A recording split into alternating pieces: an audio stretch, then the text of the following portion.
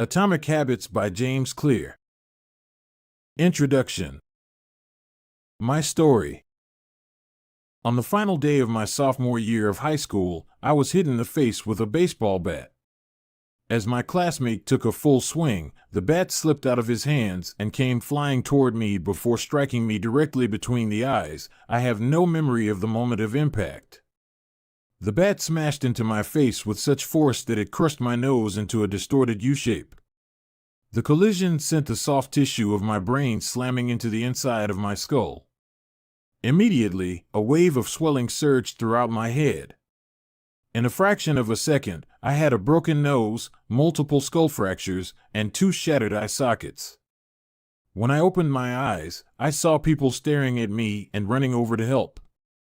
I looked down and noticed spots of red on my clothes. One of my classmates took the shirt off his back and handed it to me. I used it to plug the stream of blood rushing from my broken nose. Shocked and confused, I was unaware of how seriously I had been injured. My teacher looped his arm around my shoulder and we began the long walk to the nurse's office, across the field, down the hill, and back into school. Random hands touched my sides, holding me upright. We took our time and walked slowly. Nobody realized that every minute mattered. When we arrived at the nurse's office, she asked me a series of questions. What year is it? 1998, I answered. It was actually 2002. Who is the President of the United States? Bill Clinton, I said. The correct answer was George W. Bush. What is your mom's name? I stalled. 10 seconds passed. Patty, I said casually, ignoring the fact that it had taken me 10 seconds to remember my own mother's name. That is the last question I remember.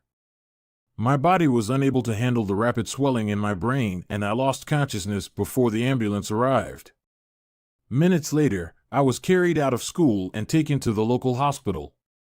Shortly after arriving, my body began shutting down. I struggled with basic functions like swallowing and breathing. I had my first seizure of the day. Then I stopped breathing entirely. As the doctors hurried to supply me with oxygen, they also decided the local hospital was unequipped to handle the situation and ordered a helicopter to fly me to a larger hospital in Cincinnati. I was rolled out of the emergency room doors and toward the helipad across the street. The stretcher rattled on a bumpy sidewalk as one nurse pushed me along while another pumped each breath into me by hand.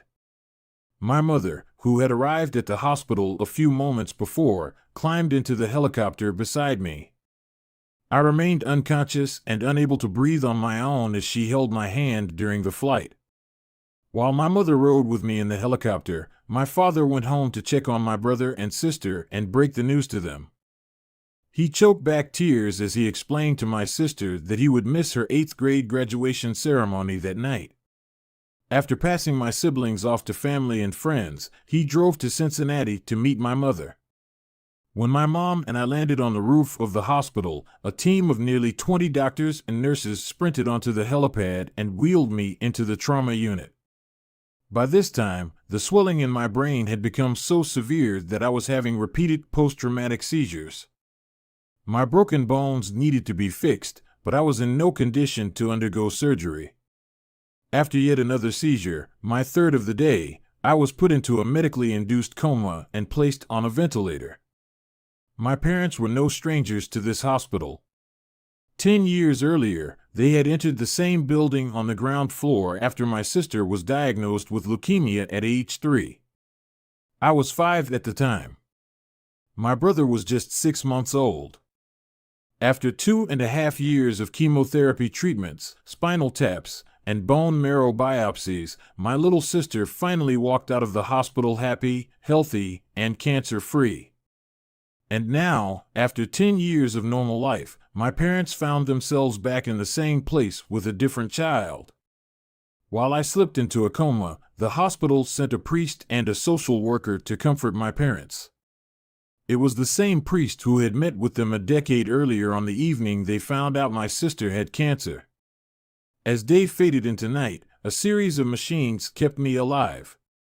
My parents slept restlessly on a hospital mattress. One moment they would collapse from fatigue, the next they would be wide awake with worry. My mother would tell me later, it was one of the worst nights I've ever had. My recovery.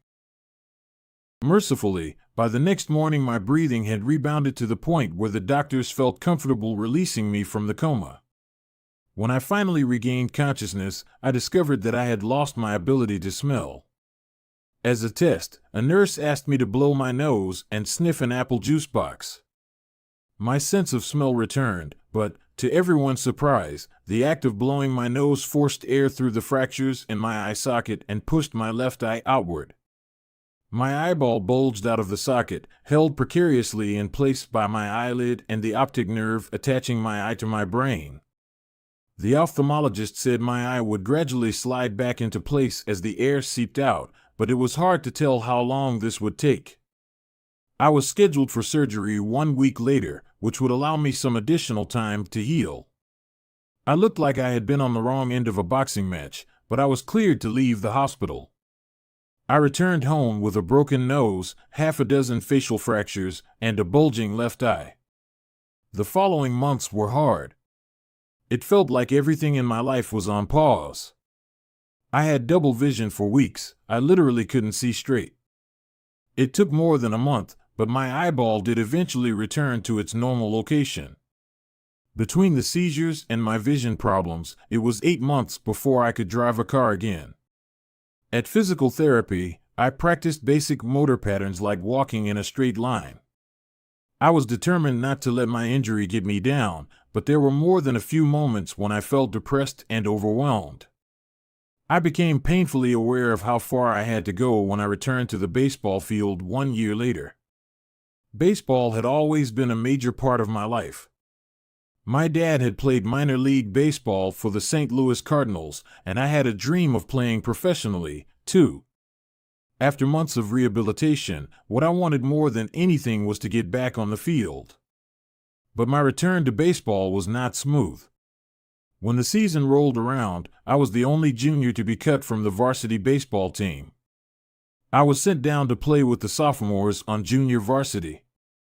I had been playing since age 4, and for someone who had spent so much time and effort on the sport, getting cut was humiliating.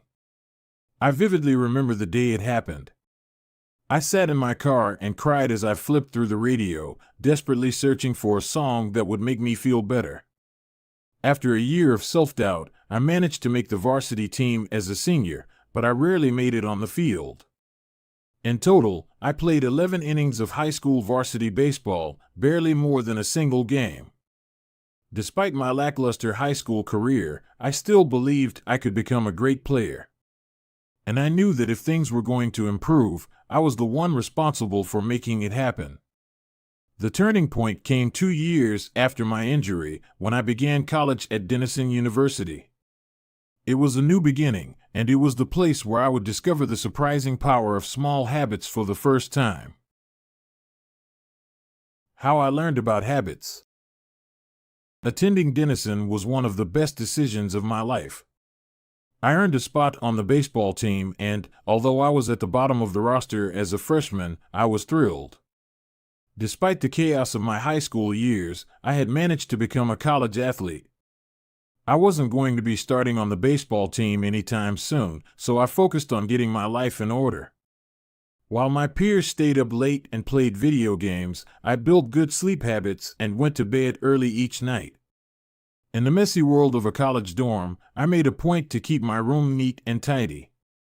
These improvements were minor, but they gave me a sense of control over my life.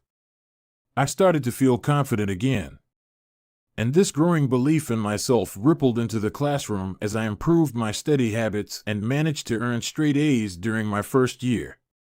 A habit is a routine or behavior that is performed regularly and, in many cases, automatically.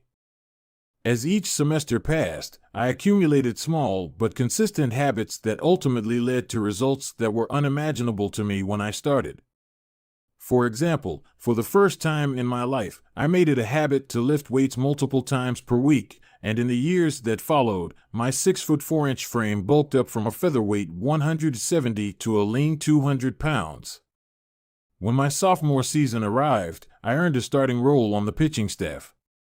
By my junior year, I was voted team captain, and at the end of the season, I was selected for the all-conference team. But it was not until my senior season that my sleep habits, study habits, and strength training habits really began to pay off. 6 years after I had been hit in the face with a baseball bat, flown to the hospital, and placed into a coma, I was selected as the top male athlete at Denison University and named to the ESPN Academic All-America team, an honor given to just 33 players across the country. By the time I graduated, I was listed in the school record books in 8 different categories. That same year, I was awarded the university's highest academic honor, the President's Medal. I hope you'll forgive me if this sounds boastful.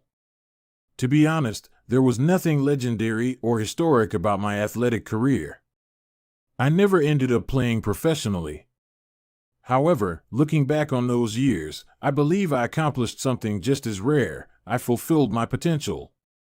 And I believe the concepts in this book can help you fulfill your potential as well. We all face challenges in life. This injury was one of mine, and the experience taught me a critical lesson. Changes that seem small and unimportant at first will compound into remarkable results if you're willing to stick with them for years. We all deal with setbacks, but in the long run, the quality of our lives often depends on the quality of our habits.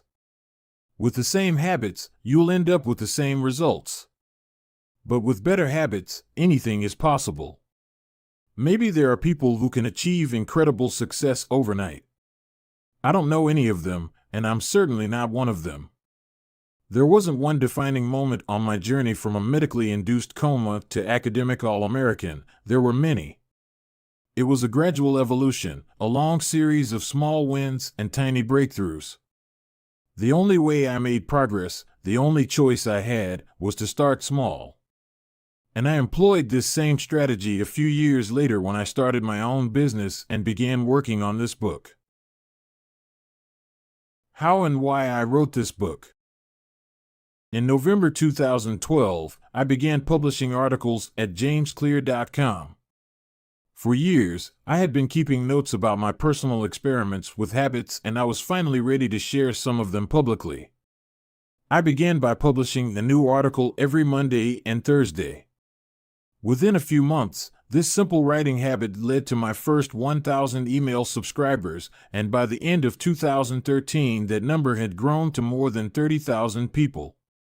In 2014, my email list expanded to over 100,000 subscribers, which made it one of the fastest-growing newsletters on the internet. I had felt like an imposter when I began writing 2 years earlier, but now I was becoming known as an expert on habits, a new label that excited me but also felt uncomfortable. I had never considered myself a master of the topic, but rather someone who was experimenting alongside my readers. In 2015, I reached 200,000 email subscribers and signed a book deal with Penguin Random House to begin writing the book you are reading now. As my audience grew, so did my business opportunities. I was increasingly asked to speak at top companies about the science of habit formation, behavior change, and continuous improvement. I found myself delivering keynote speeches at conferences in the United States and Europe. In 2016, my articles began to appear regularly in major publications like Time, Entrepreneur, and Forbes. Incredibly, my writing was read by over 8 million people that year. Coaches in the NFL, NBA, and MLB began reading my work and sharing it with their teams. At the start of 2017, I launched the Habits Academy, which became the premier training platform for organizations and individuals interested in building better habits in life and work. Fortune 500 companies and growing startups began to enroll their leaders and train their staff. In total, over 10,000 leaders, managers, coaches, and teachers have graduated from the Habits Academy, and my work with them has taught me an incredible amount about what it takes to make habits work in the real world. As I put the finishing touches on this book in 2018, JamesClear.com is receiving millions of visitors per month and nearly 500,000 people subscribe to my weekly email newsletter, a number that is so far beyond my expectations when I began that I'm not even sure what to think of it. How this book will benefit you. The entrepreneur and investor Naval Ravikant has said, to write a great book, you must first become the book. I originally learned about the ideas mentioned here because I had to live them. I had to rely on small habits to rebound from my injury, to get stronger in the gym, to perform at a high level on the field, to become a writer, to build a successful business, and simply to develop into a responsible adult. Small habits helped me fulfill my potential, and since you picked up this book, I'm guessing you'd like to fulfill yours as well. In the pages that follow, I will share a step-by-step plan for building better habits, not for days or weeks, but for a lifetime. While science supports everything I've written, this book is not an academic research paper, it's an operating manual.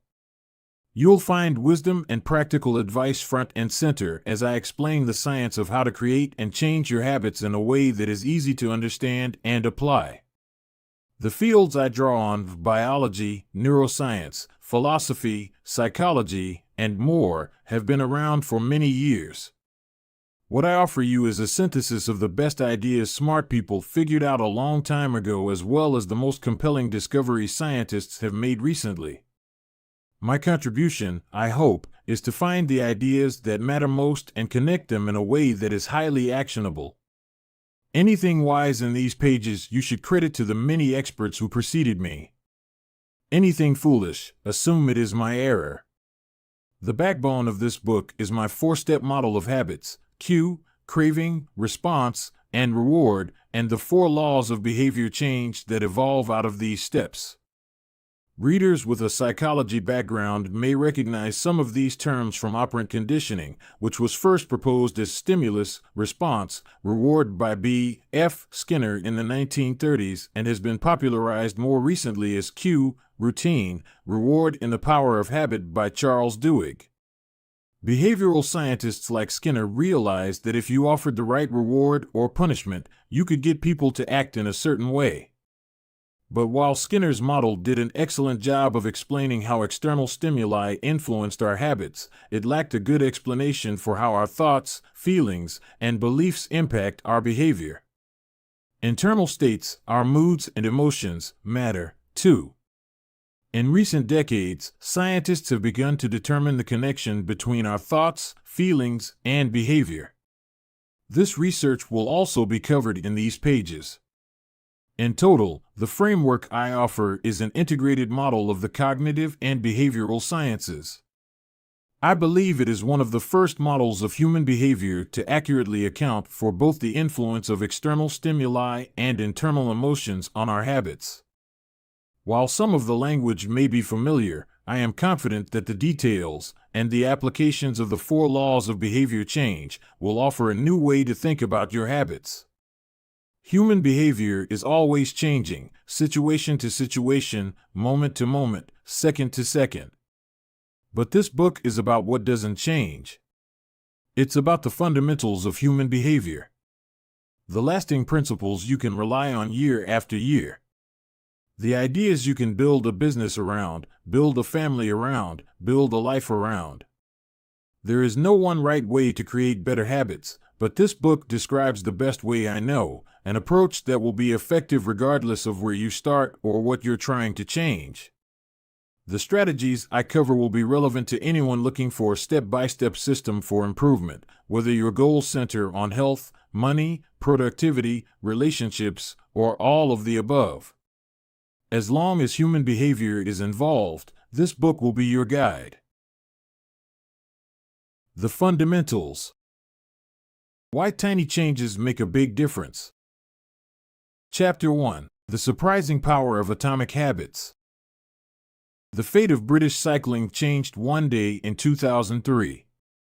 The organization, which was the governing body for professional cycling in Great Britain, had recently hired Dave Brailsford as its new performance director. At the time, professional cyclists in Great Britain had endured nearly 100 years of mediocrity. Since 1908, British riders had won just a single gold medal at the Olympic Games, and they had fared even worse in cycling's biggest race, the Tour de France. In 110 years, no British cyclist had ever won the event. In fact, the performance of British riders had been so underwhelming that one of the top bike manufacturers in Europe refused to sell bikes to the team because they were afraid that it would hurt sales if other professionals saw the Brits using their gear. Brailsford had been hired to put British cycling on a new trajectory.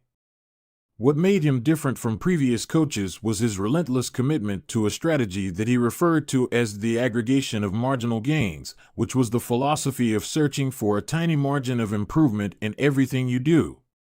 Brailsford said, "The whole principle came from the idea that if you broke down everything you could think of that goes into riding a bike, and then improve it by 1%, you will get a significant increase when you put them all together." Brailsford and his coaches began by making small adjustments you might expect from a professional cycling team. They redesigned the bike seats to make them more comfortable and rubbed alcohol on the tires for a better grip. They asked riders to wear electrically heated overshorts to maintain ideal muscle temperature while riding and used biofeedback sensors to monitor how each athlete responded to a particular workout.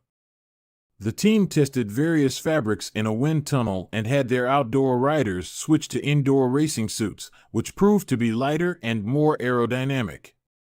But they didn't stop there. Brailsford and his team continued to find 1% improvements in overlooked and unexpected areas. They tested different types of massage gels to see which one led to the fastest muscle recovery. They hired a surgeon to teach each rider the best way to wash their hands to reduce the chances of catching a cold. They determined the type of pillow and mattress that led to the best night's sleep for each rider.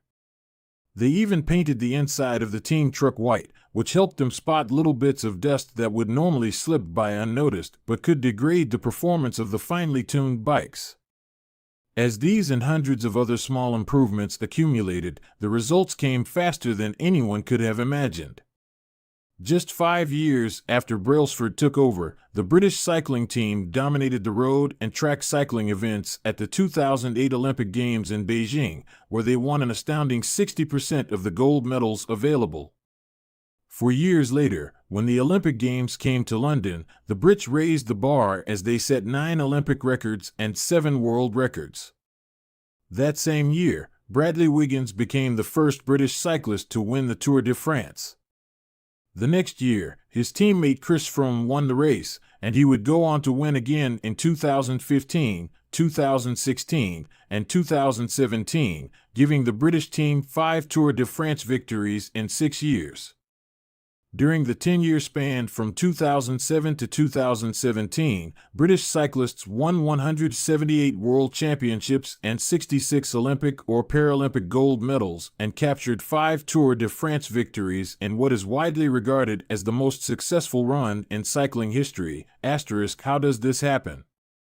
How does a team of previously ordinary athletes transform into world champions with tiny changes that, at first glance, would seem to make a modest difference at best? Why do small improvements accumulate into such remarkable results, and how can you replicate this approach in your own life? Why small habits make a big difference? It is so easy to overestimate the importance of one defining moment and underestimate the value of making small improvements on a daily basis. Too often, we convince ourselves that massive success requires massive action. Whether it is losing weight, building a business, writing a book, winning a championship, or achieving any other goal, we put pressure on ourselves to make some earth-shattering improvement that everyone will talk about. Meanwhile, improving by 1% isn't particularly notable, sometimes it isn't even noticeable, but it can be far more meaningful, especially in the long run. The difference a tiny improvement can make over time is astounding. Here's how the math works out. If you can get 1% better each day for 1 year, you'll end up 37 times better by the time you're done. Conversely, if you get 1% worse each day for 1 year, you'll decline nearly down to zero. What starts as a small win or a minor setback accumulates into something much more. Habits are the compound interest of self-improvement. The same way that money multiplies through compound interest, the effects of your habits multiply as you repeat them. They seem to make little difference on any given day, and yet the impact they deliver over the months and years can be enormous. It is only when looking back 2, 5, or perhaps 10 years later that the value of good habits and the cost of bad ones becomes strikingly apparent. This can be a difficult concept to appreciate in daily life. We often dismiss small changes because they don't seem to matter very much in the moment. If you save a little money now, you're still not a millionaire. If you go to the gym 3 days in a row, you're still out of shape. If you study Mandarin for an hour tonight, you still haven't learned the language. We make a few changes, but the results never seem to come quickly, and so we slide back into our previous routines. Unfortunately, the slow pace of transformation also makes it easy to let a bad habit slide. If you eat an unhealthy meal today, the scale doesn't move much. If you work late tonight and ignore your family, they will forgive you. If you procrastinate and put your project off until tomorrow, there will usually be time to finish it later. A single decision is easy to dismiss. But when we repeat 1% errors day after day, by replicating poor decisions, duplicating tiny mistakes, and rationalizing little excuses, our small choices compound into toxic results. It's the accumulation of many missteps, a 1% decline here and there, that eventually leads to a problem. The impact created by a change in your habits is similar to the effect of shifting the route of an airplane by just a few degrees. Imagine you are flying from Los Angeles to New York City. If a pilot leaving from LAX adjusts the heading just 3.5 degrees south, you will land in Washington, D.C., instead of New York. Such a small change is barely noticeable at takeoff. The nose of the airplane moves just a few feet, but when magnified across the entire United States, you end up hundreds of miles apart. Similarly, a slight change in your daily habits can guide your life to a very different destination. Making a choice that is 1% better or 1% worse seems insignificant in the moment, but over the span of moments that make up a lifetime, these choices determine the difference between who you are and who you could be. Success is the product of daily habits, not once-in-a-lifetime transformations. That said, it doesn't matter how successful or unsuccessful you are right now. What matters is whether your habits are putting you on the path toward success. You should be far more concerned with your current trajectory than with your current results. If you're a millionaire but you spend more than you earn each month, then you're on a bad trajectory. If your spending habits don't change, it's not going to end well. Conversely, if you're broke, but you save a little bit every month, then you're on the path toward financial freedom, even if you're moving slower than you'd like. Your outcomes are a lagging measure of your habits. Your net worth is a lagging measure of your financial habits. Your weight is a lagging measure of your eating habits. Your knowledge is a lagging measure of your learning habits. Your clutter is a lagging measure of your cleaning habits. You get what you repeat. If you want to predict where you'll end up in life, all you have to do is follow the curve of tiny gains or tiny losses and see how your daily choices will compound 10 or 20 years down the line. Are you spending less than you earn each month? Are you making it into the gym each week? Are you reading books and learning something new each day? Tiny battles like these are the ones that will define your future self. Time magnifies the margin between success and failure. It will multiply whatever you feed it. Good habits make time your ally. Bad habits make time your enemy. Habits are a double-edged sword. Bad habits can cut you down just as easily as good habits can build you up, which is why understanding the details is crucial. You need to know how habits work and how to design them to your liking, so you can avoid the dangerous half of the blade. Your habits can compound for you or against you. Positive compounding. Productivity compounds. Accomplishing one extra task is a small feat on any given day, but it counts for a lot over an entire career.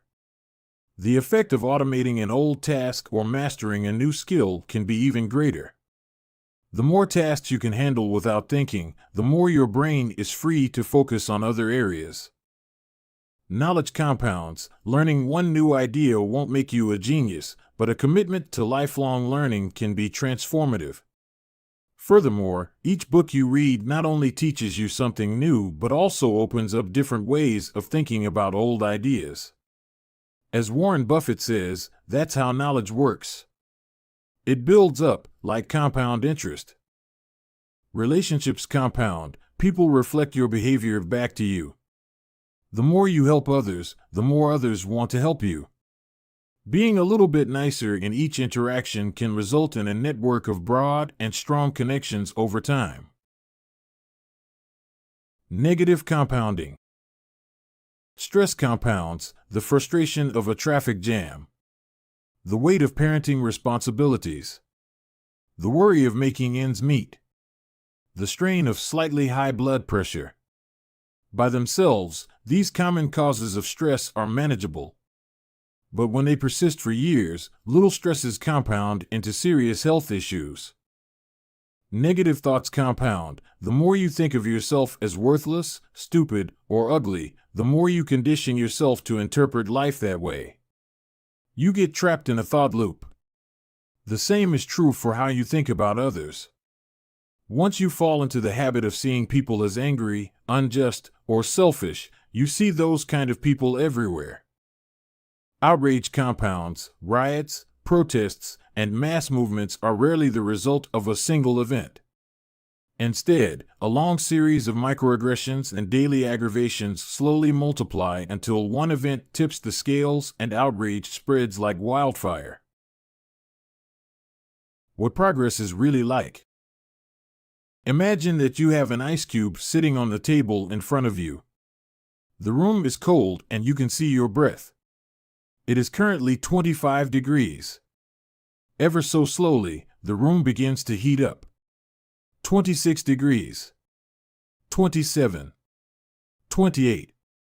The ice cube is still sitting on the table in front of you. 29 degrees. 30. 31. Still, nothing has happened. Then, 32 degrees.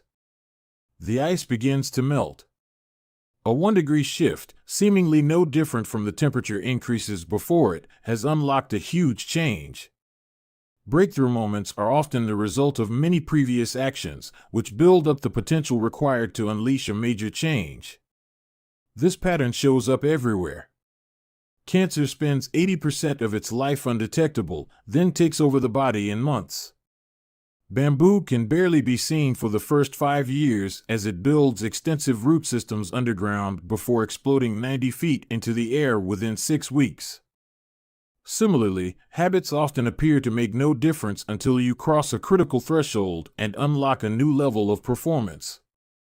In the early and middle stages of any quest, there is often a valley of disappointment. You expect to make progress in a linear fashion, and it's frustrating how ineffective changes can seem during the first days, weeks, and even months. It doesn't feel like you are going anywhere. It's a hallmark of any compounding process. The most powerful outcomes are delayed. This is one of the core reasons why it is so hard to build habits that last. People make a few small changes, fail to see a tangible result, and decide to stop. You think, I've been running every day for a month, so why can't I see any change in my body? Once this kind of thinking takes over, it's easy to let good habits fall by the wayside. But in order to make a meaningful difference, habits need to persist long enough to break through this plateau, what I call the plateau of latent potential. If you find yourself struggling to build a good habit or break a bad one, it is not because you have lost your ability to improve. It is often because you have not yet crossed the plateau of latent potential. Complaining about not achieving success despite working hard is like complaining about an ice cube not melting when you heated it from 25 to 31 degrees. Your work was not wasted, it is just being stored. All the action happens at 32 degrees. When you finally break through the plateau of latent potential, people will call it an overnight success. The outside world only sees the most dramatic event rather than all that preceded it. But you know that it's the work you did long ago, when it seemed that you weren't making any progress, that makes the jump today possible. It is the human equivalent of geological pressure. Two tectonic plates can grind against one another for millions of years, the tension slowly building all the while. Then, one day, they rub each other once again, in the same fashion they have for ages, but this time the tension is too great. An earthquake erupts. Change can take years before it happens all at once. Mastery requires patience. The San Antonio Spurs, one of the most successful teams in NBA history, have a quote from social reformer Jacob Riis hanging in their locker room: "When nothing seems to help, I go and look at a stonecutter hammering away at his rock, perhaps 100 times without as much as a crack showing in it. Yet at the 101st blow it will split in two, and I know it was not that last blow that did it, but all that had gone before." The plateau of latent potential. We often expect progress to be linear. At the very least, we hope it will come quickly. In reality, the results of our efforts are often delayed. It is not until months or years later that we realize the true value of the previous work we have done. This can result in a valley of disappointment where people feel discouraged after putting in weeks or months of hard work without experiencing any results. However, this work was not wasted. It was simply being stored. It is not until much later that the full value of previous efforts is revealed. All big things come from small beginnings. The seed of every habit is a single, tiny decision. But as that decision is repeated, a habit sprouts and grows stronger. Roots entrench themselves and branches grow. The task of breaking a bad habit is like uprooting a powerful oak within us. And the task of building a good habit is like cultivating a delicate flower one day at a time. But what determines whether we stick with a habit long enough to survive the plateau of latent potential and break through to the other side? What is it that causes some people to slide into unwanted habits and enables others to enjoy the compounding effects of good ones? Forget about goals, focus on systems instead. Prevailing wisdom claims that the best way to achieve what we want in life, getting into better shape, building a successful business, relaxing more and worrying less, spending more time with friends and family, is to set specific, actionable goals. For many years, this was how I approached my habits, too. Each one was a goal to be reached. I set goals for the grades I wanted to get in school, for the weights I wanted to lift in the gym, for the profits I wanted to earn in business. I succeeded at a few, but I failed at a lot of them. Eventually, I began to realize that my results had very little to do with the goals I set and nearly everything to do with the systems I followed. What's the difference between systems and goals? It's a distinction I first learned from Scott Adams, the cartoonist behind the Dilbert comic. Goals are about the results you want to achieve. Systems are about the processes that lead to those results. If you're a coach, your goal might be to win a championship. Your system is the way you recruit players, manage your assistant coaches, and conduct practice. If you're an entrepreneur, your goal might be to build $1 million business. Your system is how you test product ideas, hire employees, and run marketing campaigns. If you're a musician, your goal might be to play a new piece. Your system is how often you practice, how you break down and tackle difficult measures, and your method for receiving feedback from your instructor. Now for the interesting question: if you completely ignored your goals and focused only on your system, would you still succeed? For example, If you were a basketball coach and you ignored your goal to win a championship and focused only on what your team does at practice each day, would you still get results? I think you would. The goal in any sport is to finish with the best score, but it would be ridiculous to spend the whole game staring at the scoreboard. The only way to actually win is to get better each day. In the words of three-time Super Bowl winner Bill Walsh, the score takes care of itself. The same is true for other areas of life. If you want better results, then forget about setting goals. Focus on your system instead. What do I mean by this? Are goals completely useless? Of course not. Goals are good for setting a direction, but systems are best for making progress. A handful of problems arise when you spend too much time thinking about your goals and not enough time designing your systems. Problem number 1: winners and losers have the same goals. Goal setting suffers from a serious case of survivorship bias. We concentrate on the people who end up winning, the survivors, and mistakenly assume that ambitious goals led to their success while overlooking all of the people who had the same objective but didn't succeed. Every Olympian wants to win a gold medal. Every candidate wants to get the job. And if successful and unsuccessful people share the same goals, then the goal cannot be what differentiates the winners from the losers. It wasn't the goal of winning the Tour de France that propelled the British cyclists to the top of the sport. Presumably, they had wanted to win the race every year before, just like every other professional team. The goal had always been there. It was only when they implemented a system of continuous small improvements that they achieved a different outcome. Problem number 2: achieving a goal is only a momentary change. Imagine you have a messy room and you set a goal to clean it. If you summon the energy to tidy up, then you will have a clean room, for now. But if you maintain the same sloppy, pack-rat habits that led to a messy room in the first place, soon you'll be looking at a new pile of clutter and hoping for another burst of motivation. You're left chasing the same outcome because you never changed the system behind it. You treated a symptom without addressing the cause. Achieving a goal only changes your life for the moment. That's the counterintuitive thing about improvement. We think we need to change our results, but the results are not the problem. What we really need to change are the systems that cause those results. When you solve problems at the results level, you only solve them temporarily. In order to improve for good, you need to solve problems at the systems level. Fix the inputs and the outputs will fix themselves. Problem number 3: goals restrict your happiness.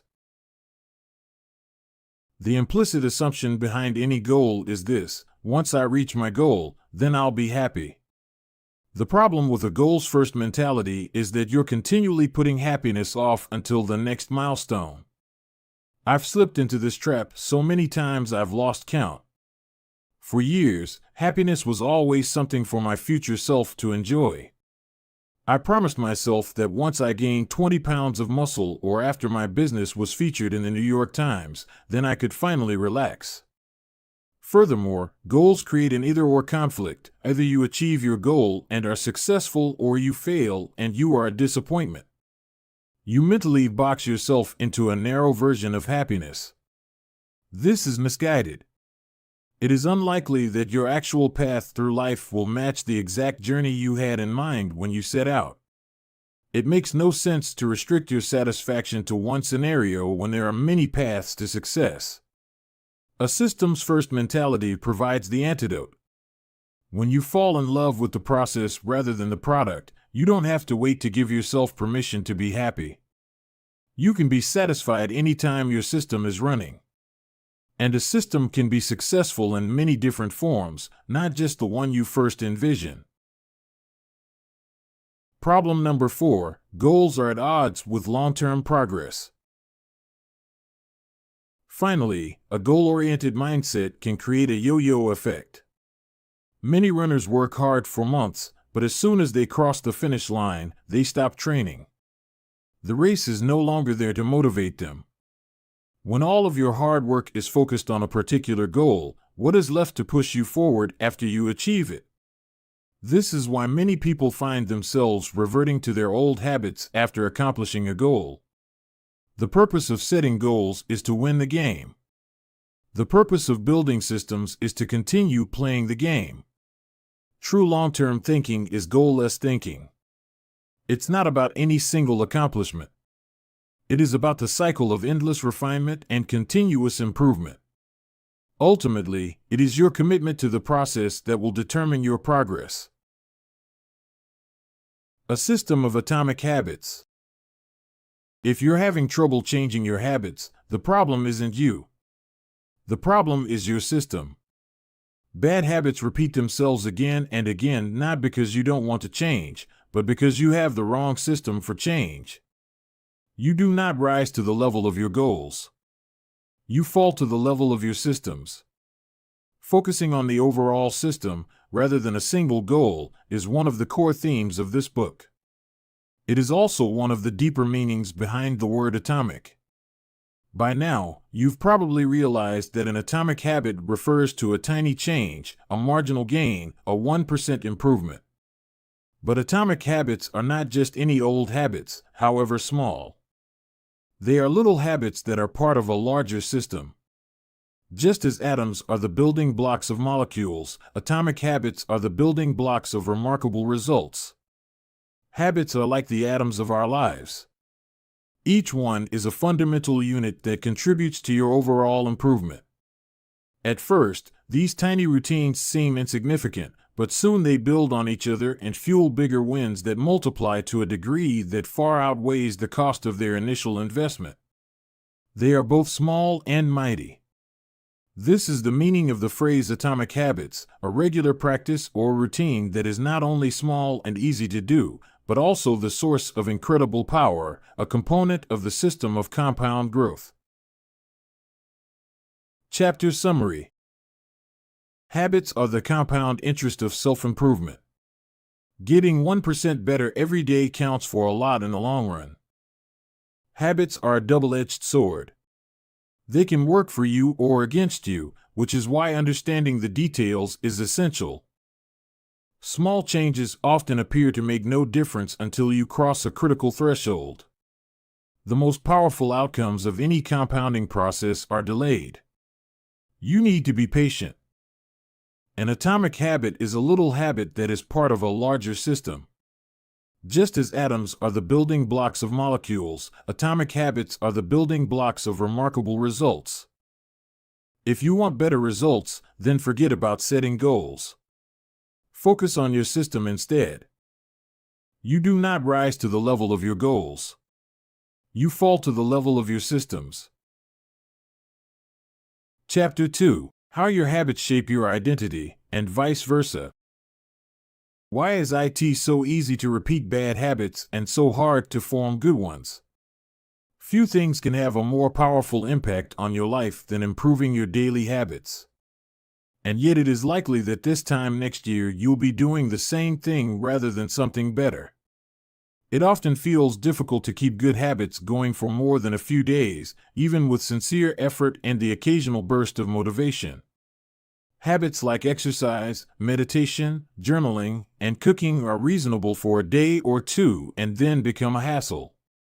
However, once your habits are established, they seem to stick around forever, especially the unwanted ones.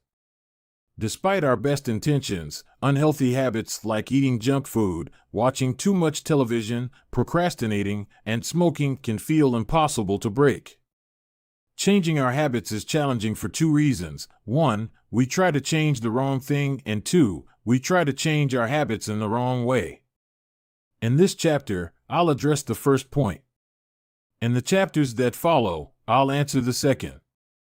Our first mistake is that we try to change the wrong thing. To understand what I mean, consider that there are 3 levels at which change can occur. You can imagine them like the layers of an onion. 3 layers of behavior change. There are three layers of behavior change: a change in your outcomes, a change in your processes, or a change in your identity. The first layer is changing your outcomes. This level is concerned with changing your results, losing weight, publishing a book, winning a championship. Most of the goals you set are associated with this level of change. The second layer is changing your process. This level is concerned with changing your habits and systems, implementing a new routine at the gym, decluttering your desk for better workflow, developing a meditation practice. Most of the habits you build are associated with this level. The third and deepest layer is changing your identity.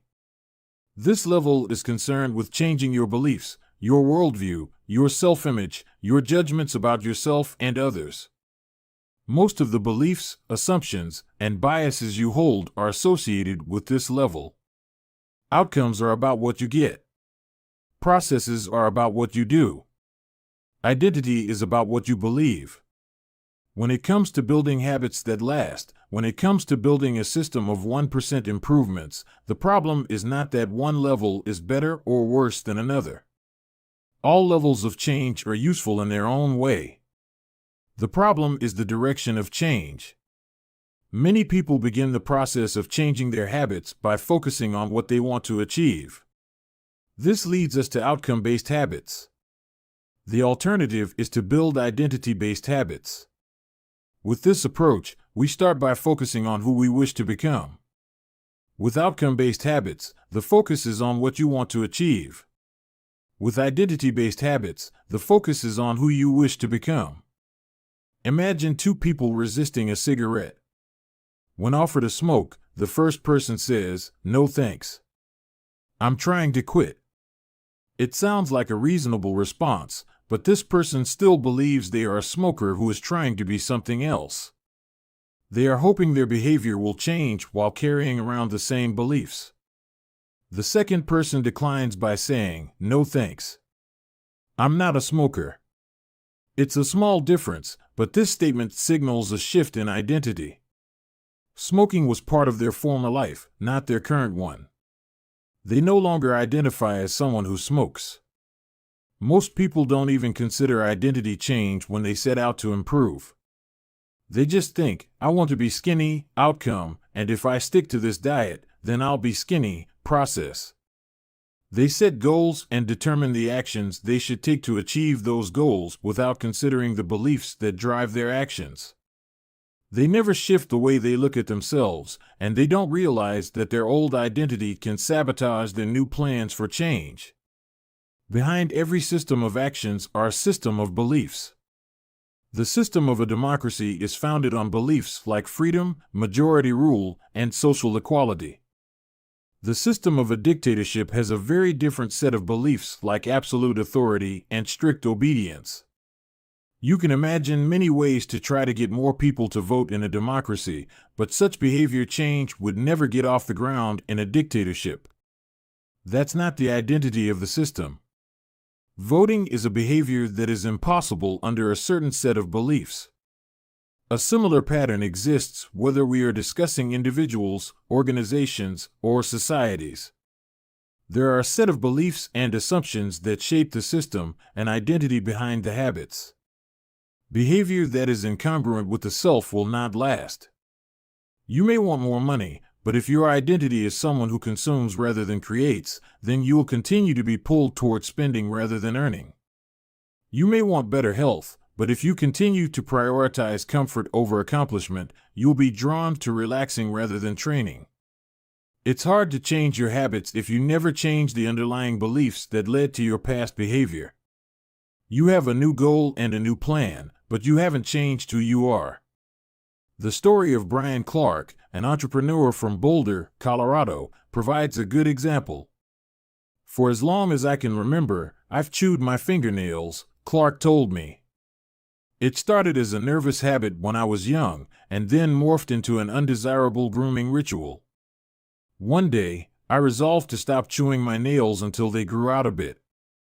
Through mindful willpower alone, I managed to do it. Then, Clark did something surprising. I asked my wife to schedule my first ever manicure, he said. My thought was that if I started paying to maintain my nails, I wouldn't chew them. And it worked, but not for the monetary reason. What happened was the manicure made my fingers look really nice for the first time. The manicurist even said that, other than the chewing, I had really healthy, attractive nails. Suddenly, I was proud of my fingernails. And even though that's something I had never aspired to, it made all the difference. I've never chewed my nails since, not even a single close call. And it's because I now take pride in properly caring for them. The ultimate form of intrinsic motivation is when a habit becomes part of your identity. It's one thing to say I'm the type of person who wants this. It's something very different to say I'm the type of person who is this. The more pride you have in a particular aspect of your identity, the more motivated you will be to maintain the habits associated with it. If you're proud of how your hair looks, you'll develop all sorts of habits to care for and maintain it. If you're proud of the size of your biceps, you'll make sure you never skip an upper body workout. If you're proud of the scarves you knit, you'll be more likely to spend hours knitting each week. Once your pride gets involved, you'll fight tooth and nail to maintain your habits. True behavior change is identity change. You might start a habit because of motivation, but the only reason you'll stick with one is that it becomes part of your identity. Anyone can convince themselves to visit the gym or eat healthy once or twice, but if you don't shift the belief behind the behavior, then it is hard to stick with long-term changes. Improvements are only temporary until they become part of who you are. The goal is not to read a book, the goal is to become a reader. The goal is not to run a marathon, the goal is to become a runner. The goal is not to learn an instrument, the goal is to become a musician. Your behaviors are usually a reflection of your identity. What you do is an indication of the type of person you believe that you are, either consciously or non-consciously. Research has shown that once a person believes in a particular aspect of their identity, they are more likely to act in alignment with that belief. For example, people who identified as being a voter were more likely to vote than those who simply claimed voting was an action they wanted to perform. Similarly, the person who incorporates exercise into their identity doesn't have to convince themselves to train. Doing the right thing is easy. After all, when your behavior and your identity are fully aligned, you are no longer pursuing behavior change. You are simply acting like the type of person you already believe yourself to be. Like all aspects of habit formation, this, too, is a double-edged sword. When working for you, identity change can be a powerful force for self-improvement. When working against you, though, identity change can be a curse. Once you have adopted an identity, it can be easy to let your allegiance to it impact your ability to change. Many people walk through life in a cognitive slumber, blindly following the norms attached to their identity. I'm terrible with directions. I'm not a morning person. I'm bad at remembering people's names. I'm always late. I'm not good with technology. I'm horrible at math, and 1,000 other variations. When you have repeated a story to yourself for years, it is easy to slide into these mental grooves and accept them as a fact. In time, you begin to resist certain actions because that's not who I am. There is internal pressure to maintain your self-image and behave in a way that is consistent with your beliefs. You find whatever way you can to avoid contradicting yourself. The more deeply a thought or action is tied to your identity, the more difficult it is to change it. It can feel comfortable to believe what your culture believes, group identity, or to do what upholds your self-image, personal identity, even if it's wrong. The biggest barrier to positive change at any level, individual, team, society, is identity conflict. Good habits can make rational sense, but if they conflict with your identity, you will fail to put them into action. On any given day, you may struggle with your habits because you're too busy or too tired or too overwhelmed or hundreds of other reasons. Over the long run, however, the real reason you fail to stick with habits is that your self-image gets in the way. This is why you can't get too attached to one version of your identity. Progress requires unlearning. Becoming the best version of yourself requires you to continuously edit your beliefs and to upgrade and expand your identity. This brings us to an important question. If your beliefs and worldview play such an important role in your behavior, where do they come from in the first place? How, exactly, is your identity formed? And how can you emphasize new aspects of your identity that serve you and gradually erase the pieces that hinder you? The two-step process to changing your identity. Your identity emerges out of your habits. You are not born with preset beliefs. Every belief, including those about yourself, is learned and conditioned through experience. More precisely, your habits are how you embody your identity. When you make your bed each day, you embody the identity of an organized person. When you write each day, you embody the identity of a creative person. When you train each day, you embody the identity of an athletic person.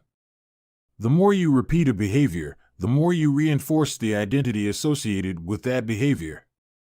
In fact, the word identity was originally derived from the Latin words essentitas, which means being, and identitum, which means repeatedly. Your identity is literally your repeated beingness. Whatever your identity is right now, you only believe it because you have proof of it. If you go to church every Sunday for 20 years, you have evidence that you are religious.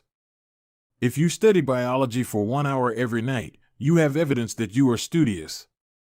If you go to the gym even when it's snowing, you have evidence that you are committed to fitness. The more evidence you have for a belief, the more strongly you will believe it. For most of my early life, I didn't consider myself a writer. If you were to ask any of my high school teachers or college professors, they would tell you I was an average writer at best, certainly not a standout. When I began my writing career, I published a new article every Monday and Thursday for the first few years. As the evidence grew, so did my identity as a writer. I didn't start out as a writer. I became one through my habits. Of course, your habits are not the only actions that influence your identity, but by virtue of their frequency, they are usually the most important ones. Each experience in life modifies your self-image, but it's unlikely you would consider yourself a soccer player because you kicked a ball once or an artist because you scribbled a picture. As you repeat these actions, however, the evidence accumulates and your self-image begins to change. The effect of one-off experiences tends to fade away while the effect of habits gets reinforced with time, which means your habits contribute most of the evidence that shapes your identity. In this way, the process of building habits is actually the process of becoming yourself. This is a gradual evolution. We do not change by snapping our fingers and deciding to be someone entirely new. We change bit by bit, day by day, habit by habit. We are continually undergoing microevolutions of the self. Each habit is like a suggestion. Hey, maybe this is who I am. If you finish a book, then perhaps you are the type of person who likes reading. If you go to the gym, then perhaps you are the type of person who likes exercise. If you practice playing the guitar, perhaps you are the type of person who likes music. Every action you take is a vote for the type of person you wish to become. No single instance will transform your beliefs, but as the votes build up, so does the evidence of your new identity. This is one reason why meaningful change does not require radical change. Small habits can make a meaningful difference by providing evidence of a new identity. And if a change is meaningful, it actually is big. That's the paradox of making small improvements. Putting this all together, you can see that habits are the path to changing your identity. The most practical way to change who you are is to change what you do. Each time you write a page, you are a writer. Each time you practice the violin, you are a musician. Each time you start a workout, you are an athlete. Each time you encourage your employees, you are a leader. Each habit not only gets results, but also teaches you something far more important: to trust yourself. You start to believe you can actually accomplish these things. When the votes mount up and the evidence begins to change, the story you tell yourself begins to change as well. Of course, it works the opposite way, too. Every time you choose to perform a bad habit, it's a vote for that identity. The good news is that you don't need to be perfect. In any election, there are going to be votes for both sides.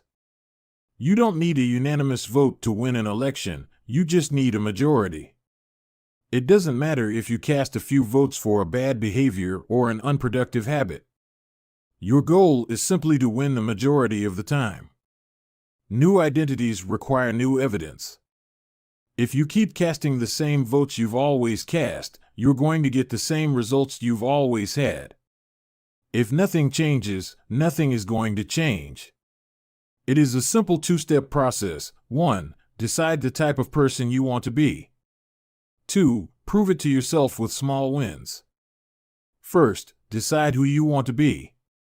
This holds at any level: as an individual, as a team, as a community, as a nation. What do you want to stand for? What are your principles and values? Who do you wish to become?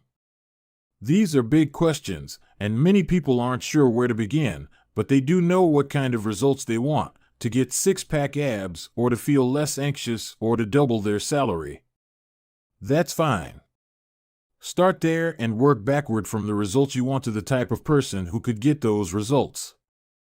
Ask yourself, who is the type of person that could get the outcome I want? Who is the type of person that could lose 40 pounds? Who is the type of person that could learn a new language? Who is the type of person that could run a successful startup? For example, who is the type of person who could write a book? It's probably someone who is consistent and reliable. Now your focus shifts from writing a book, outcome-based, to being the type of person who is consistent and reliable, identity-based. This process can lead to beliefs like, I'm the kind of teacher who stands up for her students. I'm the kind of doctor who gives each patient the time and empathy they need. I'm the kind of manager who advocates for her employees. Once you have a handle on the type of person you want to be, you can begin taking small steps to reinforce your desired identity. I have a friend who lost over 100 pounds by asking herself, what would a healthy person do? All day long, she would use this question as a guide. Would a healthy person walk or take a cab? Would a healthy person order a burrito or a salad? She figured if she acted like a healthy person long enough, eventually she would become that person. She was right. The concept of identity-based habits is our first introduction to another key theme in this book: feedback loops. Your habits shape your identity, and your identity shapes your habits. It's a two-way street. The formation of all habits is a feedback loop, a concept we will explore in depth in the next chapter, but it's important to let your values, principles, and identity drive the loop rather than your results. The focus should always be on becoming that type of person, not getting a particular outcome. The real reason habits matter. Identity change is the North Star of habit change. The remainder of this book will provide you with step-by-step instructions on how to build better habits in yourself, your family, your team, your company, and anywhere else you wish. But the true question is, are you becoming the type of person you want to become? The first step is not what or how, but who. You need to know who you want to be. Otherwise, your quest for change is like a boat without a rudder.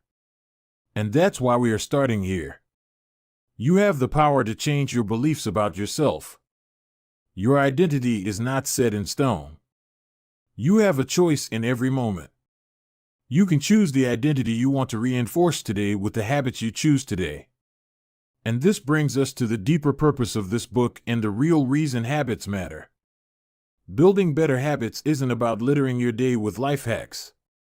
It's not about flossing one tooth each night or taking a cold shower each morning or wearing the same outfit each day. It's not about achieving external measures of success like earning more money, losing weight, or reducing stress.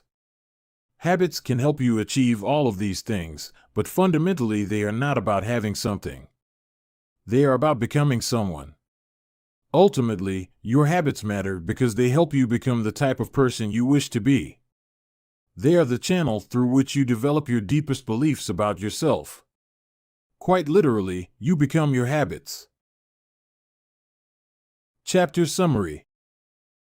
There are 3 levels of change: outcome change, process change, and identity change. The most effective way to change your habits is to focus not on what you want to achieve, but on who you wish to become. Your identity emerges out of your habits. Every action is a vote for the type of person you wish to become. Becoming the best version of yourself requires you to continuously edit your beliefs and to upgrade and expand your identity. The real reason habits matter is not because they can get you better results, although they can do that, but because they can change your beliefs about yourself. Chapter 3: How to Build Better Habits in 4 Simple Steps. In 1898, a psychologist named Edward Thorndike conducted an experiment that would lay the foundation for our understanding of how habits form and the rules that guide our behavior. Thorndike was interested in studying the behavior of animals, and he started by working with cats. He would place each cat inside a device known as a puzzle box. The box was designed so that the cat could escape through a door by some simple act, such as pulling at a loop of cord, pressing a lever, or stepping on a platform. For example, one box contained a lever that, when pressed, would open a door on the side of the box. Once the door had been opened, the cat could dart out and run over to a bowl of food. Most cats wanted to escape as soon as they were placed inside the box. They would poke their nose into the corners, stick their paws through openings, and claw at loose objects. After a few minutes of exploration, the cats would happen to press the magical lever, the door would open, and they would escape. Thorndike tracked the behavior of each cat across many trials. In the beginning, the animals moved around the box at random. But as soon as the lever had been pressed and the door opened, the process of learning began. Gradually, each cat learned to associate the action of pressing the lever with the reward of escaping the box and getting to the food. After 20 to 30 trials, this behavior became so automatic and habitual that the cat could escape within a few seconds. For example, Thorndike noted, Cat 12 took the following times to perform the act: 160 seconds, 30 seconds, 90 seconds, 60, 15, 28, 20, 30, 22, 11, 15, 20, 12, 10, 14, 10, 8, 8, 5, 10, 8, 6, 6, 7. During the first 3 trials, the cat escaped in an average of 1.5 minutes. During the last 3 trials, it escaped in an average of 6.3 seconds. With practice, each cat made fewer errors and their actions became quicker and more automatic. Rather than repeat the same mistakes, the cat began to cut straight to the solution. From his studies, Thorndike described the learning process by stating, behaviors followed by satisfying consequences tend to be repeated, and those that produce unpleasant consequences are less likely to be repeated. His work provides the perfect starting point for discussing how habits form in our own lives. It also provides answers to some fundamental questions like, what are habits? And why does the brain bother building them at all? Why your brain builds habits. A habit is a behavior that has been repeated enough times to become automatic. The process of habit formation begins with trial and error. Whenever you encounter a new situation in life, your brain has to make a decision. How do I respond to this? The first time you come across a problem, you're not sure how to solve it. Like Thorndike's cat, you're just trying things out to see what works. Neurological activity in the brain is high during this period. You are carefully analyzing the situation and making conscious decisions about how to act. You're taking in tons of new information and trying to make sense of it all. The brain is busy learning the most effective course of action. Occasionally, like a cat pressing on a lever, you stumble across a solution. You're feeling anxious, and you discover that going for a run calms you down. You're mentally exhausted from a long day of work, and you learn that playing video games relaxes you. You're exploring, and then, bam, a reward. After you stumble upon an unexpected reward, you alter your strategy for next time. Your brain immediately begins to catalog the events that preceded the reward. Wait a minute, that felt good. What did I do right before that? This is the feedback loop behind all human behavior. Try, fail, learn, try differently. With practice, the useless movements fade away and the useful actions get reinforced. That's a habit forming. Whenever you face a problem repeatedly, your brain begins to automate the process of solving it.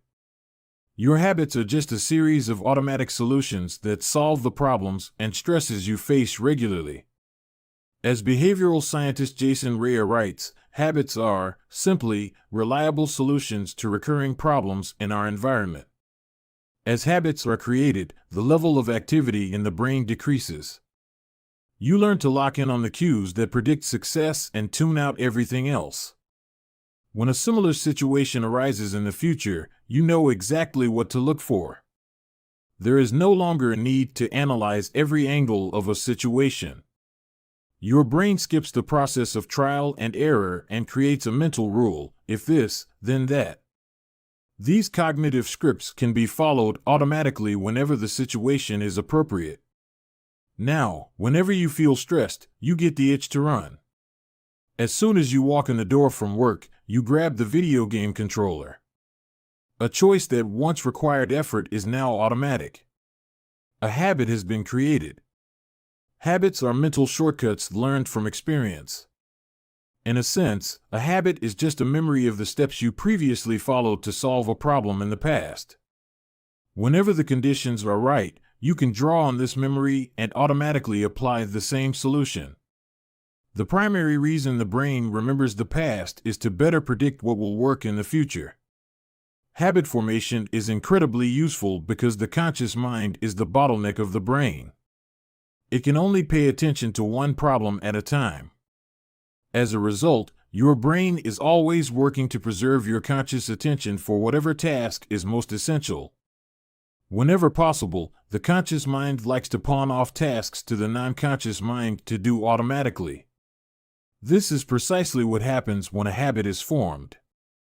Habits reduce cognitive load and free up mental capacity so you can allocate your attention to other tasks. Despite their efficiency, some people still wonder about the benefits of habits.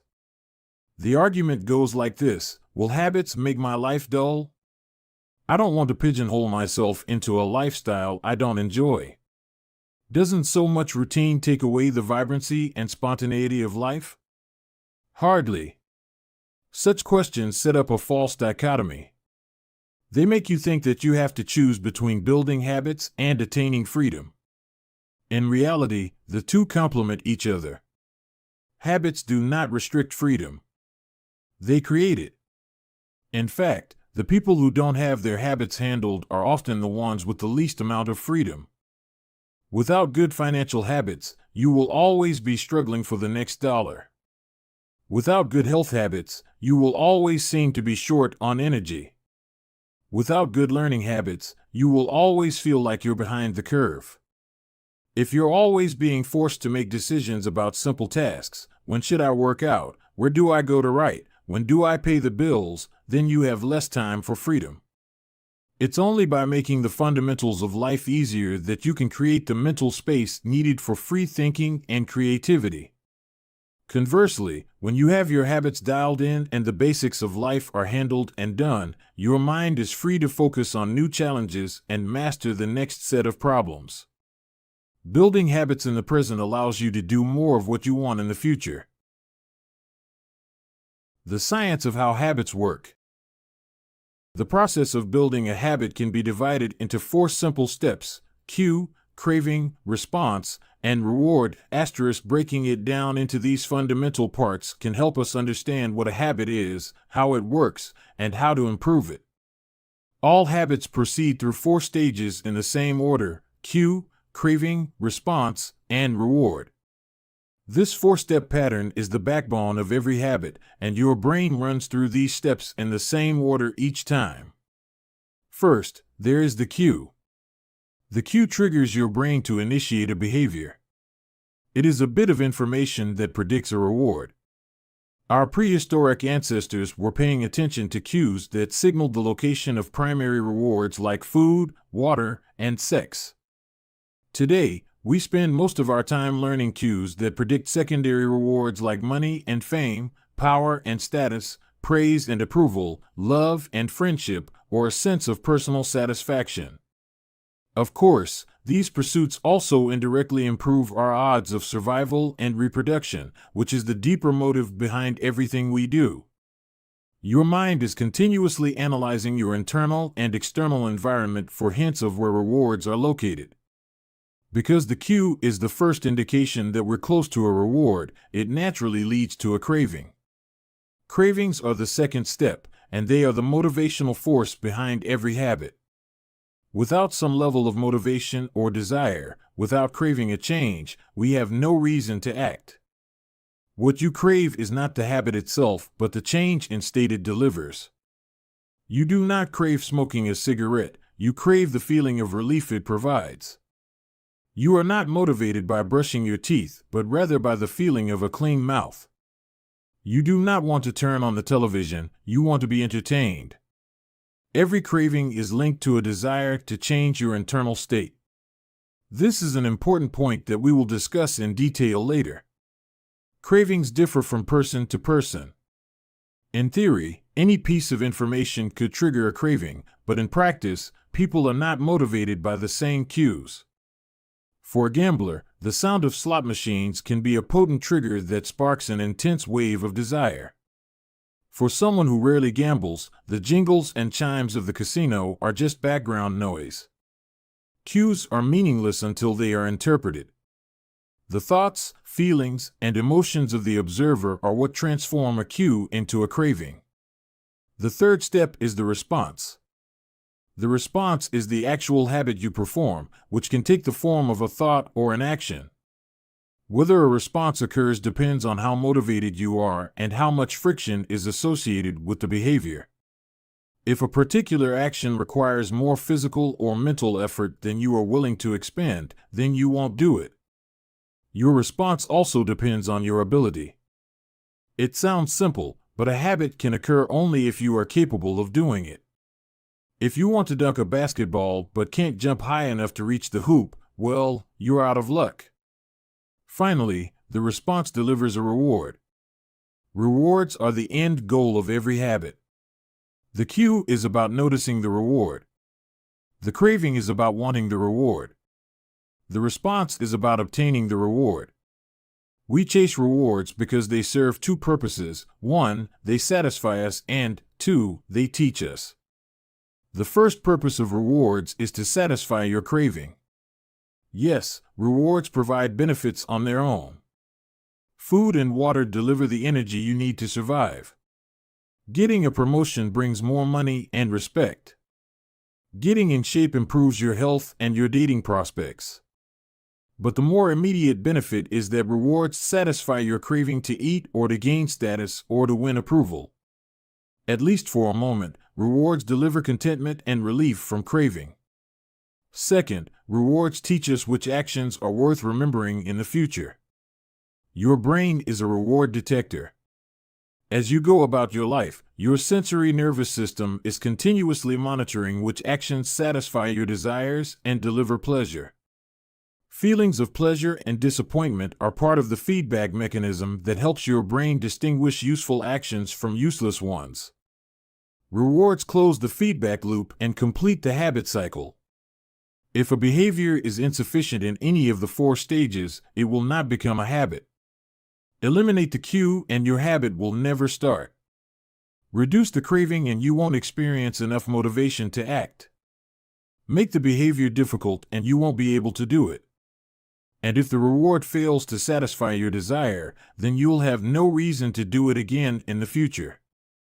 Without the first 3 steps, a behavior will not occur. Without all 4, a behavior will not be repeated. The habit loop. The 4 stages of habit are best described as a feedback loop. They form an endless cycle that is running every moment you are alive. This habit loop is continually scanning the environment, predicting what will happen next, trying out different responses, and learning from the results. In summary, the cue triggers a craving, which motivates a response, which provides a reward, which satisfies the craving and, ultimately, becomes associated with the cue. Together, these 4 steps form a neurological feedback loop: cue, craving, response, reward, cue, craving, response, reward, that ultimately allows you to create automatic habits. This cycle is known as the habit loop. This 4-step process is not something that happens occasionally, but rather it is an endless feedback loop that is running and active during every moment you are alive, even now. The brain is continually scanning the environment, predicting what will happen next, trying out different responses, and learning from the results. The entire process is completed in a split second, and we use it again and again without realizing everything that has been packed into the previous moment. We can split these 4 steps into 2 phases: the problem phase and the solution phase. The problem phase includes the cue and the craving, and it is when you realize that something needs to change. The solution phase includes the response and the reward, and it is when you take action and achieve the change you desire. All behavior is driven by the desire to solve a problem. Sometimes the problem is that you notice something good and you want to obtain it. Sometimes the problem is that you are experiencing pain and you want to relieve it. Either way, the purpose of every habit is to solve the problems you face. In the table on the following page, you can see a few examples of what this looks like in real life. Imagine walking into a dark room and flipping on the light switch. You have performed this simple habit so many times that it occurs without thinking. You proceed through all 4 stages in the fraction of a second. The urge to act strikes you without thinking. Problem phase 1. Cue, your phone buzzes with a new text message. 2. Craving, you want to learn the contents of the message. Solution phase 3. Response, you grab your phone and read the text. 4. Reward, you satisfy your craving to read the message. Grabbing your phone becomes associated with your phone buzzing. Problem phase 1. Cue, you are answering emails. 2. Craving, you begin to feel stressed and overwhelmed by work. You want to feel in control. Solution phase 3. Response, you bite your nails. 4. Reward, you satisfy your craving to reduce stress. Biting your nails becomes associated with answering email. Problem phase 1. Cue, you wake up. 2. Craving, you want to feel alert. Solution phase 3. Response, you drink a cup of coffee. 4. Reward, you satisfy your craving to feel alert. Drinking coffee becomes associated with waking up. Problem phase 1. Cue, you smell a donut shop as you walk down the street near your office. 2. Craving, you begin to crave a donut. Solution phase 3. Response, you buy a donut and eat it. 4. Reward, you satisfy your craving to eat a donut. Buying a donut becomes associated with walking down the street near your office. Problem phase 1. Cue, you hit a stumbling block on a project at work. 2. Craving, you feel stuck and want to relieve your frustration. Solution phase 3. Response, you pull out your phone and check social media.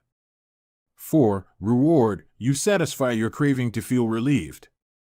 Checking social media becomes associated with feeling stalled at work. Problem phase 1. Cue, you walk into a dark room. 2. Craving, you want to be able to see. Solution phase 3. Response, you flip the light switch. 4. Reward, you satisfy your craving to see. Turning on the light switch becomes associated with being in a dark room. By the time we become adults, we rarely notice the habits that are running our lives. Most of us never give a second thought to the fact that we tie the same shoe first each morning, or unplug the toaster after each use, or always change into comfortable clothes after getting home from work. After decades of mental programming, we automatically slip into these patterns of thinking and acting. The 4 laws of behavior change. In the following chapters, we will see time and again how the 4 stages of cue, craving, response, and reward influence nearly everything we do each day. But before we do that, we need to transform these 4 steps into a practical framework that we can use to design good habits and eliminate bad ones. I refer to this framework as the 4 laws of behavior change, and it provides a simple set of rules for creating good habits and breaking bad ones. You can think of each law as a lever that influences human behavior. When the levers are in the right positions, creating good habits is effortless. When they are in the wrong positions, it is nearly impossible. How to create a good habit. The first law, cue, make it obvious. The second law, craving, make it attractive. The third law, response, make it easy. The fourth law, reward, make it satisfying. We can invert these laws to learn how to break a bad habit. How to break a bad habit. Inversion of the first law, cue, make it invisible. Inversion of the second law, craving, make it unattractive. Inversion of the third law, response, make it difficult.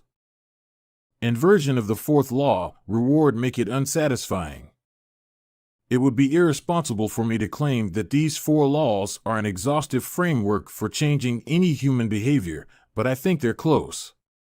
As you will soon see, the 4 laws of behavior change apply to nearly every field, from sports to politics, art to medicine, comedy to management.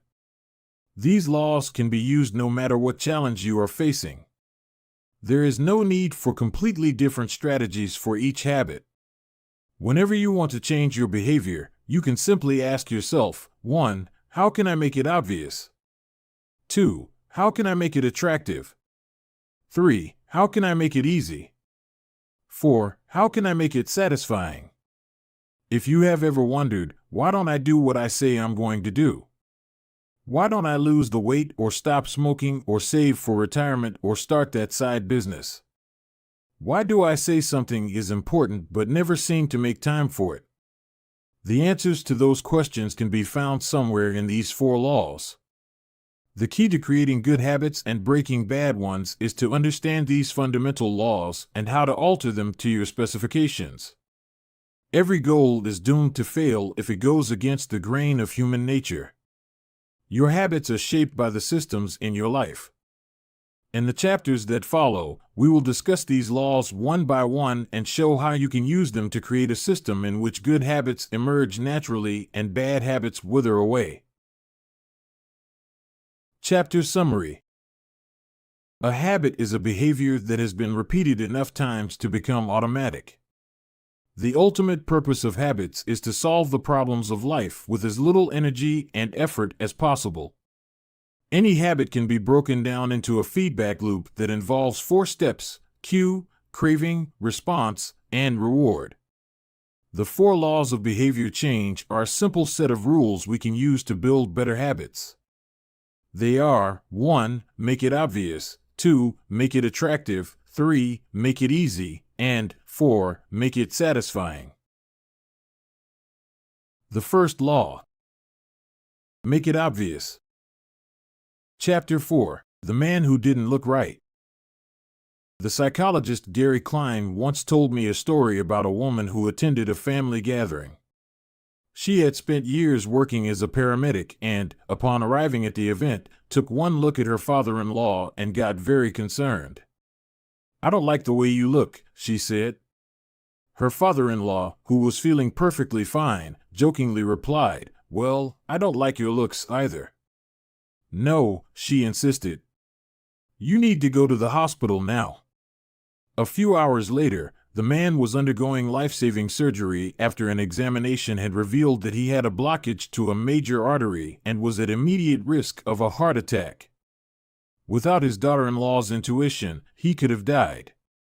What did the paramedic see? How did she predict his impending heart attack? When major arteries are obstructed, the body focuses on sending blood to critical organs and away from peripheral locations near the surface of the skin. The result is a change in the pattern of distribution of blood in the face.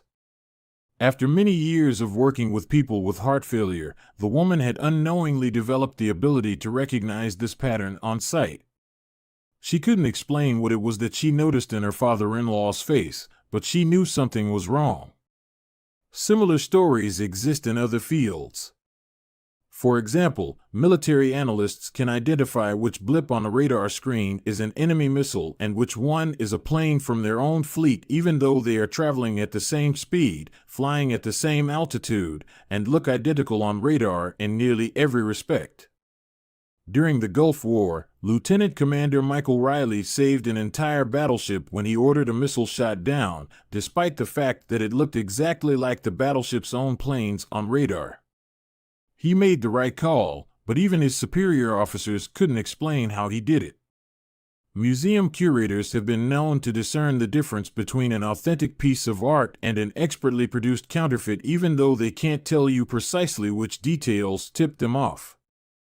Experienced radiologists can look at a brain scan and predict the area where a stroke will develop before any obvious signs are visible to the untrained eye. I've even heard of hairdressers noticing whether a client is pregnant based only on the feel of her hair. The human brain is a prediction machine. It is continuously taking in your surroundings and analyzing the information it comes across. Whenever you experience something repeatedly, like a paramedic seeing the face of a heart attack patient or a military analyst seeing a missile on a radar screen, your brain begins noticing what is important, sorting through the details and highlighting the relevant cues, and cataloging that information for future use. With enough practice, you can pick up on the cues that predict certain outcomes without consciously thinking about it. Automatically, your brain encodes the lessons learned through experience. We can't always explain what it is we are learning, but learning is happening all along the way, and your ability to notice the relevant cues in a given situation is the foundation for every habit you have. We underestimate how much our brains and bodies can do without thinking. You do not tell your hair to grow, your heart to pump, your lungs to breathe, or your stomach to digest. And yet your body handles all this and more on autopilot. You are much more than your conscious self. Consider hunger. How do you know when you're hungry? You don't necessarily have to see a cookie on the counter to realize that it is time to eat. Appetite and hunger are governed non-consciously.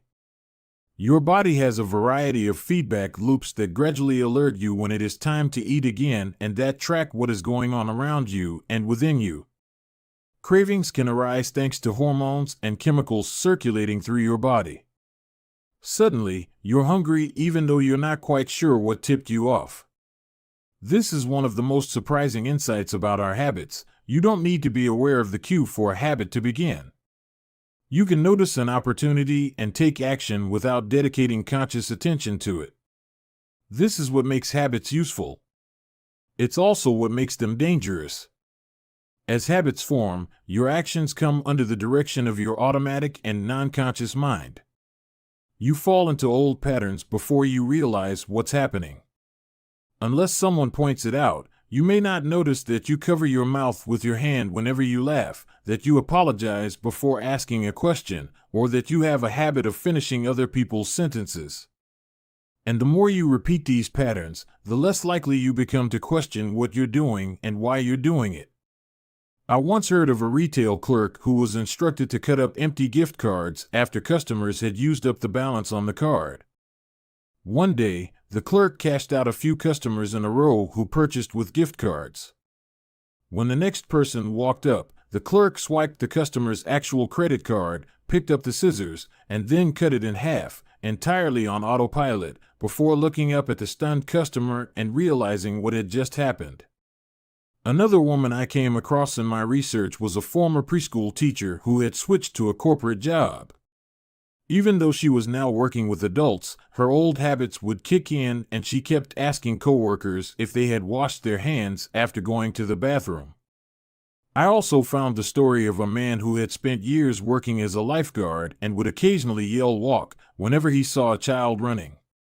Over time, the cues that spark our habits become so common that they are essentially invisible: the treats on the kitchen counter, the remote control next to the couch, the phone in our pocket. Our responses to these cues are so deeply encoded that it may feel like the urge to act comes from nowhere. For this reason, we must begin the process of behavior change with awareness. Before we can effectively build new habits, we need to get a handle on our current ones. This can be more challenging than it sounds because once a habit is firmly rooted in your life, it is mostly non-conscious and automatic. If a habit remains mindless, you can't expect to improve it. As the psychologist Carl Jung said, until you make the unconscious conscious, it will direct your life and you will call it fate. The Habit Scorecard. The Japanese railway system is regarded as one of the best in the world. If you ever find yourself riding a train in Tokyo, you'll notice that the conductors have a peculiar habit. As each operator runs the train, they proceed through a ritual of pointing at different objects and calling out commands. When the train approaches a signal, the operator will point at it and say, "Signal is green." As the train pulls into and out of each station, the operator will point at the speedometer and call out the exact speed. When it's time to leave, the operator will point at the timetable and state the time. Out on the platform, other employees are performing similar actions. Before each train departs, staff members will point along the edge of the platform and declare, "All clear." Every detail is identified, pointed at, and named aloud. This process, known as pointing and calling, is a safety system designed to reduce mistakes. It seems silly, but it works incredibly well. Pointing and calling reduces errors by up to 85% and cuts accidents by 30%. The MTA subway system in New York City adopted a modified version that is point-only, and within 2 years of implementation, incidents of incorrectly berthed subways fell 57%. Pointing and calling is so effective because it raises the level of awareness from a non-conscious habit to a more conscious level. Because the train operators must use their eyes, hands, mouth, and ears, they are more likely to notice problems before something goes wrong. My wife does something similar. Whenever we are preparing to walk out the door for a trip, she verbally calls out the most essential items in her packing list. "I've got my keys. I've got my wallet. I've got my glasses. I've got my husband."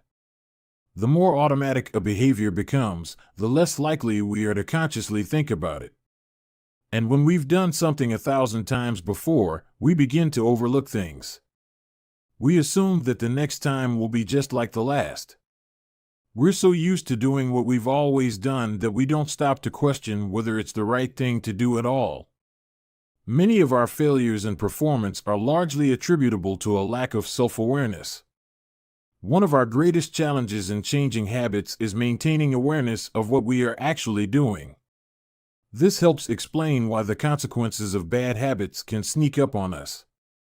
We need a point-and-call system for our personal lives. That's the origin of the Habit Scorecard, which is a simple exercise you can use to become more aware of your behavior. To create your own, make a list of your daily habits. Here's a sample of where your list might start. Wake up. Turn off alarm. Check my phone. Go to the bathroom. Weigh myself. Take a shower. Brush my teeth. Floss my teeth. Put on deodorant. Hang up towel to dry. Get dressed. Make a cup of tea. And so on. Once you have a full list, look at each behavior and ask yourself, is this a good habit a bad habit, or a neutral habit. If it is a good habit, write plus next to it. If it is a bad habit, write. If it is a neutral habit, write equal sign. For example, the list above might look like this: wake up equals turn off alarm equals check my phone, go to the bathroom equals weigh myself plus take a shower plus brush my teeth plus floss my teeth plus put on deodorant plus hang up towel to dry equals get dressed equals make a cup of tea plus the marks you give to a particular habit will depend on your situation and your goals. For someone who is trying to lose weight, eating a bagel with peanut butter every morning might be a bad habit. For someone who is trying to bulk up and add muscle, the same behavior might be a good habit. It all depends on what you're working toward. Scoring your habits can be a bit more complex for another reason as well. The labels good habit and bad habit are slightly inaccurate. There are no good habits or bad habits. There are only effective habits. That is, effective at solving problems. All habits serve you in some way, even the bad ones, which is why you repeat them. For this exercise, categorize your habits by how they will benefit you in the long run. Generally speaking, good habits will have net positive outcomes. Bad habits have net negative outcomes. Smoking a cigarette may reduce stress right now, that's how it's serving you, but it's not a healthy long-term behavior. If you're still having trouble determining how to rate a particular habit, here is a question I like to use: does this behavior help me become the type of person I wish to be? Does this habit cast a vote for or against my desired identity? Habits that reinforce your desired identity are usually good. Habits that conflict with your desired identity are usually bad. As you create your habit scorecard, there is no need to change anything at first. The goal is to simply notice what is actually going on. Observe your thoughts and actions without judgment or internal criticism. Don't blame yourself for your faults. Don't praise yourself for your successes. If you eat a chocolate bar every morning, acknowledge it, almost as if you were watching someone else. Oh, how interesting that they would do such a thing. If you binge eat, simply notice that you are eating more calories than you should.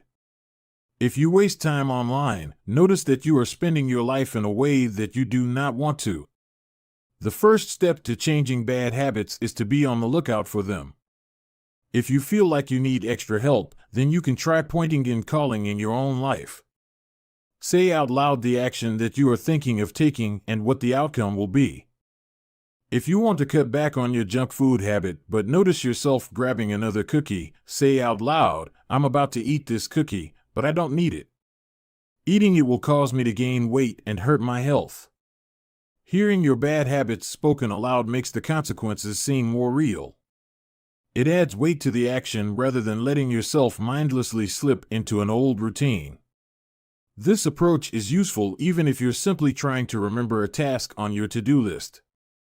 Just saying out loud, "Tomorrow, I need to go to the post office after lunch," increases the odds that you'll actually do it. You're getting yourself to acknowledge the need for action, and that can make all the difference.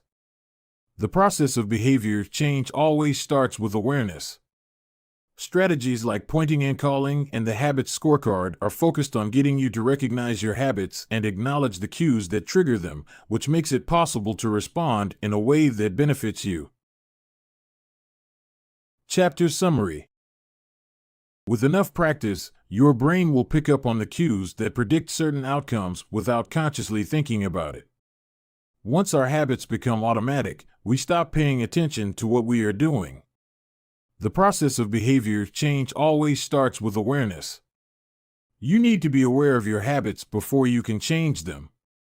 Pointing and calling raises your level of awareness from a non-conscious habit to a more conscious level by verbalizing your actions. The habit scorecard is a simple exercise you can use to become more aware of your behavior. Chapter 5. The best way to start a new habit. In 2001, researchers in Great Britain began working with 248 people to build better exercise habits over the course of 2 weeks. The subjects were divided into 3 groups. The first group was the control group. They were simply asked to track how often they exercised. The second group was the motivation group. They were asked not only to track their workouts, but also to read some material on the benefits of exercise. The researchers also explained to the group how exercise could reduce the risk of coronary heart disease and improve heart health. Finally, there was the third group. These subjects received the same presentation as the second group, which ensured that they had equal levels of motivation. However, they were also asked to formulate a plan for when and where they would exercise over the following week. Specifically, each member of the third group completed the following sentence: during the next week, I will partake in at least 20 minutes of vigorous exercise on day, at time, in place. In the first and second groups, 35 to 38% of people exercised at least once per week. Interestingly, the motivational presentation given to the second group seemed to have no meaningful impact on behavior. But 91% of the third group exercised at least once per week, more than double the normal rate. The sentence they filled out is what researchers refer to as an implementation intention, which is a plan you make beforehand about when and where to act. That is, how you intend to implement a particular habit. The cues that can trigger a habit come in a wide range of forms: the feel of your phone buzzing in your pocket, the smell of chocolate chip cookies, the sound of ambulance sirens, but the two most common cues are time and location. Implementation intentions leverage both of these cues. Broadly speaking, the format for creating an implementation intention is: when situation X arises, I will perform response Y. Hundreds of studies have shown that implementation intentions are effective for sticking to our goals, whether it's writing down the exact time and date of when you will get a flu shot or recording the time of your colonoscopy appointment. They increase the odds that people will stick with habits like recycling, studying, going to sleep early, and stopping smoking.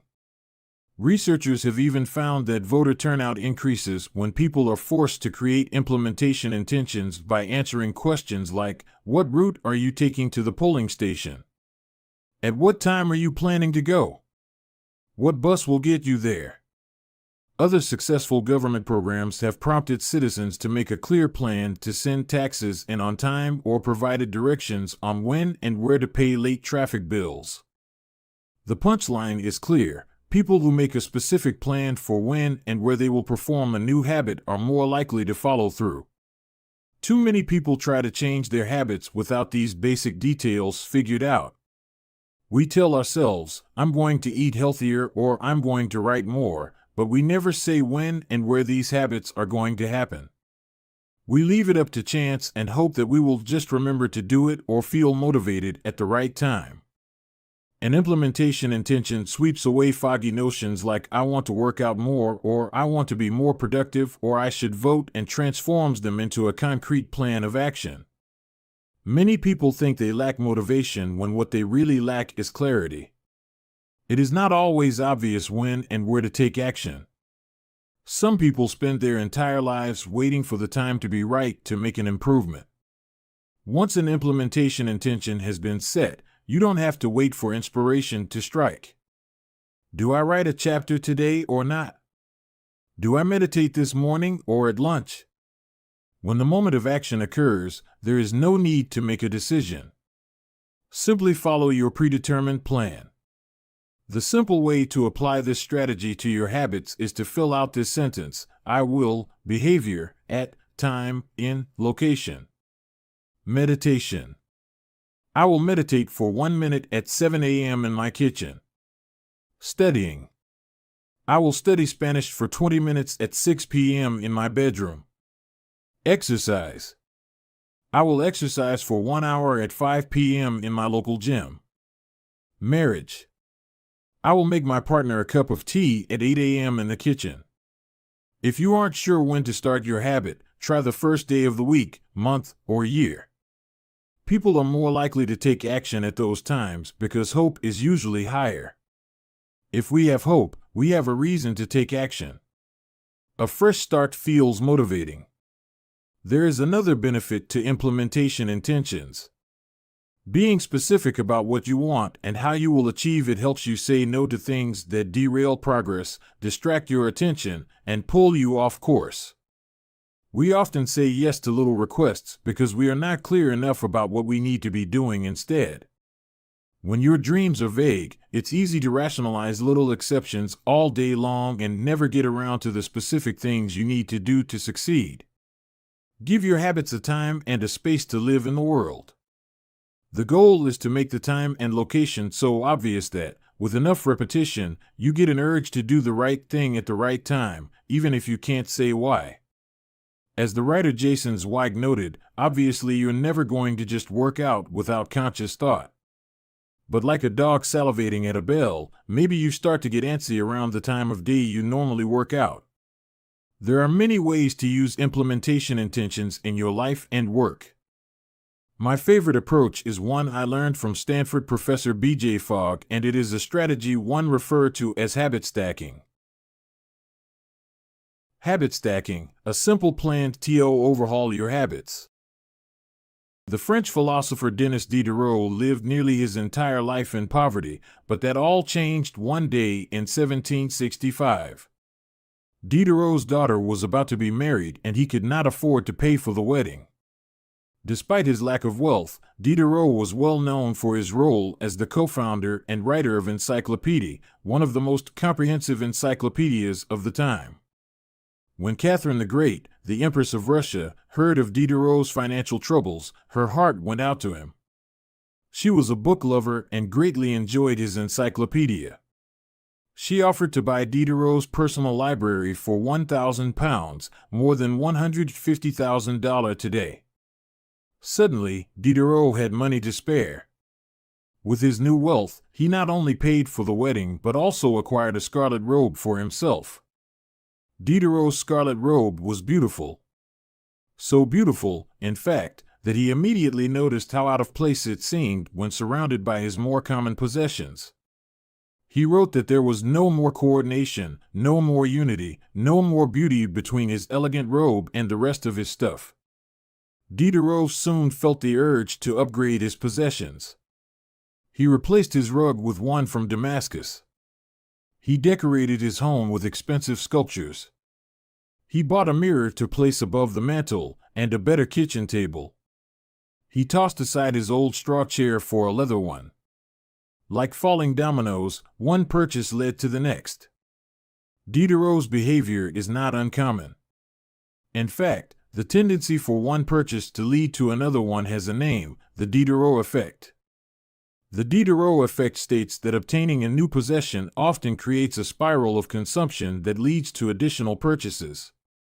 You can spot this pattern everywhere. You buy a dress and have to get new shoes and earrings to match. You buy a couch and suddenly question the layout of your entire living room. You buy a toy for your child and soon find yourself purchasing all of the accessories that go with it. It's a chain reaction of purchases. Many human behaviors follow this cycle. You often decide what to do next based on what you have just finished doing. Going to the bathroom leads to washing and drying your hands, which reminds you that you need to put the dirty towels in the laundry, so you add laundry detergent to the shopping list, and so on. No behavior happens in isolation. Each action becomes a cue that triggers the next behavior. Why is this important? When it comes to building new habits, you can use the connectedness of behavior to your advantage. One of the best ways to build a new habit is to identify a current habit you already do each day and then stack your new behavior on top. This is called habit stacking. Habit stacking is a special form of an implementation intention. Rather than pairing your new habit with a particular time and location, you pair it with a current habit. This method, which was created by B.J. Fogg as part of his Tiny Habits program, can be used to design an obvious cue for nearly any habit. The habit stacking formula is, after current habit, I will new habit. For example, meditation. After I pour my cup of coffee each morning, I will meditate for 1 minute. Exercise. After I take off my work shoes, I will immediately change into my workout clothes. Gratitude. After I sit down to dinner, I will say one thing I'm grateful for that happened today. Marriage. After I get into bed at night, I will give my partner a kiss. Safety. After I put on my running shoes, I will text a friend or family member where I am running and how long it will take. The key is to tie your desired behavior into something you already do each day. Once you have mastered this basic structure, you can begin to create larger stacks by chaining small habits together. This allows you to take advantage of the natural momentum that comes from one behavior leading into the next, a positive version of the Diderot effect. Habit stacking increases the likelihood that you'll stick with a habit by stacking your new behavior on top of an old one. This process can be repeated to chain numerous habits together, each one acting as the cue for the next. Your morning routine habit stack might look like this. 1. After I pour my morning cup of coffee, I will meditate for 60 seconds. 2. After I meditate for 60 seconds, I will write my to-do list for the day. 3. After I write my to-do list for the day, I will immediately begin my first task. Or, consider this habit stack in the evening. 1. After I finish eating dinner, I will put my plate directly into the dishwasher. 2. After I put my dishes away, I will immediately wipe down the counter. 3. After I wipe down the counter, I will set out my coffee mug for tomorrow morning. You can also insert new behaviors into the middle of your current routines.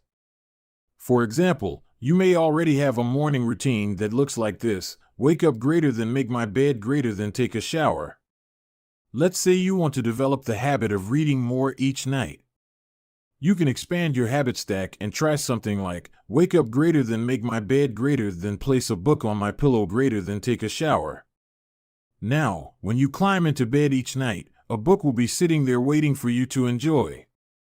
Overall, habit stacking allows you to create a set of simple rules that guide your future behavior. It's like you always have a game plan for which action should come next. Once you get comfortable with this approach, you can develop general habit stacks to guide you whenever the situation is appropriate. Exercise.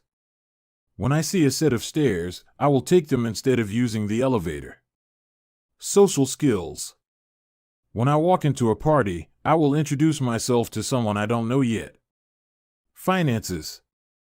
When I want to buy something over $100, I will wait 24 hours before purchasing. Healthy eating. When I serve myself a meal, I will always put veggies on my plate first. Minimalism. When I buy a new item, I will give something away. One in, one out. Mood. When the phone rings, I will take one deep breath and smile before answering. Forgetfulness. When I leave a public place, I will check the table and chairs to make sure I don't leave anything behind. No matter how you use this strategy, the secret to creating a successful habit stack is selecting the right cue to kick things off. Unlike an implementation intention, which specifically states the time and location for a given behavior, habit stacking implicitly has the time and location built into it. When and where you choose to insert a habit into your daily routine can make a big difference. If you're trying to add meditation into your morning routine, but mornings are chaotic and your kids keep running into the room, then that may be the wrong place and time. Consider when you are most likely to be successful. Don't ask yourself to do a habit when you're likely to be occupied with something else. Your cue should also have the same frequency as your desired habit. If you want to do a habit every day, but you stack it on top of a habit that only happens on Mondays, that's not a good choice. One way to find the right trigger for your habit stack is by brainstorming a list of your current habits. You can use your habit scorecard from the last chapter as a starting point. Alternatively, you can create a list with 2 columns. In the first column, write down the habits you do each day without fail. For example, get out of bed, take a shower, brush your teeth, get dressed, brew a cup of coffee, eat breakfast, take the kids to school, start the workday, eat lunch, end the workday. Change out of work clothes. Sit down for dinner. Turn off the lights. Get into bed. Your list can be much longer, but you get the idea. In the second column, write down all of the things that happen to you each day without fail. For example, the sun rises. You get a text message. The psalm you are listening to ends. The sun sets. Armed with these two lists, you can begin searching for the best place to layer your new habit into your lifestyle. Habit stacking works best when a cue is highly specific and immediately actionable. Many people select cues that are too vague. I made this mistake myself. When I wanted to start a push-up habit, my habit stack was when I take a break for lunch, I will do 10 push-ups. At first glance, this sounded reasonable. But soon, I realized the trigger was unclear. Would I do my push-ups before I ate lunch? After I ate lunch? Where would I do them? After a few inconsistent days, I changed my habit stack to, when I close my laptop for lunch, I will do 10 push-ups next to my desk. Ambiguity gone. Habits like read more or eat better are worthy causes, but these goals do not provide instruction on how and when to act. Be specific and clear. After I close the door. After I brush my teeth. After I sit down at the table. The specificity is important. The more tightly bound your new habit is to a specific cue, the better the odds are that you will notice when the time comes to act. The first law of behavior change is to make it obvious. Strategies like implementation intentions and habit stacking are among the most practical ways to create obvious cues for your habits and design a clear plan for when and where to take action. Chapter Summary. The first law of behavior change is make it obvious. The two most common cues are time and location. Creating an implementation intention is a strategy you can use to pair a new habit with a specific time and location. The implementation intention formula is I will, behavior, at, time, in, location.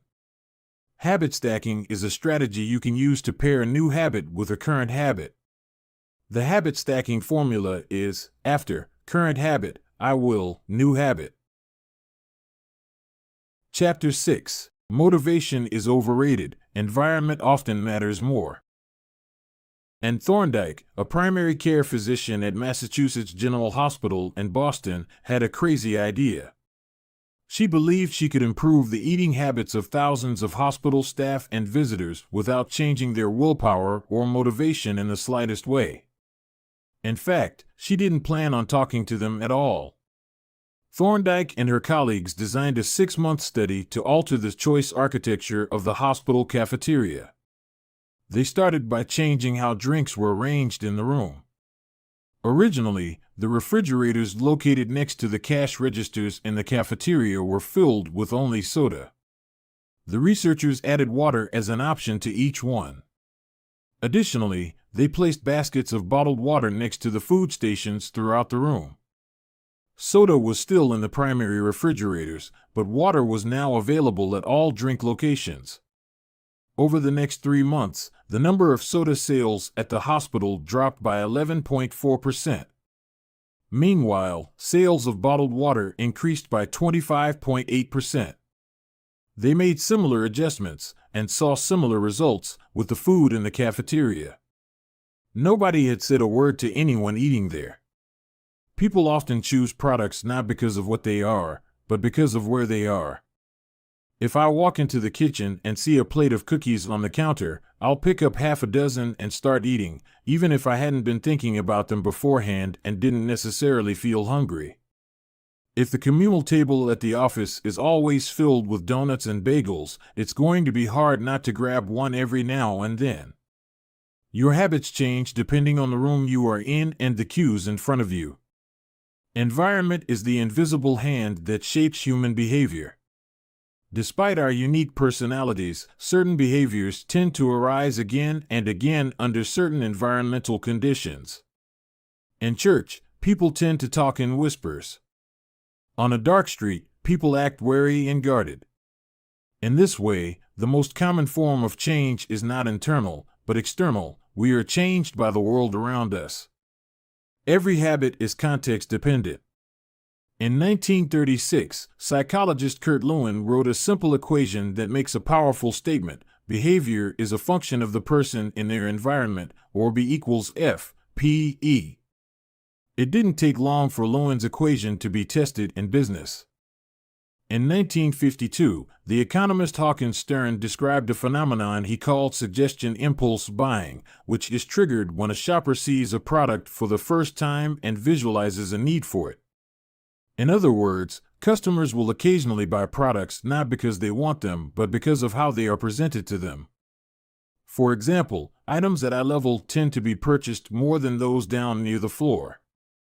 For this reason, you'll find expensive brand names featured in easy-to-reach locations on store shelves because they drive the most profit, while cheaper alternatives are tucked away in harder-to-reach spots. The same goes for end caps, which are the units at the end of aisles. End caps are money-making machines for retailers because they are obvious locations that encounter a lot of foot traffic. For example, 45% of Coca-Cola sales come specifically from end-of-the-aisle racks. The more obviously available a product or service is, the more likely you are to try it. People drink Bud Light because it is in every bar and visit Starbucks because it is on every corner. We like to think that we are in control. If we choose water over soda, we assume it is because we wanted to do so. The truth, however, is that many of the actions we take each day are shaped not by purposeful drive and choice, but by the most obvious option. Every living being has its own methods for sensing and understanding the world. Eagles have remarkable long-distance vision. Snakes can smell by tasting the air with their highly sensitive tongues. Sharks can detect small amounts of electricity and vibrations in the water caused by nearby fish.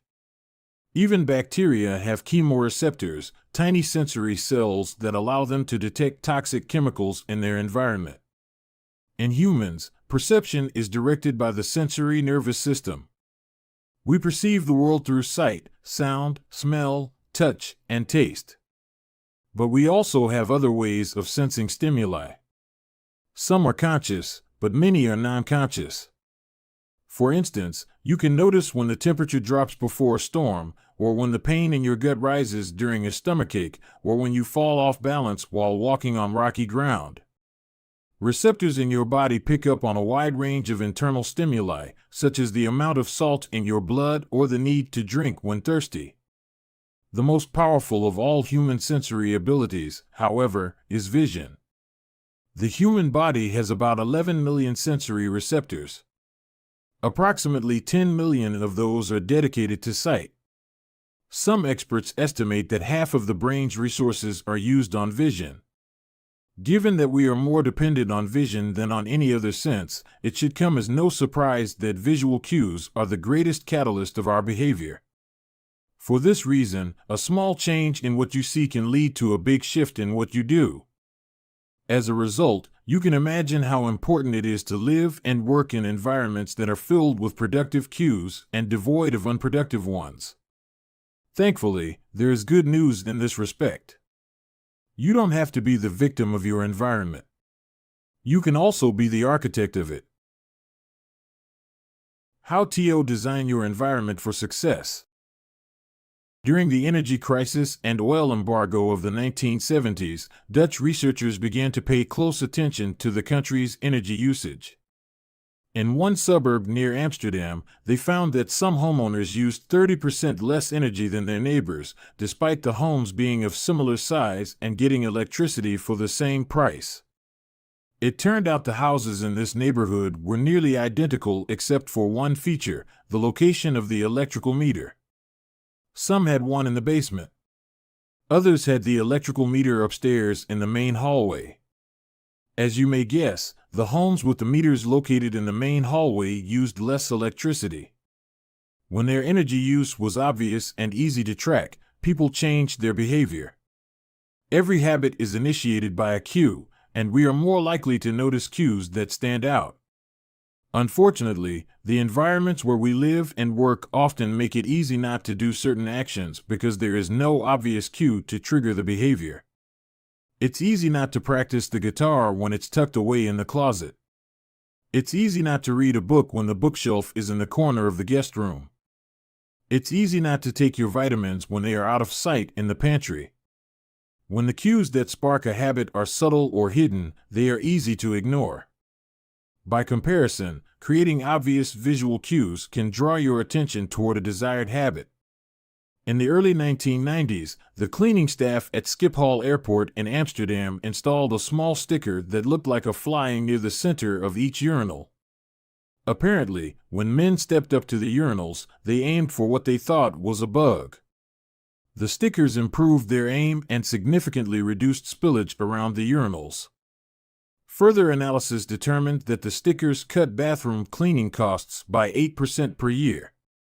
I've experienced the power of obvious cues in my own life.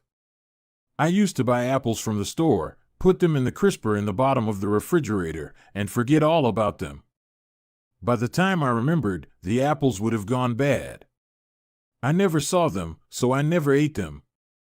Eventually, I took my own advice and redesigned my environment. I bought a large display bowl and placed it in the middle of the kitchen counter. The next time I bought apples, that was where they went, out in the open where I could see them. Almost like magic, I began eating a few apples each day simply because they were obvious rather than out of sight.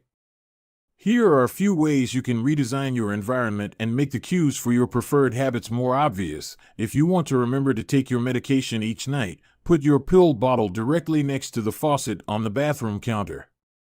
If you want to practice guitar more frequently, place your guitar stand in the middle of the living room. If you want to remember to send more thank you notes, keep a stack of stationery on your desk. If you want to drink more water, fill up a few water bottles each morning and place them in common locations around the house. If you want to make a habit a big part of your life, make the cue a big part of your environment. The most persistent behaviors usually have multiple cues. Consider how many different ways the smoker could be prompted to pull out a cigarette, driving in the car, seeing a friend smoke, feeling stressed at work, and so on. The same strategy can be employed for good habits. By sprinkling triggers throughout your surroundings, you increase the odds that you'll think about your habit throughout the day. Make sure the best choice is the most obvious one. Making a better decision is easy and natural when the cues for good habits are right in front of you. Environment design is powerful not only because it influences how we engage with the world, but also because we rarely do it. Most people live in a world others have created for them. But you can alter the spaces where you live and work to increase your exposure to positive cues and reduce your exposure to negative ones. Environment design allows you to take back control and become the architect of your life. Be the designer of your world and not merely the consumer of it. The context is the CUE. The cues that trigger a habit can start out very specific, but over time your habits become associated not with a single trigger but with the entire context surrounding the behavior. For example, many people drink more in social situations than they would ever drink alone. The trigger is rarely a single cue, but rather the whole situation: watching your friends order drinks, hearing the music at the bar, seeing the beers on tap. We mentally assign our habits to the locations in which they occur: the home, the office, the gym. Each location develops a connection to certain habits and routines. You establish a particular relationship with the objects on your desk, the items on your kitchen counter, the things in your bedroom. Our behavior is not defined by the objects in the environment, but by our relationship to them. In fact, this is a useful way to think about the influence of the environment on your behavior. Stop thinking about your environment as filled with objects. Start thinking about it as filled with relationships. Think in terms of how you interact with the spaces around you. For one person, her couch is the place where she reads for an hour each night. For someone else, the couch is where he watches television and eats a bowl of ice cream after work. Different people can have different memories and thus different habits associated with the same place. The good news? You can train yourself to link a particular habit with a particular context. In one study, scientists instructed insomniacs to get into bed only when they were tired.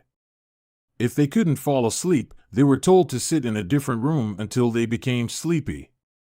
Over time, subjects began to associate the context of their bed with the action of sleeping, and it became easier to quickly fall asleep when they climbed in bed.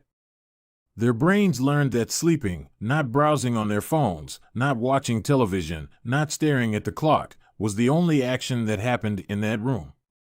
The power of context also reveals an important strategy. Habits can be easier to change in a new environment.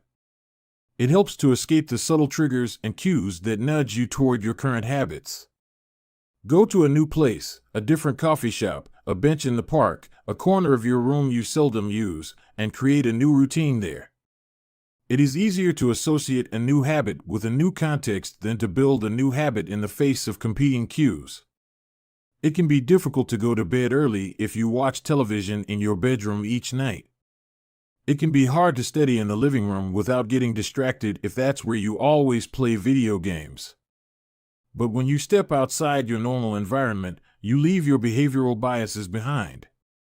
You aren't battling old environmental cues, which allows new habits to form without interruption. Want to think more creatively? Move to a bigger room, a rooftop patio, or a building with expansive architecture. Take a break from the space where you do your daily work, which is also linked to your current thought patterns. Trying to eat healthier? It is likely that you shop on autopilot at your regular supermarket. Try a new grocery store. You may find it easier to avoid unhealthy food when your brain doesn't automatically know where it is located in the store. When you can't manage to get to an entirely new environment, redefine or rearrange your current one. Create a separate space for work, study, exercise, entertainment, and cooking. The mantra I find useful is one space, one use. When I started my career as an entrepreneur, I would often work from my couch or at the kitchen table. In the evenings, I found it very difficult to stop working. There was no clear division between the end of work time and the beginning of personal time. Was the kitchen table my office or the space where I ate meals? Was the couch where I relaxed or where I sent emails? Everything happened in the same place. A few years later, I could finally afford to move to a home with a separate room for my office. Suddenly, work was something that happened in here and personal life was something that happened out there. It was easier for me to turn off the professional side of my brain when there was a clear dividing line between work life and home life. Each room had one primary use. The kitchen was for cooking. The office was for working. Whenever possible, avoid mixing the context of one habit with another. When you start mixing contexts, you'll start mixing habits, and the easier ones will usually win out. This is one reason why the versatility of modern technology is both a strength and a weakness. You can use your phone for all sorts of tasks, which makes it a powerful device. But when you can use your phone to do nearly anything, it becomes hard to associate it with one task. You want to be productive, but you're also conditioned to browse social media, check email, and play video games whenever you open your phone. It's a mishmash of cues. You may be thinking, you don't understand. I live in New York City. My apartment is the size of a smartphone. I need each room to play multiple roles. Fair enough.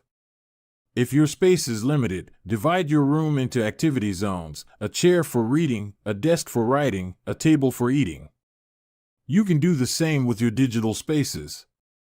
I know a writer who uses his computer only for writing, his tablet only for reading, and his phone only for social media and texting. Every habit should have a home. If you can manage to stick with this strategy, each context will become associated with a particular habit and mode of thought. Habits thrive under predictable circumstances like these. Focus comes automatically when you are sitting at your work desk. Relaxation is easier when you are in a space designed for that purpose. Sleep comes quickly when it is the only thing that happens in your bedroom. If you want behaviors that are stable and predictable, you need an environment that is stable and predictable. A stable environment where everything has a place and a purpose is an environment where habits can easily form. Chapter Summary. Small changes in context can lead to large changes in behavior over time. Every habit is initiated by a cue. We are more likely to notice cues that stand out. Make the cues of good habits obvious in your environment. Gradually, your habits become associated not with a single trigger but with the entire context surrounding the behavior. The context becomes the cue. It is easier to build new habits in a new environment because you are not fighting against old cues. Chapter 7. The Secret to Self-Control. In 1971, as the Vietnam War was heading into its 16th year, Congressman Robert Steele from Connecticut and Morgan Murphy from Illinois made a discovery that stunned the American public. While visiting the troops, they had learned that over 15% of U.S. soldiers stationed there were heroin addicts. Follow-up research revealed that 35% of service members in Vietnam had tried heroin and as many as 20% were addicted. The problem was even worse than they had initially thought. The discovery led to a flurry of activity in Washington, including the creation of the Special Action Office of Drug Abuse Prevention under President Nixon to promote prevention and rehabilitation and to track addicted service members when they returned home. Lee Robbins was one of the researchers in charge. In a finding that completely upended the accepted beliefs about addiction, Robbins found that when soldiers who had been heroin users returned home, only 5% of them became re-addicted within a year, and just 12% relapsed within 3 years. In other words, approximately 9 out of 10 soldiers who used heroin in Vietnam eliminated their addiction nearly overnight. This finding contradicted the prevailing view at the time, which considered heroin addiction to be a permanent and irreversible condition. Instead, Robbins revealed that addictions could spontaneously dissolve if there was a radical change in the environment. In Vietnam, soldiers spent all day surrounded by cues triggering heroin use. It was easy to access, they were engulfed by the constant stress of war, they built friendships with fellow soldiers who were also heroin users, and they were thousands of miles from home. Once a soldier returned to the United States, though, he found himself in an environment devoid of those triggers. When the context changed, so did the habit. Compare this situation to that of a typical drug user. Someone becomes addicted at home or with friends, goes to a clinic to get clean, which is devoid of all the environmental stimuli that prompt their habit, then returns to their old neighborhood with all of their previous cues that caused them to get addicted in the first place. It's no wonder that usually you see numbers that are the exact opposite of those in the Vietnam study. Typically, 90% of heroin users become re-addicted once they return home from rehab. The Vietnam studies ran counter to many of our cultural beliefs about bad habits because it challenged the conventional association of unhealthy behavior as a moral weakness. If you're overweight, a smoker, or an addict, you've been told your entire life that it is because you lack self-control, maybe even that you're a bad person. The idea that a little bit of discipline would solve all our problems is deeply embedded in our culture. Recent research, however, shows something different. When scientists analyze people who appear to have tremendous self-control, it turns out those individuals aren't all that different from those who are struggling. Instead, disciplined people are better at structuring their lives in a way that does not require heroic willpower and self-control. In other words, they spend less time in tempting situations. The people with the best self-control are typically the ones who need to use it the least. It's easier to practice self-restraint when you don't have to use it very often. So, yes, perseverance, grit, and willpower are essential to success, but the way to improve these qualities is not by wishing you were a more disciplined person, but by creating a more disciplined environment. This counterintuitive idea makes even more sense once you understand what happens when a habit is formed in the brain. A habit that has been encoded in the mind is ready to be used whenever the relevant situation arises. When Patty Olwell, a therapist from Austin, Texas, started smoking, she would often light up while riding horses with a friend. Eventually, she quit smoking and avoided it for years. She had also stopped riding. Decades later, she hopped on a horse again and found herself craving a cigarette for the first time in forever. The cues were still internalized, she just hadn't been exposed to them in a long time. Once a habit has been encoded, the urge to act follows whenever the environmental cues reappear. This is one reason behavior change techniques can backfire. Shaming obese people with weight loss presentations can make them feel stressed, and as a result many people return to their favorite coping strategy, overeating. Showing pictures of blackened lungs to smokers leads to higher levels of anxiety, which drives many people to reach for a cigarette.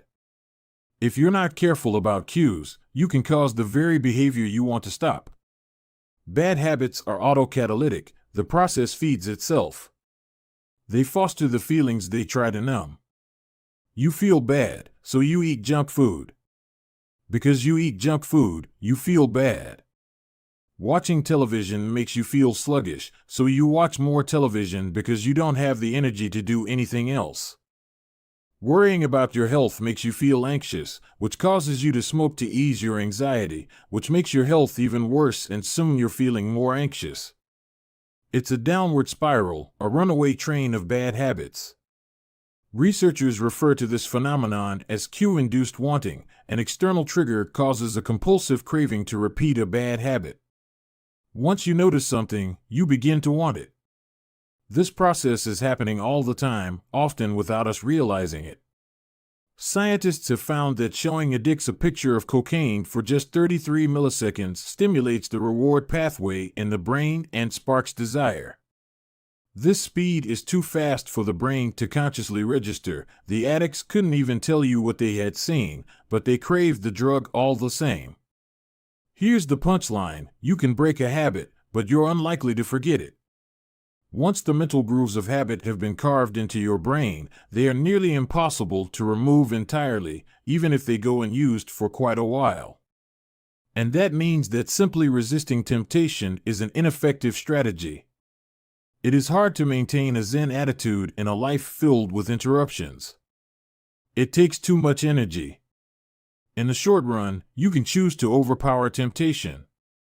In the long run, we become a product of the environment that we live in. To put it bluntly, I have never seen someone consistently stick to positive habits in a negative environment. A more reliable approach is to cut bad habits off at the source. One of the most practical ways to eliminate a bad habit is to reduce exposure to the cue that causes it. If you can't seem to get any work done, leave your phone in another room for a few hours. If you're continually feeling like you're not enough, stop following social media accounts that trigger jealousy and envy. If you're wasting too much time watching television, move the TV out of the bedroom. If you're spending too much money on electronics, quit reading reviews of the latest tech gear. If you're playing too many video games, unplug the console and put it in a closet after each use. This practice is an inversion of the first law of behavior change. Rather than make it obvious, you can make it invisible. I'm often surprised by how effective simple changes like these can be. Remove a single cue and the entire habit often fades away. Self-control is a short-term strategy, not a long-term one. You may be able to resist temptation once or twice, but it's unlikely you can muster the willpower to override your desires every time. Instead of summoning a new dose of willpower whenever you want to do the right thing, your energy would be better spent optimizing your environment. This is the secret to self-control. Make the cues of your good habits obvious and the cues of your bad habits invisible. Chapter Summary. The inversion of the first law of behavior change is make it invisible. Once a habit is formed, it is unlikely to be forgotten. People with high self-control tend to spend less time in tempting situations. It's easier to avoid temptation than resist it. One of the most practical ways to eliminate a bad habit is to reduce exposure to the cue that causes it. Self-control is a short-term strategy, not a long-term one. The second law: make it attractive. Chapter 8: How to make a habit irresistible. In the 1940s, a Dutch scientist named Nico Tinbergen performed a series of experiments that transformed our understanding of what motivates us. Tinbergen, who eventually won a Nobel Prize for his work, was investigating herring gulls, the gray and white birds often seen flying along the seashores of North America. Adult herring gulls have a small red on their beak, and Tinbergen noticed that newly hatched chicks would peck this spot whenever they wanted food. To begin one experiment, he created a collection of fake cardboard beaks, just a head without a body. When the parents had flown away, he went over to the nest and offered these dummy beaks to the chicks. The beaks were obvious fakes, and he assumed the baby birds would reject them altogether. However, when the tiny gulls saw the red spot on the cardboard beak, they pecked away just as if it were attached to their own mother. They had a clear preference for those red spots, as if they had been genetically programmed at birth. Soon Tinbergen discovered that the bigger the red spot, the faster the chicks pecked. Eventually, he created a beak with 3 large red dots on it. When he placed it over the nest, the baby birds went crazy with delight. They pecked at the little red patches as if it was the greatest beak they had ever seen. Tinbergen and his colleagues discovered similar behavior in other animals. For example, the greylag goose is a ground-nesting bird. Occasionally, as the mother moves around on the nest, one of the eggs will roll out and settle on the grass nearby. Whenever this happens, the goose will waddle over to the egg and use its beak and neck to pull it back into the nest. Tinbergen discovered that the goose will pull any nearby round object, such as a billiard ball or a light bulb, back into the nest. The bigger the object, the greater their response. One goose even made a tremendous effort to roll a volleyball back and sit on top. Like the baby gulls automatically pecking at red dots, the greylag goose was following an instinctive rule: when I see a round object nearby, I must roll it back into the nest. The bigger the round object, the harder I should try to get it. It's like the brain of each animal is preloaded with certain rules for behavior, and when it comes across an exaggerated version of that rule, it lights up like a Christmas tree. Scientists refer to these exaggerated cues as supernormal stimuli.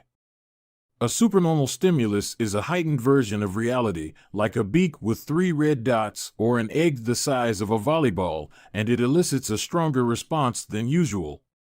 Humans are also prone to fall for exaggerated versions of reality. Junk food, for example, drives our reward systems into a frenzy. After spending hundreds of thousands of years hunting and foraging for food in the wild, the human brain has evolved to place a high value on salt, sugar, and fat. Such foods are often calorie-dense, and they were quite rare when our ancient ancestors were roaming the savannah. When you don't know where your next meal is coming from, eating as much as possible is an excellent strategy for survival. Today, however, we live in a calorie-rich environment. Food is abundant, but your brain continues to crave it like it is scarce.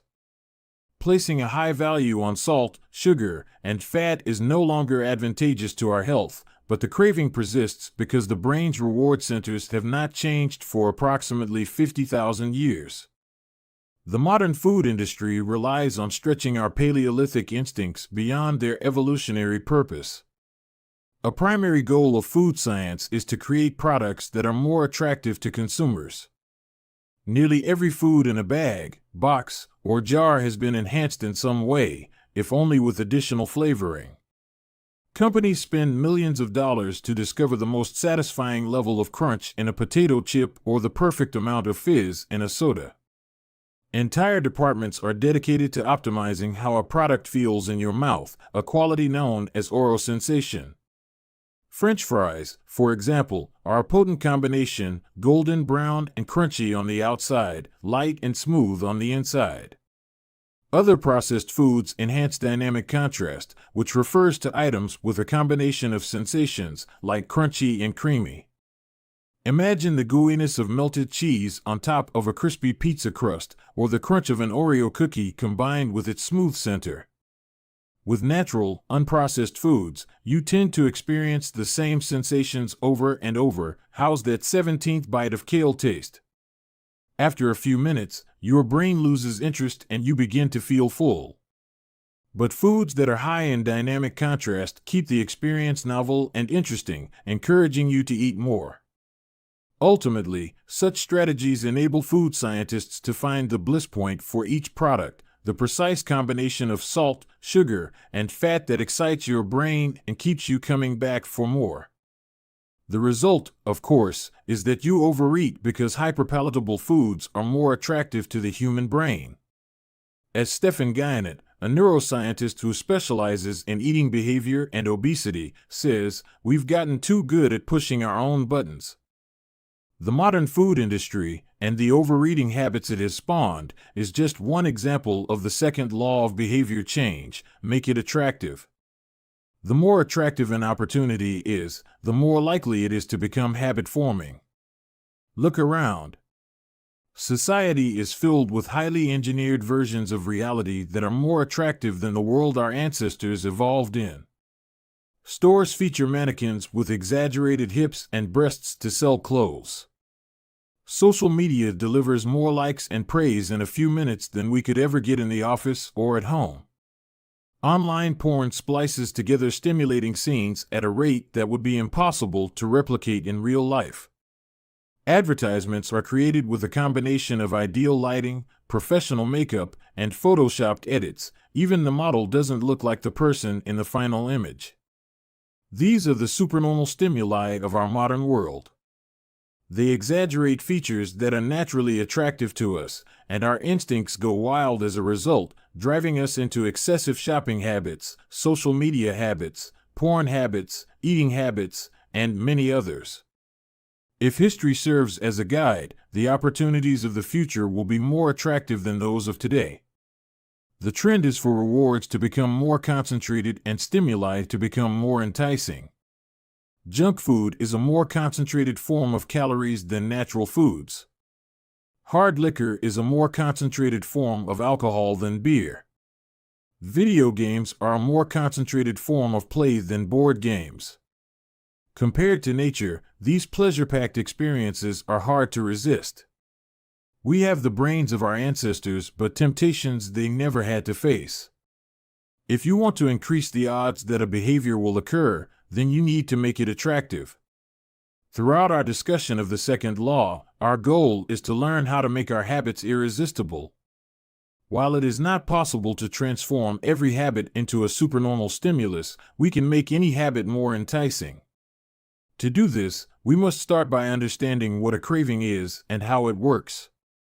We begin by examining a biological signature that all habits share: the dopamine spike. The dopamine-driven feedback loop. Scientists can track the precise moment a craving occurs by measuring a neurotransmitter called dopamine. The importance of dopamine became apparent in 1954 when the neuroscientists James Olds and Peter Milner ran an experiment that revealed the neurological processes behind craving and desire. By implanting electrodes in the brains of rats, the researchers blocked the release of dopamine. To the surprise of the scientists, the rats lost all will to live. They wouldn't eat. They wouldn't have sex. They didn't crave anything. Within a few days, the animals died of thirst. In follow-up studies, other scientists also inhibited the dopamine-releasing parts of the brain, but this time, they squirted little droplets of sugar into the mouths of the dopamine-depleted rats. Their little rat faces lit up with pleasurable grins from the tasty substance. Even though dopamine was blocked, they liked the sugar just as much as before, they just didn't want it anymore. The ability to experience pleasure remained, but without dopamine, desire died. And without desire, action stopped. When other researchers reversed this process and flooded the reward system of the brain with dopamine, animals performed habits at breakneck speed. In one study, mice received a powerful hit of dopamine each time they poked their nose in a box. Within minutes, the mice developed a craving so strong they began poking their nose into the box 800 times per hour. Humans are not so different. The average slot machine player will spin the wheel 600 times per hour. Habits are a dopamine-driven feedback loop. Every behavior that is highly habit-forming, taking drugs, eating junk food, playing video games, browsing social media, is associated with higher levels of dopamine. The same can be said for our most basic habitual behaviors like eating food, drinking water, having sex, and interacting socially.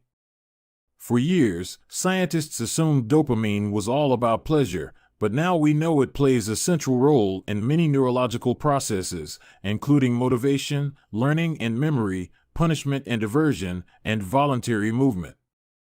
When it comes to habits, the key takeaway is this: dopamine is released not only when you experience pleasure, but also when you anticipate it. Gambling addicts have a dopamine spike right before they place a bet, not after they win. Cocaine addicts get a surge of dopamine when they see the powder, not after they take it. Whenever you predict that an opportunity will be rewarding, your levels of dopamine spike in anticipation. And whenever dopamine rises, so does your motivation to act. It is the anticipation of a reward, not the fulfillment of it, that gets us to take action. Interestingly, the reward system that is activated in the brain when you receive a reward is the same system that is activated when you anticipate a reward. This is one reason the anticipation of an experience can often feel better than the attainment of it. As a child, thinking about Christmas morning can be better than opening the gifts. As an adult, daydreaming about an upcoming vacation can be more enjoyable than actually being on vacation. Scientists refer to this as the difference between wanting and liking. The dopamine spike. Your brain has far more neural circuitry allocated for wanting rewards than for liking them. The wanting centers in the brain are large: the brainstem, the nucleus accumbens, the ventral tegmental area, the dorsal striatum, the amygdala, and portions of the prefrontal cortex. By comparison, the liking centers of the brain are much smaller. They are often referred to as hedonic hotspots and are distributed like tiny islands throughout the brain. For instance, researchers have found that 100% of the nucleus accumbens is activated during wanting. Meanwhile, only 10% of the structure is activated during liking. The fact that the brain allocates so much precious space to the regions responsible for craving and desire provides further evidence of the crucial role these processes play. Desire is the engine that drives behavior. Every action is taken because of the anticipation that precedes it. It is the craving that leads to the response. These insights reveal the importance of the second law of behavior change. We need to make our habits attractive because it is the expectation of a rewarding experience that motivates us to act in the first place. This is where a strategy known as temptation bundling comes into play. How to use temptation bundling to make your habits more attractive. Ronan Byrne, an electrical engineering student in Dublin, Ireland, enjoyed watching Netflix, but he also knew that he should exercise more often than he did. Putting his engineering skills to use, Byrne hacked his stationary bike and connected it to his laptop and television. Then he wrote a computer program that would allow Netflix to run only if he was cycling at a certain speed. If he slowed down for too long, whatever show he was watching would pause until he started pedaling again. He was, in the words of one fan, eliminating obesity one Netflix binge at a time.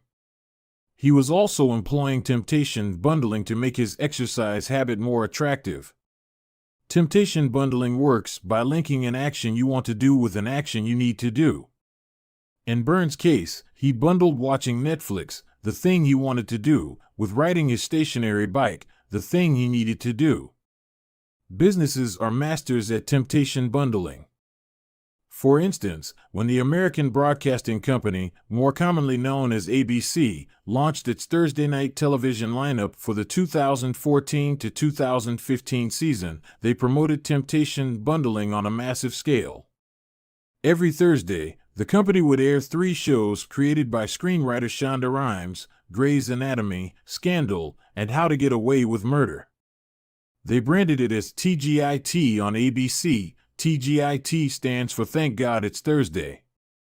In addition to promoting the shows, ABC encouraged viewers to make popcorn, drink red wine, and enjoy the evening.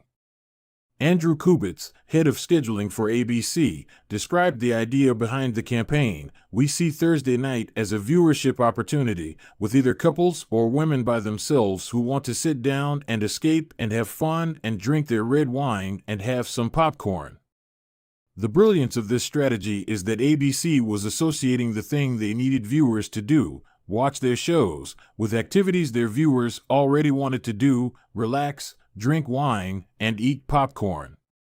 Over time, people began to connect watching ABC with feeling relaxed and entertained. If you drink red wine and eat popcorn at 8 p.m. every Thursday, then eventually 8 p.m. on Thursday means relaxation and entertainment. The reward gets associated with the cue, and the habit of turning on the television becomes more attractive. You're more likely to find a behavior attractive if you get to do one of your favorite things at the same time.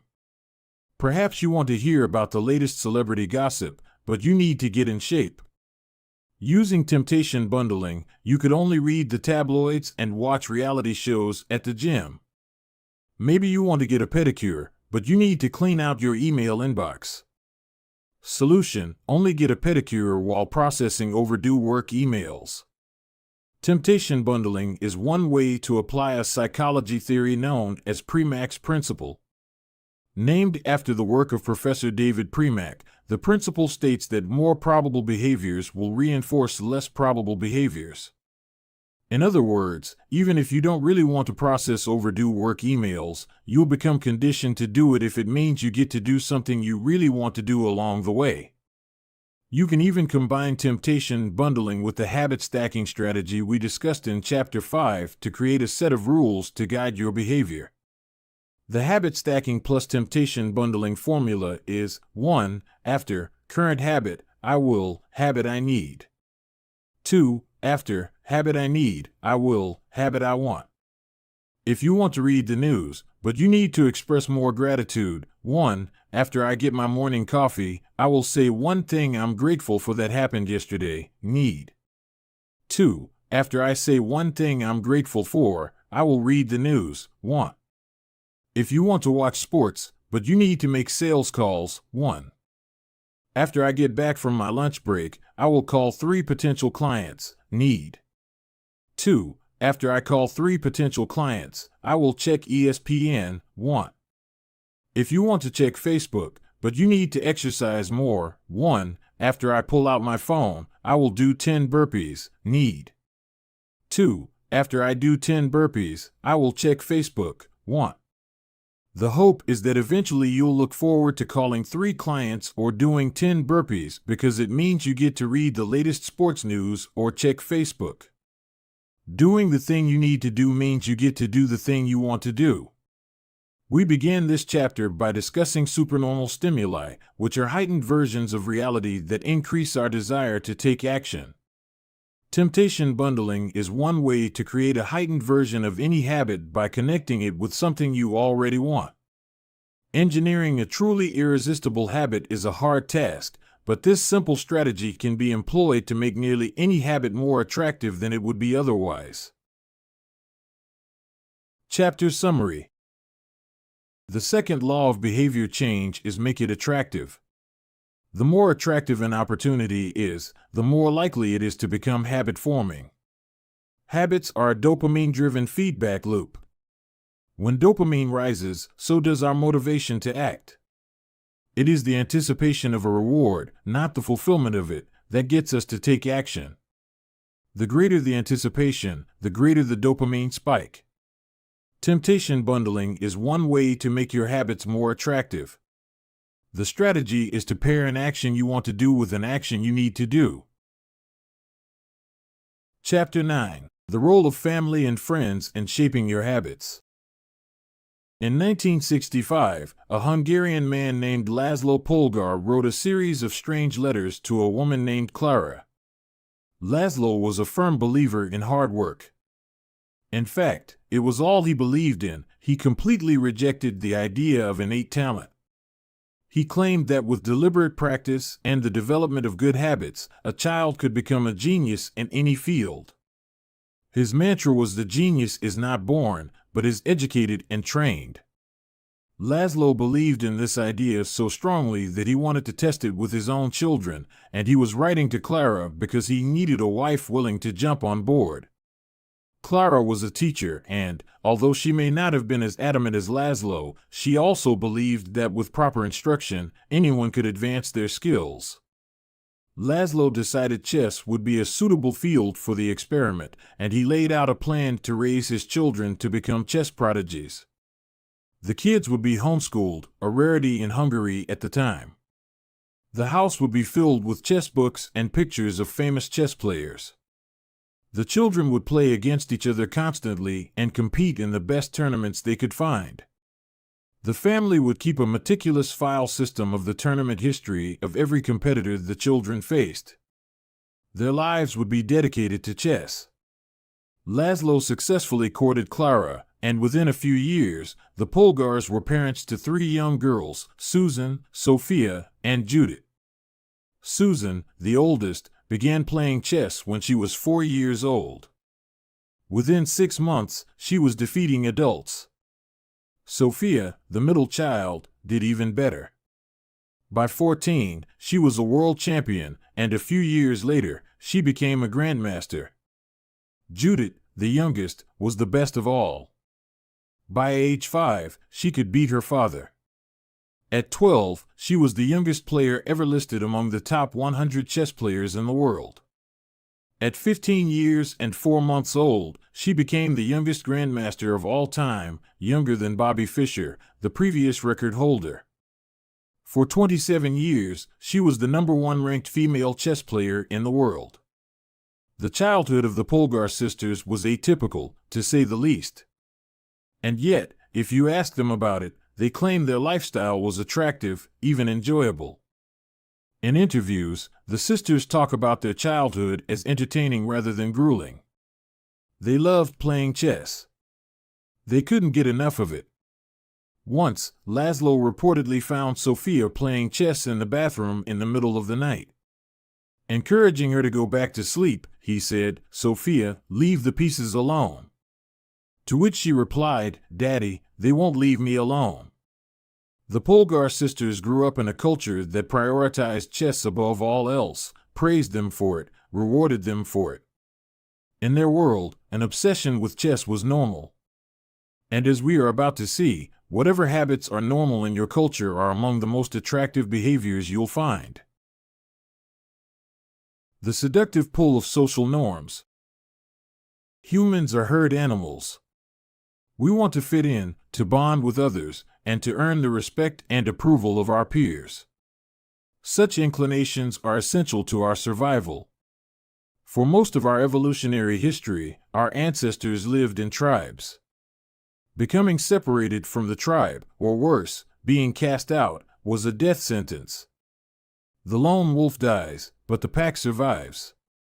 Meanwhile, those who collaborated and bonded with others enjoyed increased safety, mating opportunities, and access to resources.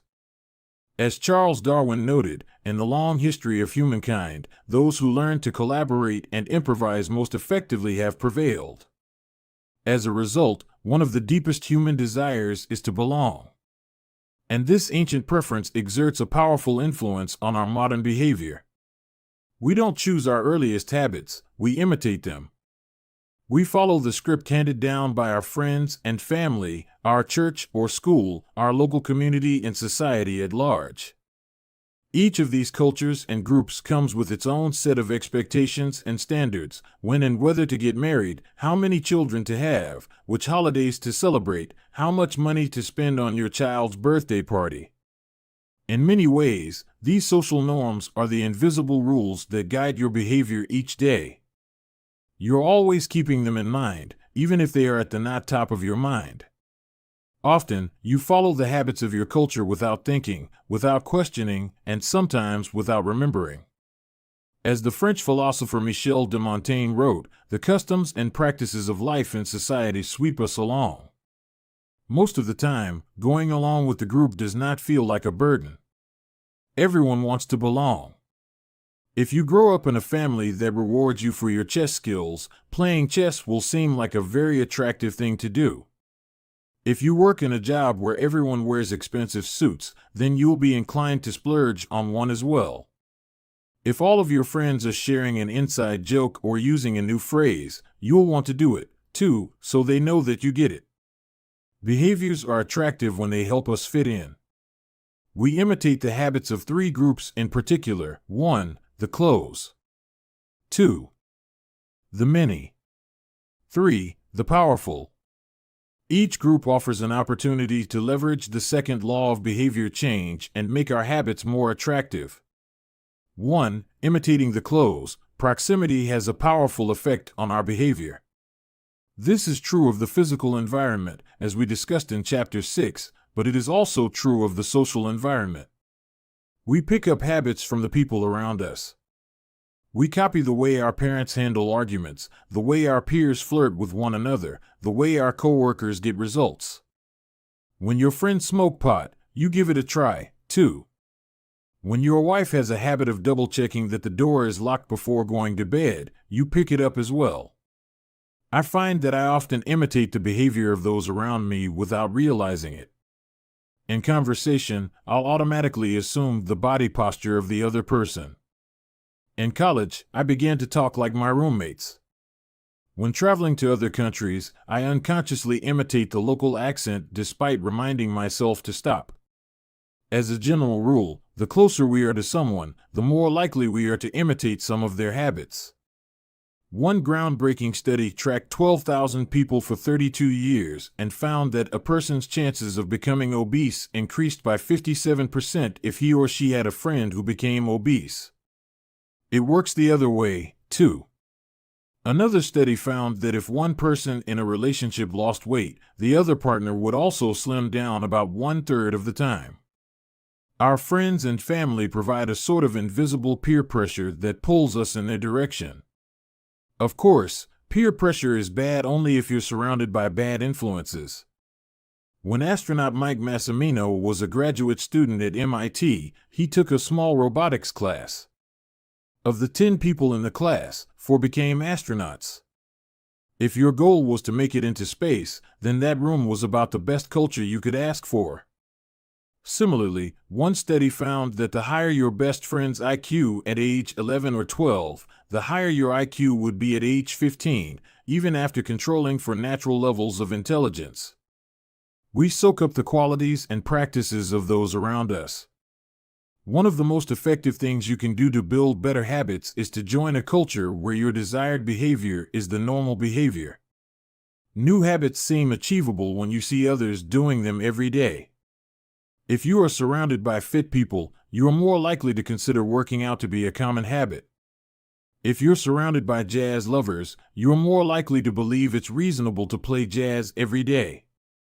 Your culture sets your expectation for what is normal. Surround yourself with people who have the habits you want to have yourself. You'll rise together. To make your habits even more attractive, you can take this strategy one step further. Join a culture where, 1. Your desired behavior is the normal behavior, and 2. You already have something in common with the group. Steve Kamb, an entrepreneur in New York City, runs a company called Nerd Fitness, which helps nerds, misfits, and mutants lose weight, get strong, and get healthy. His clients include video game lovers, movie fanatics, and average Joes who want to get in shape. Many people feel out of place the first time they go to the gym or try to change their diet, but if you are already similar to the other members of the group in some way, say, your mutual love of Star Wars, change becomes more appealing because it feels like something people like you already do. Nothing sustains motivation better than belonging to the tribe. It transforms a personal quest into a shared one. Previously, you were on your own. Your identity was singular. You are a reader. You are a musician. You are an athlete. When you join a book club or a band or a cycling group, your identity becomes linked to those around you. Growth and change is no longer an individual pursuit. We are readers. We are musicians. We are cyclists. The shared identity begins to reinforce your personal identity. This is why remaining part of a group after achieving a goal is crucial to maintaining your habits. It's friendship and community that embed a new identity and help behaviors last over the long run. 2. Imitating the many. In the 1950s, psychologist Solomon Asch conducted a series of experiments that are now taught to legions of undergrads each year. To begin each experiment, the subject entered the room with a group of strangers. Unbeknownst to them, the other participants were actors planted by the researcher and instructed to deliver scripted answers to certain questions. The group would be shown one card with a line on it and then a second card with a series of lines. Each person was asked to select the line on the second card that was similar in length to the line on the first card. It was a very simple task. Conforming to social norms. The experiment always began the same. First, there would be some easy trials where everyone agreed on the correct line. After a few rounds, the participants were shown a test that was just as obvious as the previous ones, except the actors in the room would select an intentionally incorrect answer.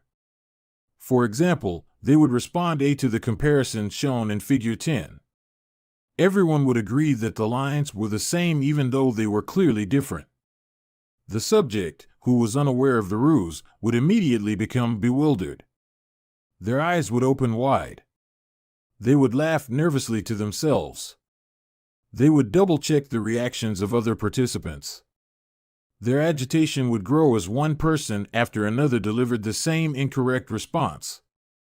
Soon, the subject began to doubt their own eyes. Eventually, they delivered the answer they knew in their heart to be incorrect. Asch ran this experiment many times and in many different ways. What he discovered was that as the number of actors increased, so did the conformity of the subject. If it was just the subject and one actor, then there was no effect on the person's choice. They just assumed they were in the room with a dummy. When two actors were in the room with the subject, there was still little impact. But as the number of people increased to 3 actors and 4 and all the way to 8, the subject became more likely to second-guess themselves. By the end of the experiment, nearly 75% of the subjects had agreed with the group answer even though it was obviously incorrect. Whenever we are unsure how to act, we look to the group to guide our behavior. We are constantly scanning our environment and wondering, what is everyone else doing? We check reviews on Amazon or Yelp or TripAdvisor because we want to imitate the best buying, eating, and travel habits. It's usually a smart strategy. There is evidence in numbers. But there can be a downside.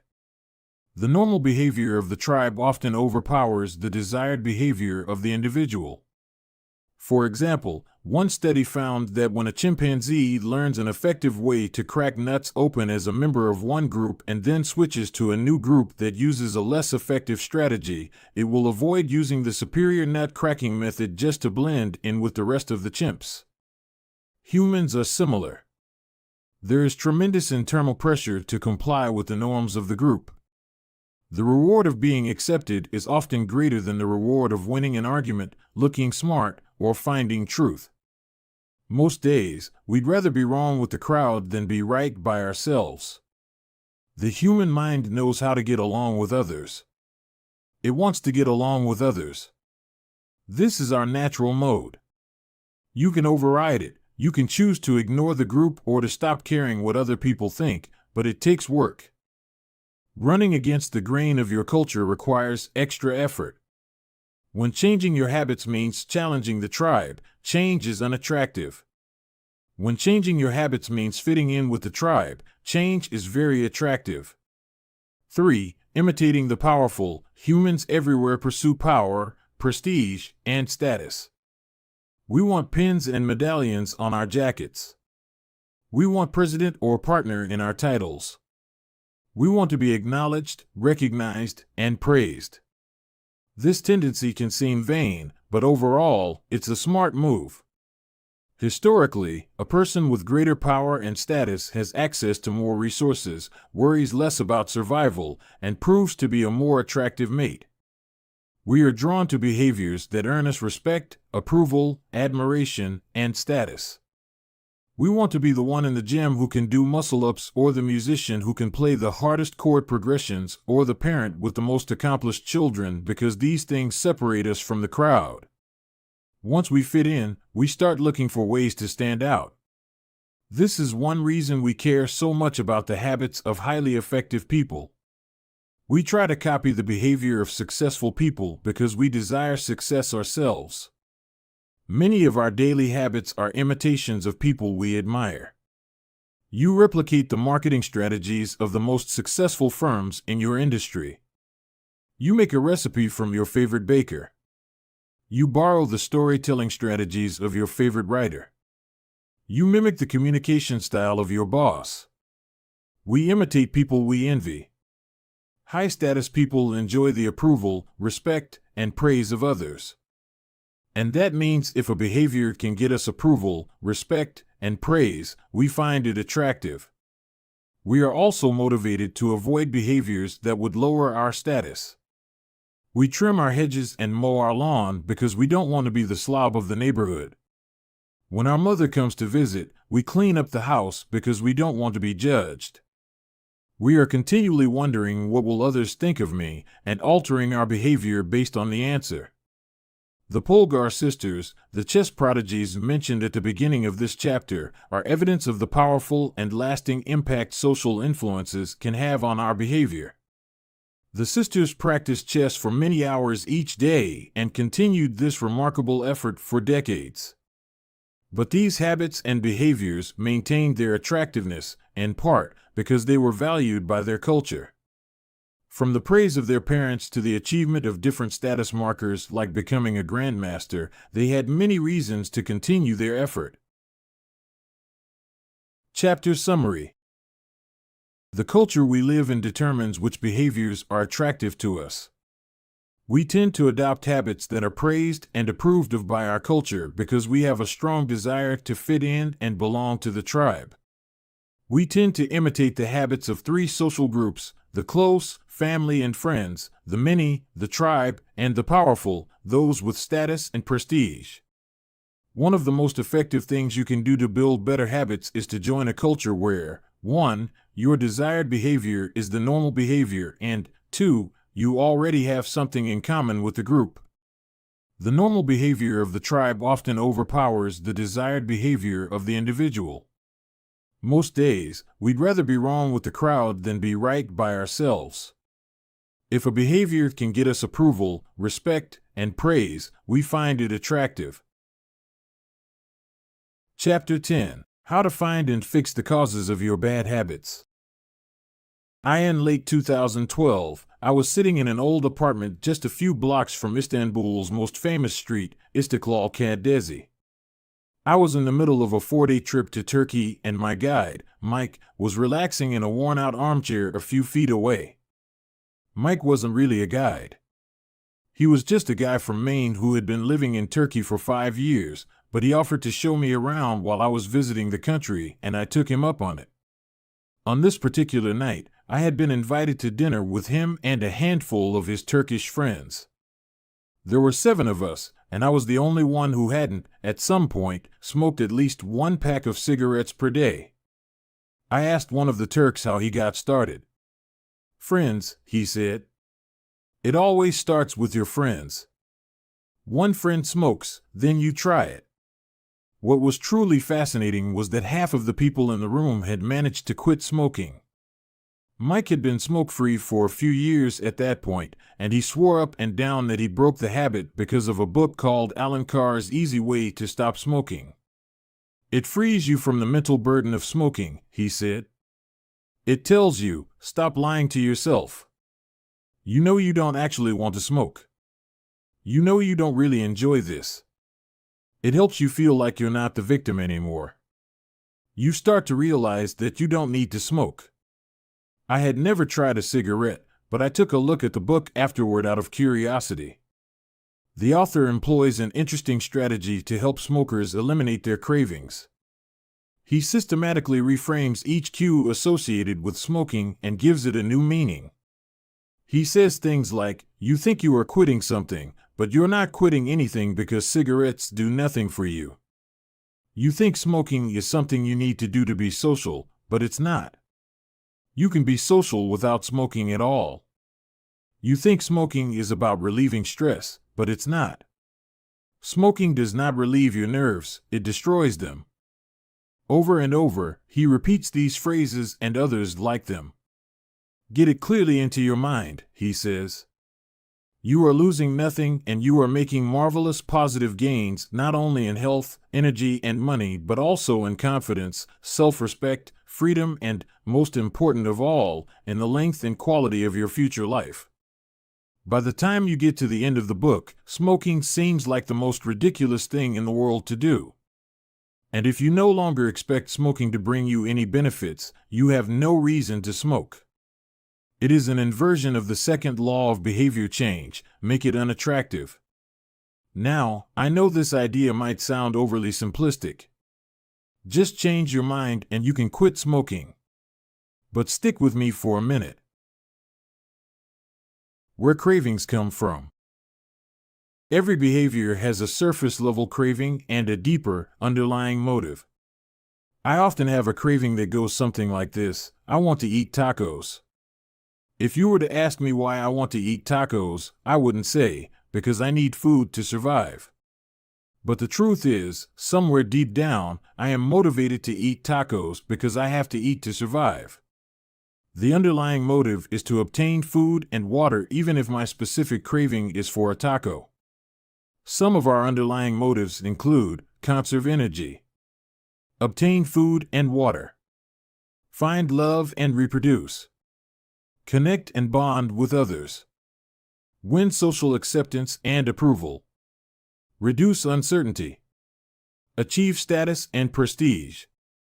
A craving is just a specific manifestation of a deeper underlying motive. Your brain did not evolve with a desire to smoke cigarettes or to check Instagram or to play video games. At a deep level, you simply want to reduce uncertainty and relieve anxiety, to win social acceptance and approval, or to achieve status. Look at nearly any product that is habit-forming and you'll see that it does not create a new motivation, but rather latches onto the underlying motives of human nature. Find love and reproduce equals using Tinder. Connect and bond with others equals browsing Facebook. Win social acceptance and approval equals posting on Instagram. Reduce uncertainty equals searching on Google. Achieve status and prestige equals playing video games. Your habits are modern-day solutions to ancient desires. New versions of old vices. The underlying motives behind human behavior remain the same. The specific habits we perform differ based on the period of history. Here's the powerful part: there are many different ways to address the same underlying motive. One person might learn to reduce stress by smoking a cigarette. Another person learns to ease their anxiety by going for a run. Your current habits are not necessarily the best way to solve the problems you face, they are just the methods you learn to use. Once you associate a solution with the problem you need to solve, you keep coming back to it. Habits are all about associations. These associations determine whether we predict a habit to be worth repeating or not. As we covered in our discussion of the first law, your brain is continually absorbing information and noticing cues in the environment. Every time you perceive a cue, your brain runs a simulation and makes a prediction about what to do in the next moment. Q. You notice that the stove is hot. Prediction. If I touch it, I'll get burned, so I should avoid touching it. Q. You see that the traffic light turned green. Prediction. If I step on the gas, I'll make it safely through the intersection and get closer to my destination, so I should step on the gas. You see a Q, categorize it based on past experience, and determine the appropriate response. This all happens in an instant, but it plays a crucial role in your habits because every action is preceded by a prediction. Life feels reactive, but it is actually predictive. All day long, you are making your best guess of how to act given what you've just seen and what has worked for you in the past. You are endlessly predicting what will happen in the next moment. Our behavior is heavily dependent on these predictions. Put another way, our behavior is heavily dependent on how we interpret the events that happen to us, not necessarily the objective reality of the events themselves. Two people can look at the same cigarette, and one feels the urge to smoke while the other is repulsed by the smell. The same cue can spark a good habit or a bad habit depending on your prediction.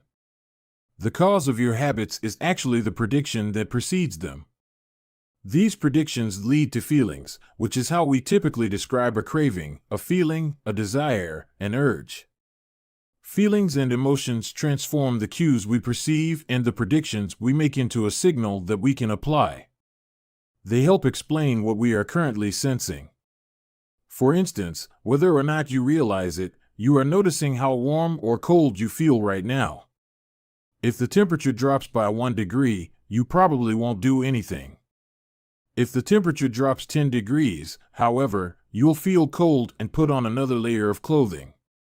Feeling cold was the signal that prompted you to act. You have been sensing the cues the entire time, but it is only when you predict that you would be better off in a different state that you take action. A craving is the sense that something is missing. It is the desire to change your internal state. When the temperature falls, there is a gap between what your body is currently sensing and what it wants to be sensing. This gap between your current state and your desired state provides a reason to act. Desire is the difference between where you are now and where you want to be in the future. Even the tiniest action is tinged with the motivation to feel differently than you do in the moment. When you binge eat or light up or browse social media, what you really want is not a potato chip or a cigarette or a bunch of likes. What you really want is to feel different. Our feelings and emotions tell us whether to hold steady in our current state or to make a change. They help us decide the best course of action. Neurologists have discovered that when emotions and feelings are impaired, we actually lose the ability to make decisions. We have no signal of what to pursue and what to avoid. As the neuroscientist Antonio Damasio explains, it is emotion that allows you to mark things as good, bad, or indifferent. To summarize, the specific cravings you feel and habits you perform are really an attempt to address your fundamental underlying motives. Whenever a habit successfully addresses a motive, you develop a craving to do it again. In time, you learn to predict that checking social media will help you feel loved or that watching YouTube will allow you to forget your fears. Habits are attractive when we associate them with positive feelings, and we can use this insight to our advantage rather than to our detriment. How to reprogram your brain to enjoy hard habits. You can make hard habits more attractive if you can learn to associate them with a positive experience. Sometimes, all you need is a slight mindset shift. For instance, we often talk about everything we have to do in a given day. You have to wake up early for work. You have to make another sales call for your business. You have to cook dinner for your family. Now, imagine changing just one word. You don't have to. You get to. You get to wake up early for work. You get to make another sales call for your business. You get to cook dinner for your family. By simply changing one word, you shift the way you view each event. You transition from seeing these behaviors as burdens and turn them into opportunities. The key point is that both versions of reality are true. You have to do those things, and you also get to do them. We can find evidence for whatever mindset we choose. I once heard a story about a man who uses a wheelchair. When asked if it was difficult being confined, he responded, "I'm not confined to my wheelchair, I am liberated by it. If it wasn't for my wheelchair, I would be bedbound and never able to leave my house." This shift in perspective completely transformed how he lived each day. Reframing your habits to highlight their benefits rather than their drawbacks is a fast and lightweight way to reprogram your mind and make a habit seem more attractive. Exercise. Many people associate exercise with being a challenging task that drains energy and wears you down. You can just as easily view it as a way to develop skills and build you up. Instead of telling yourself, "I need to go run in the morning," say, "It's time to build endurance and get fast." Finance. Saving money is often associated with sacrifice.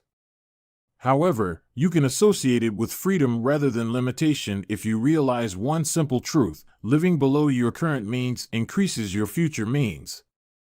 The money you save this month increases your purchasing power next month. Meditation.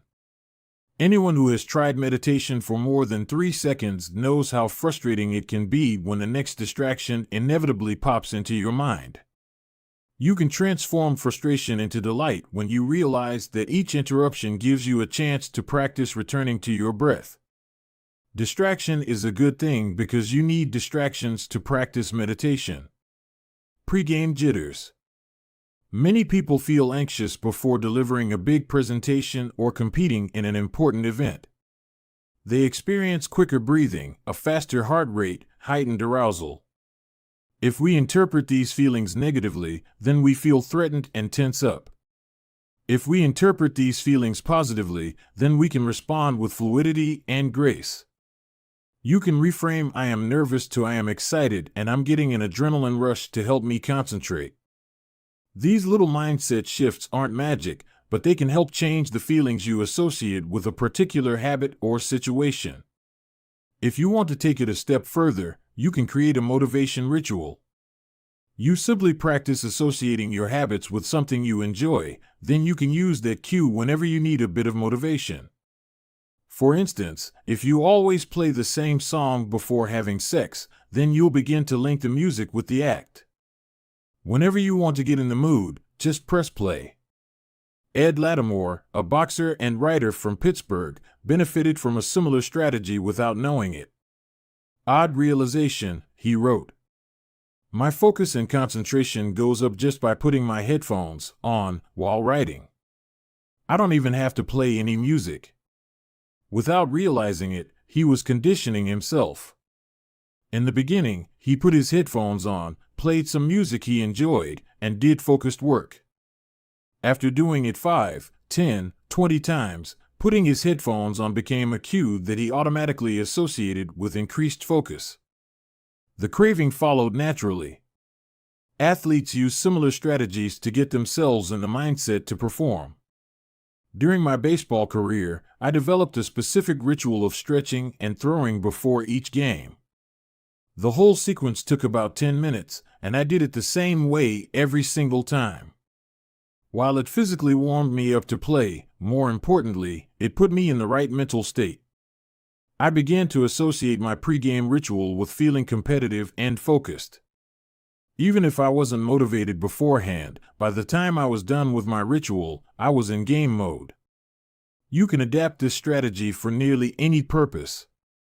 Say you want to feel happier in general. Find something that makes you truly happy, like petting your dog or taking a bubble bath, and then create a short routine that you perform every time before you do the thing you love. Maybe you take 3 deep breaths and smile. 3 deep breaths. Smile. Pet the dog. Repeat. Eventually, you'll begin to associate this breathe and smile routine with being in a good mood. It becomes a cue that means feeling happy. Once established, you can break it out anytime you need to change your emotional state. Stressed at work? Take 3 deep breaths and smile. Sad about life? 3 deep breaths and smile. Once a habit has been built, the cue can prompt a craving, even if it has little to do with the original situation. The key to finding and fixing the causes of your bad habits is to reframe the associations you have about them. It's not easy, but if you can reprogram your predictions, you can transform a hard habit into an attractive one. Chapter Summary. The inversion of the second law of behavior change is make it unattractive. Every behavior has a surface-level craving and a deeper underlying motive. Your habits are modern-day solutions to ancient desires. The cause of your habits is actually the prediction that precedes them. The prediction leads to a feeling. Highlight the benefits of avoiding a bad habit to make it seem unattractive. Habits are attractive when we associate them with positive feelings and unattractive when we associate them with negative feelings. Create a motivation ritual by doing something you enjoy immediately before a difficult habit. The third law, make it easy. Chapter 11, walk slowly, but never backward. On the first day of class, Jerry Yulesman, a professor at the University of Florida, divided his film photography students into 2 groups. Everyone on the left side of the classroom, he explained, would be in the quantity group. They would be graded solely on the amount of work they produced. On the final day of class, he would tally the number of photos submitted by each student. 100 photos would rate an A, 90 photos a B, 80 photos a C, and so on. Meanwhile, everyone on the right side of the room would be in the quality group. They would be graded only on the excellence of their work. They would only need to produce 1 photo during the semester, but to get an A, it had to be a nearly perfect image. At the end of the term, he was surprised to find that all the best photos were produced by the quantity group. During the semester, these students were busy taking photos, experimenting with composition and lighting, testing out various methods in the darkroom, and learning from their mistakes. In the process of creating hundreds of photos, they honed their skills. Meanwhile, the quality group sat around speculating about perfection. In the end, they had little to show for their efforts other than unverified theories and 1 mediocre photo. It is easy to get bogged down trying to find the optimal plan for change, the fastest way to lose weight, the best program to build muscle, the perfect idea for a side hustle. We are so focused on figuring out the best approach that we never get around to taking action. As Voltaire once wrote, the best is the enemy of the good. I refer to this as the difference between being in motion and taking action. The 2 ideas sound similar, but they're not the same. When you're in motion, you're planning and strategizing and learning. Those are all good things, but they don't produce a result. Action, on the other hand, is the type of behavior that will deliver an outcome. If I outline 20 ideas for articles I want to write, that's motion. If I actually sit down and write an article, that's action. If I search for a better diet plan and read a few books on the topic, that's motion. If I actually eat a healthy meal, that's action. Sometimes motion is useful, but it will never produce an outcome by itself. It doesn't matter how many times you go talk to the personal trainer, that motion will never get you in shape. Only the action of working out will get the result you're looking to achieve. If motion doesn't lead to results, why do we do it? Sometimes we do it because we actually need to plan or learn more. But more often than not, we do it because motion allows us to feel like we're making progress without running the risk of failure. Most of us are experts at avoiding criticism. It doesn't feel good to fail or to be judged publicly, so we tend to avoid situations where that might happen. And that's the biggest reason why you slip into motion rather than taking action. You want to delay failure. It's easy to be in motion and convince yourself that you're still making progress.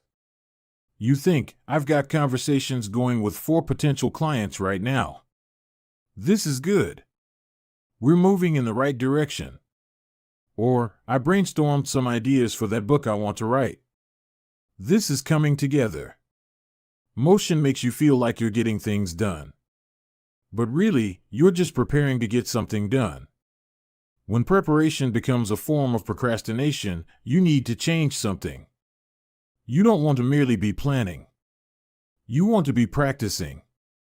If you want to master a habit, the key is to start with repetition, not perfection. You don't need to map out every feature of a new habit. You just need to practice it. This is the first takeaway of the third law. You just need to get your reps in. How long does it actually take to form a new habit? Habit formation is the process by which a behavior becomes progressively more automatic through repetition. The more you repeat an activity, the more the structure of your brain changes to become efficient at that activity. Neuroscientists call this long-term potentiation, which refers to the strengthening of connections between neurons in the brain based on recent patterns of activity. With each repetition, cell-to-cell signaling improves and the neural connections tighten. First described by neuropsychologist Donald Hebb in 1949, this phenomenon is commonly known as Hebb's law: neurons that fire together wire together. Repeating a habit leads to clear physical changes in the brain. In musicians, the cerebellum, critical for physical movements like plucking a guitar string or pulling a violin bow, is larger than it is in non-musicians. Mathematicians, meanwhile, have increased gray matter in the inferior parietal lobule, which plays a key role in computation and calculation. Its size is directly correlated with the amount of time spent in the field. The older and more experienced the mathematician, the greater the increase in gray matter. When scientists analyzed the brains of taxi drivers in London, they found that the hippocampus, a region of the brain involved in spatial memory, was significantly larger in their subjects than in non-taxi drivers. Even more fascinating, the hippocampus decreased in size when a driver retired. Like the muscles of the body responding to regular weight training, particular regions of the brain adapt as they are used and atrophy as they are abandoned. Of course, the importance of repetition in establishing habits was recognized long before neuroscientists began poking around. In 1860, the English philosopher George H. Lewis noted, in learning to speak a new language, to play on a musical instrument, or to perform unaccustomed movements, great difficulty is felt, because the channels through which each sensation has to pass have not become established, but no sooner has frequent repetition cut a pathway than this difficulty vanishes. The actions become so automatic that they can be performed while the mind is otherwise engaged. Both common sense and scientific evidence agree, repetition is a form of change. Each time you repeat an action, you are activating a particular neural circuit associated with that habit. This means that simply putting in your reps is one of the most critical steps you can take to encoding a new habit. It is why the students who took tons of photos improved their skills, while those who merely theorized about perfect photos did not. One group engaged in active practice, the other in passive learning. One in action, the other in motion. All habits follow a similar trajectory from effortful practice to automatic behavior, a process known as automaticity.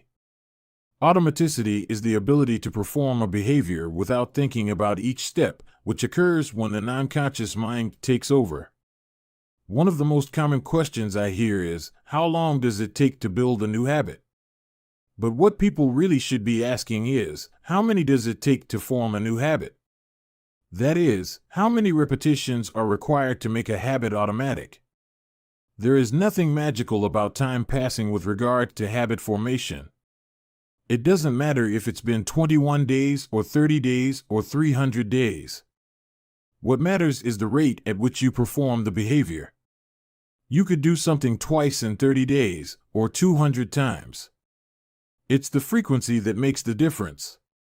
Your current habits have been internalized over the course of hundreds, if not thousands, of repetitions. New habits require the same level of frequency. You need to string together enough successful attempts until the behavior is firmly embedded in your mind and you cross the habit line.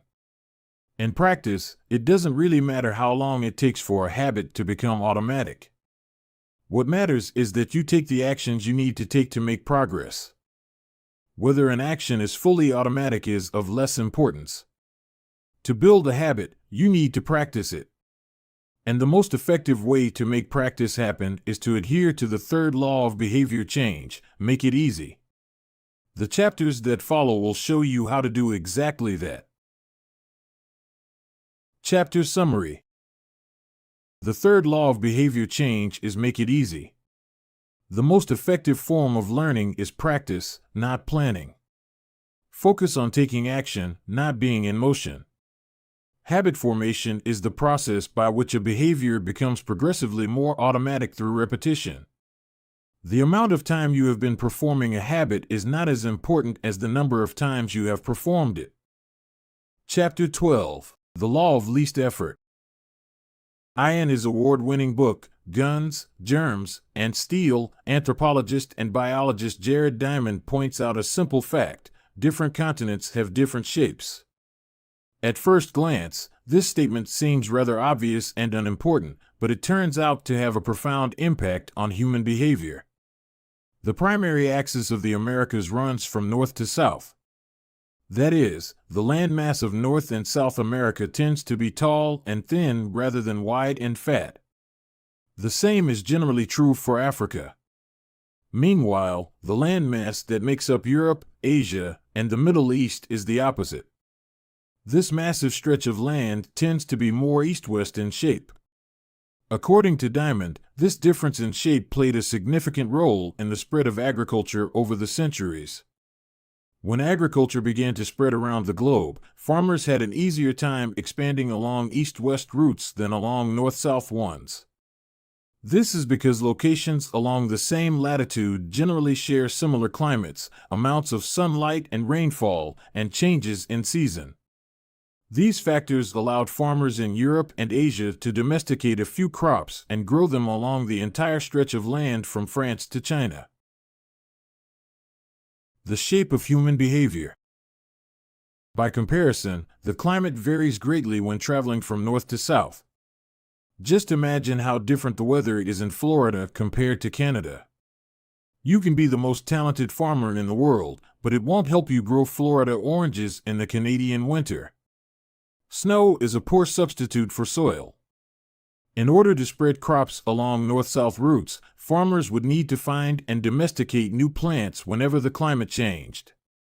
As a result, agriculture spread 2 to 3 times faster across Asia and Europe than it did up and down the Americas.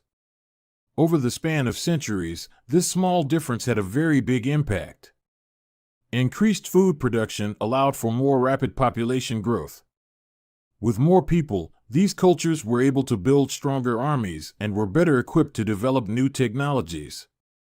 The changes started out small: a crop that spread slightly farther, a population that grew slightly faster, but compounded into substantial differences over time. The spread of agriculture provides an example of the third law of behavior change on a global scale. Conventional wisdom holds that motivation is the key to habit change. Maybe if you really wanted it, you'd actually do it. But the truth is, our real motivation is to be lazy and to do what is convenient. And despite what the latest productivity bestseller will tell you, this is a smart strategy, not a dumb one. Energy is precious, and the brain is wired to conserve it whenever possible. It is human nature to follow the law of least effort, which states that when deciding between two similar options, people will naturally gravitate toward the option that requires the least amount of work. For example, expanding your farm to the east where you can grow the same crops rather than heading north where the climate is different. Out of all the possible actions we could take, the one that is realized is the one that delivers the most value for the least effort. We are motivated to do what is easy. Every action requires a certain amount of energy. The more energy required, the less likely it is to occur. If your goal is to do 100 push-ups per day, that's a lot of energy. In the beginning, when you're motivated and excited, you can muster the strength to get started. But after a few days, such a massive effort feels exhausting. Meanwhile, sticking to the habit of doing 1 push-up per day requires almost no energy to get started. And the less energy a habit requires, the more likely it is to occur. Look at any behavior that fills up much of your life and you'll see that it can be performed with very low levels of motivation. Habits like scrolling on our phones, checking email, and watching television steal so much of our time because they can be performed almost without effort. They are remarkably convenient. In a sense, every habit is just an obstacle to getting what you really want. Dieting is an obstacle to getting fit. Meditation is an obstacle to feeling calm. Journaling is an obstacle to thinking clearly. You don't actually want the habit itself. What you really want is the outcome the habit delivers. The greater the obstacle, that is, the more difficult the habit, the more friction there is between you and your desired end state. This is why it is crucial to make your habits so easy that you'll do them even when you don't feel like it. If you can make your good habits more convenient, you'll be more likely to follow through on them. But what about all the moments when we seem to do the opposite? If we're all so lazy, then how do you explain people accomplishing hard things like raising a child or starting a business or climbing Mount Everest?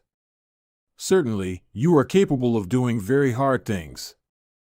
The problem is that some days you feel like doing the hard work and some days you feel like giving in. On the tough days, it's crucial to have as many things working in your favor as possible so that you can overcome the challenges life naturally throws your way. The less friction you face, the easier it is for your stronger self to emerge. The idea behind Make It Easy is not to only do easy things.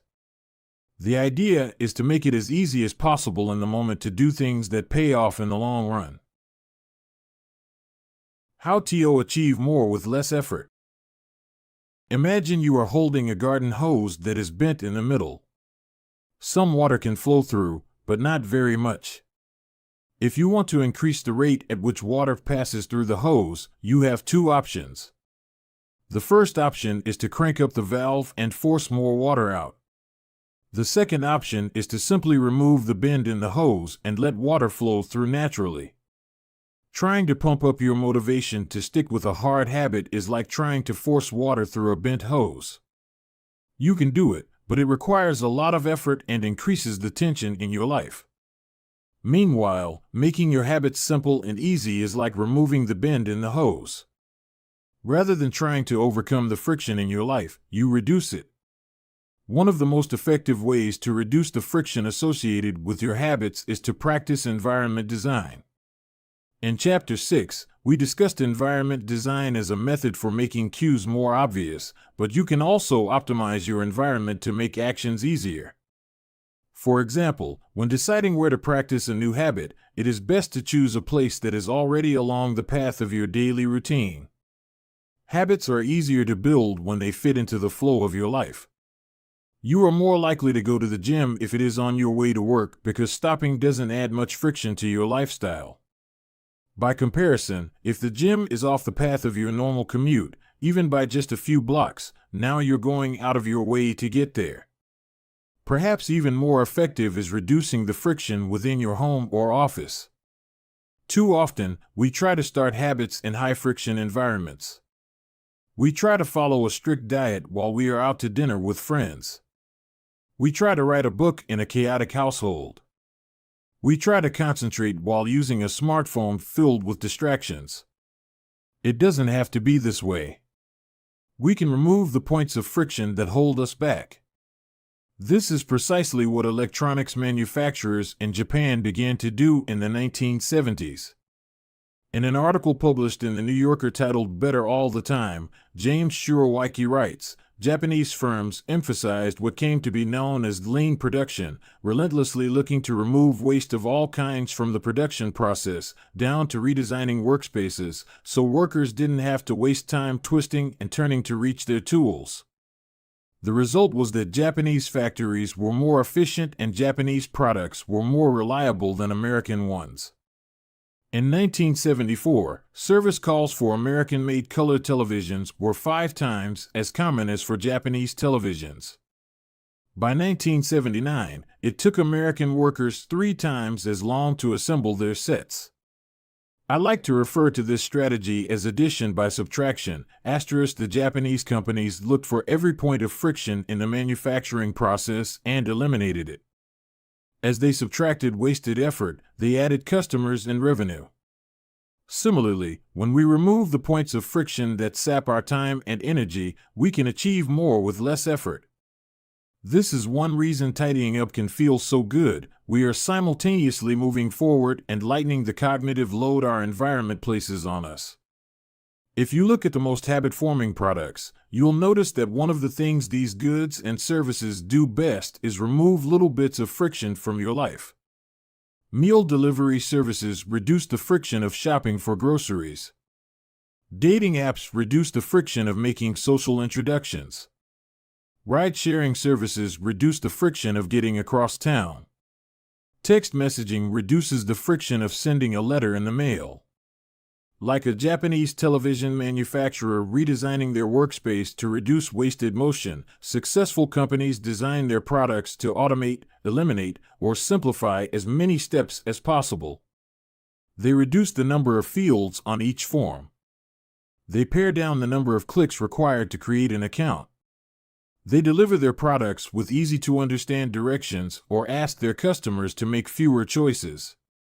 When the first voice-activated speakers were released, products like Google Home, Amazon Echo, and Apple HomePod, I asked a friend what he liked about the product he had purchased.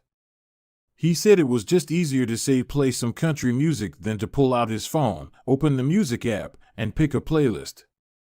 Of course, just a few years earlier, having unlimited access to music in your pocket was a remarkably frictionless behavior compared to driving to the store and buying a CD.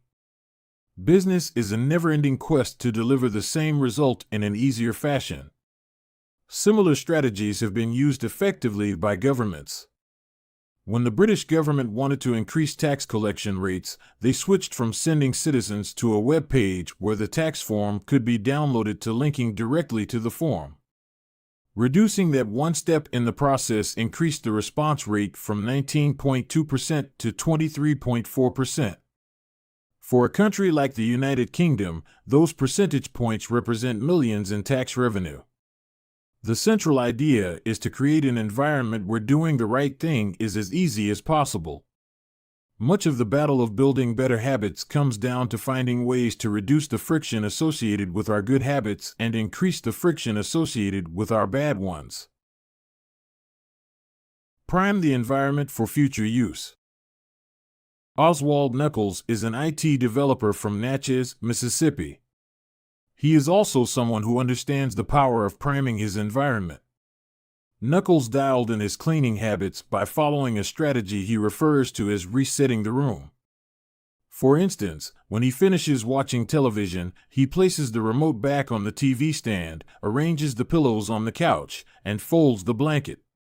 When he leaves his car, he throws any trash away. Whenever he takes a shower, he wipes down the toilet while the shower is warming up. As he notes, the perfect time to clean the toilet is right before you wash yourself in the shower anyway. The purpose of resetting each room is not simply to clean up after the last action, but to prepare for the next action. When I walk into a room, everything is in its right place, Knuckles wrote. Because I do this every day in every room, stuff always stays in good shape. People think I work hard, but I'm actually really lazy. I'm just proactively lazy. It gives you so much time back. Whenever you organize a space for its intended purpose, you are priming it to make the next action easy. For instance, my wife keeps a box of greeting cards that are pre-sorted by occasion, birthday, sympathy, wedding, graduation, and more. Whenever necessary, she grabs an appropriate card and sends it off. She is incredibly good at remembering to send cards because she has reduced the friction of doing so. For years, I was the opposite. Someone would have a baby and I would think I should send a card. But then weeks would pass and by the time I remembered to pick one up at the store, it was too late. The habit wasn't easy. There are many ways to prime your environment so it's ready for immediate use. If you want to cook a healthy breakfast, Place the skillet on the stove, set the cooking spray on the counter, and lay out any plates and utensils you'll need the night before. When you wake up, making breakfast will be easy. Want to draw more? Put your pencils, pens, notebooks, and drawing tools on top of your desk, within easy reach. Want to exercise? Set out your workout clothes, shoes, gym bag, and water bottle ahead of time. Want to improve your diet? Chop up a ton of fruits and vegetables on weekends and pack them in containers so you have easy access to healthy, ready-to-eat options during the week. These are simple ways to make the good habit the path of least resistance. You can also invert this principle and prime the environment to make bad behaviors difficult. If you find yourself watching too much television, for example, then unplug it after each use. Only plug it back in if you can say out loud the name of the show you want to watch. This setup creates just enough friction to prevent mindless viewing. If that doesn't do it, you can take it a step further. Unplug the television and take the batteries out of the remote after each use, so it takes an extra 10 seconds to turn it back on. And if you're really hardcore, move the television out of the living room and into a closet after each use. You can be sure you'll only take it out when you really want to watch something. The greater the friction, the less likely the habit. Whenever possible, I leave my phone in a different room until lunch. When it's right next to me, I'll check it all morning for no reason at all. But when it is in another room, I rarely think about it. And the friction is high enough that I won't go get it without a reason. As a result, I get 3 to 4 hours each morning when I can work without interruption. If sticking your phone in another room doesn't seem like enough, tell a friend or family member to hide it from you for a few hours. Ask a coworker to keep it at their desk in the morning and give it back to you at lunch. It is remarkable how little friction is required to prevent unwanted behavior. When I hide beer in the back of the fridge where I can't see it, I drink less. When I delete social media apps from my phone, it can be weeks before I download them again and log in. These tricks are unlikely to curb a true addiction, but for many of us, a little bit of friction can be the difference between sticking with a good habit or sliding into a bad one. Imagine the cumulative impact of making dozens of these changes and living in an environment designed to make the good behaviors easier and the bad behaviors harder. Whether we are approaching behavior change as an individual, a parent, a coach, or a leader, we should ask ourselves the same question: how can we design a world where it's easy to do what's right? Redesign your life so the actions that matter most are also the actions that are easiest to do. Chapter Summary. Human behavior follows the law of least effort. We will naturally gravitate toward the option that requires the least amount of work. Create an environment where doing the right thing is as easy as possible. Reduce the friction associated with good behaviors. When friction is low, habits are easy.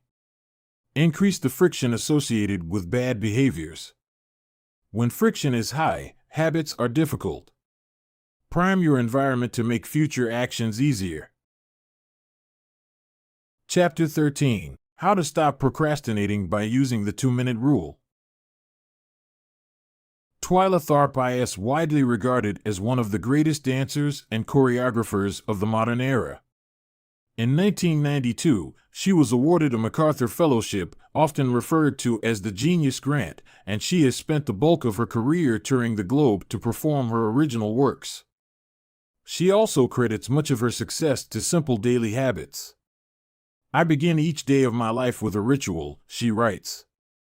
I wake up at 5:30 a.m., put on my workout clothes, my leg warmers, my sweatshirt, and my hat. I walk outside my Manhattan home, hail a taxi, and tell the driver to take me to the Pumping Iron Gym at 91st Street and 1st Avenue, where I work out for 2 hours. The ritual is not the stretching and weight training I put my body through each morning at the gym. The ritual is the cab. The moment I tell the driver where to go, I have completed the ritual. It's a simple act, but doing it the same way each morning habitualizes it, makes it repeatable, easy to do. It reduces the chance that I would skip it or do it differently.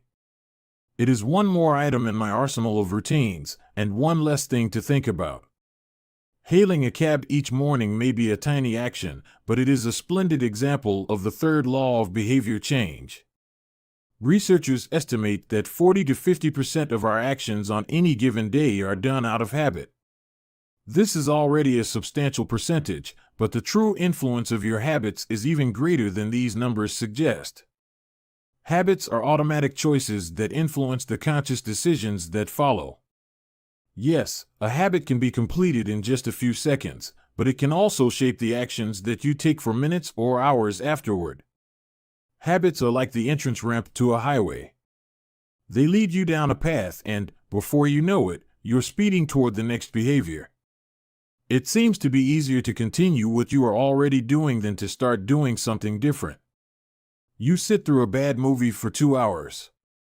You keep snacking even when you're already full. You check your phone for just a second and soon you have spent 20 minutes staring at the screen. In this way, the habits you follow without thinking often determine the choices you make when you are thinking. Each evening, there is a tiny moment, usually around 5:15 p.m., that shapes the rest of my night. My wife walks in the door from work and either we change into our workout clothes and head to the gym or we crash onto the couch, order Indian food, and watch the advice, similar to Twyla Tharp hailing the cab. The ritual is changing into my workout clothes. If I change clothes, I know the workout will happen. Everything that follows, driving to the gym, deciding which exercises to do, stepping under the bar, is easy once I've taken the first step. Every day, there are a handful of moments that deliver an outsized impact. I refer to these little choices as decisive moments. The moment you decide between ordering takeout or cooking dinner. The moment you choose between driving your car or riding your bike. The moment you decide between starting your homework or grabbing the video game controller. These choices are a fork in the road. Decisive moments. Decisive moments set the options available to your future self. For instance, walking into a restaurant is a decisive moment because it determines what you'll be eating for lunch. Technically, you are in control of what you order, but in a larger sense, you can only order an item if it is on the menu. If you walk into a steakhouse, you can get a sirloin or a ribeye, but not sushi. Your options are constrained by what's available. They are shaped by the first choice. We are limited by where our habits lead us. This is why mastering the decisive moments throughout your day is so important. Each day is made up of many moments, but it is really a few habitual choices that determine the path you take. These little choices stack up, each one setting the trajectory for how you spend the next chunk of time. Habits are the entry point, not the end point. They are the cab, not the gym. The 2-minute rule. Even when you know you should start small, it's easy to start too big. When you dream about making a change, excitement inevitably takes over and you end up trying to do too much too soon. The most effective way I know to counteract this tendency is to use the 2-minute rule, which states, when you start a new habit, it should take less than 2 minutes to do.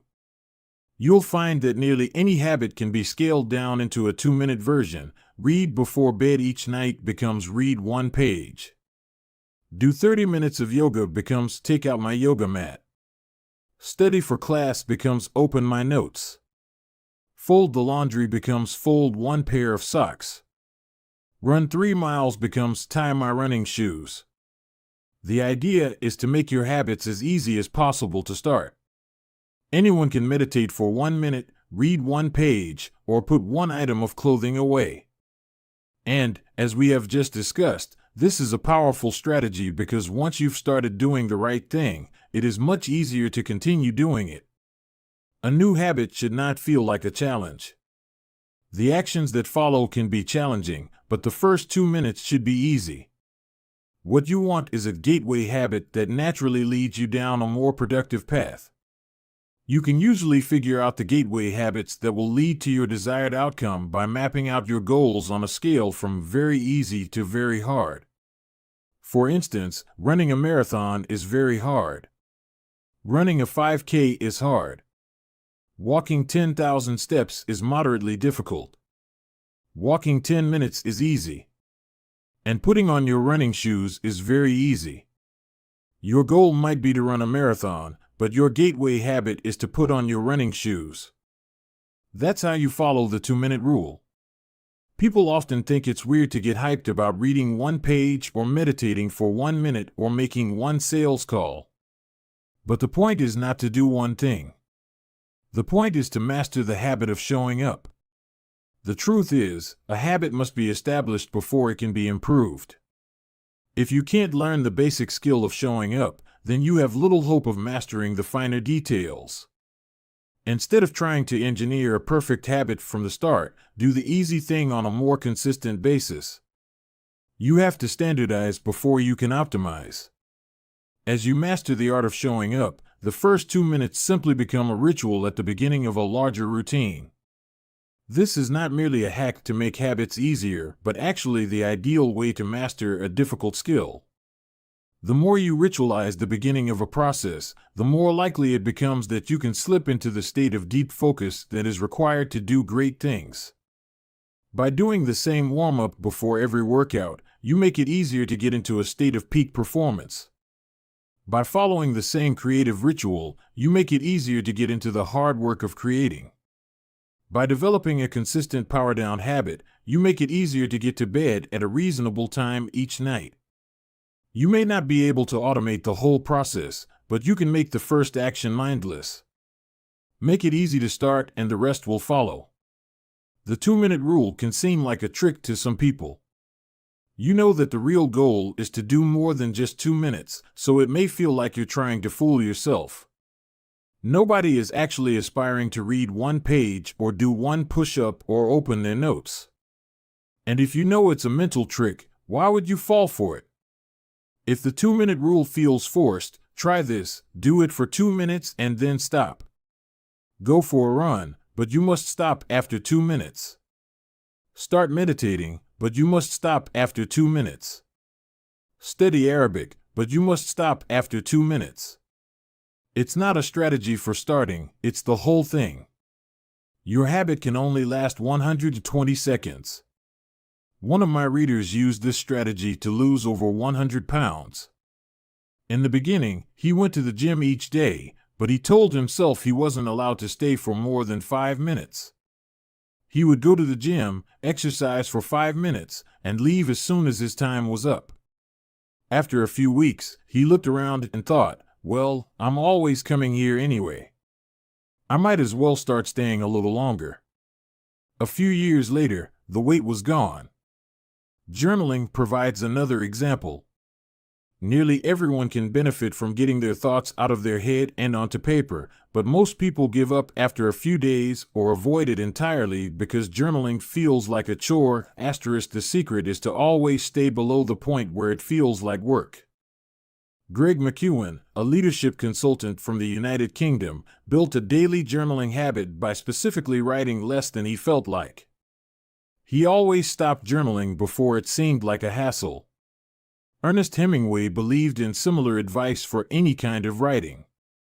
The best way is to always stop when you are going good, he said. Strategies like this work for another reason, too. They reinforce the identity you want to build. If you show up at the gym 5 days in a row, even if it's just for 2 minutes, you are casting votes for your new identity. You're not worried about getting in shape. You're focused on becoming the type of person who doesn't miss workouts. You're taking the smallest action that confirms the type of person you want to be. We rarely think about change this way because everyone is consumed by the end goal. But one push-up is better than not exercising. 1 minute of guitar practice is better than none at all. 1 minute of reading is better than never picking up a book. It's better to do less than you hope than to do nothing at all. At some point, once you've established the habit and you're showing up each day, you can combine the 2-minute rule with a technique we call habit shaping to scale your habit back up toward your ultimate goal. Start by mastering the first 2 minutes of the smallest version of the behavior. Then, advance to an intermediate step and repeat the process, focusing on just the first 2 minutes and mastering that stage before moving on to the next level.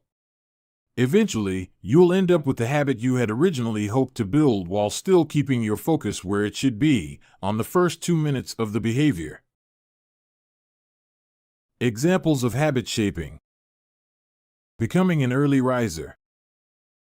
Phase 1. Be home by 10 p.m. every night. Phase 2. Have all devices, TV, phone, etc., turned off by 10 p.m. every night. Phase 3. Be in bed by 10 p.m. every night, reading a book, talking with your partner. Phase 4. Lights off by 10 p.m. every night. Phase 5. Wake up at 6 a.m. every day. Becoming vegan. Phase 1. Start eating vegetables at each meal.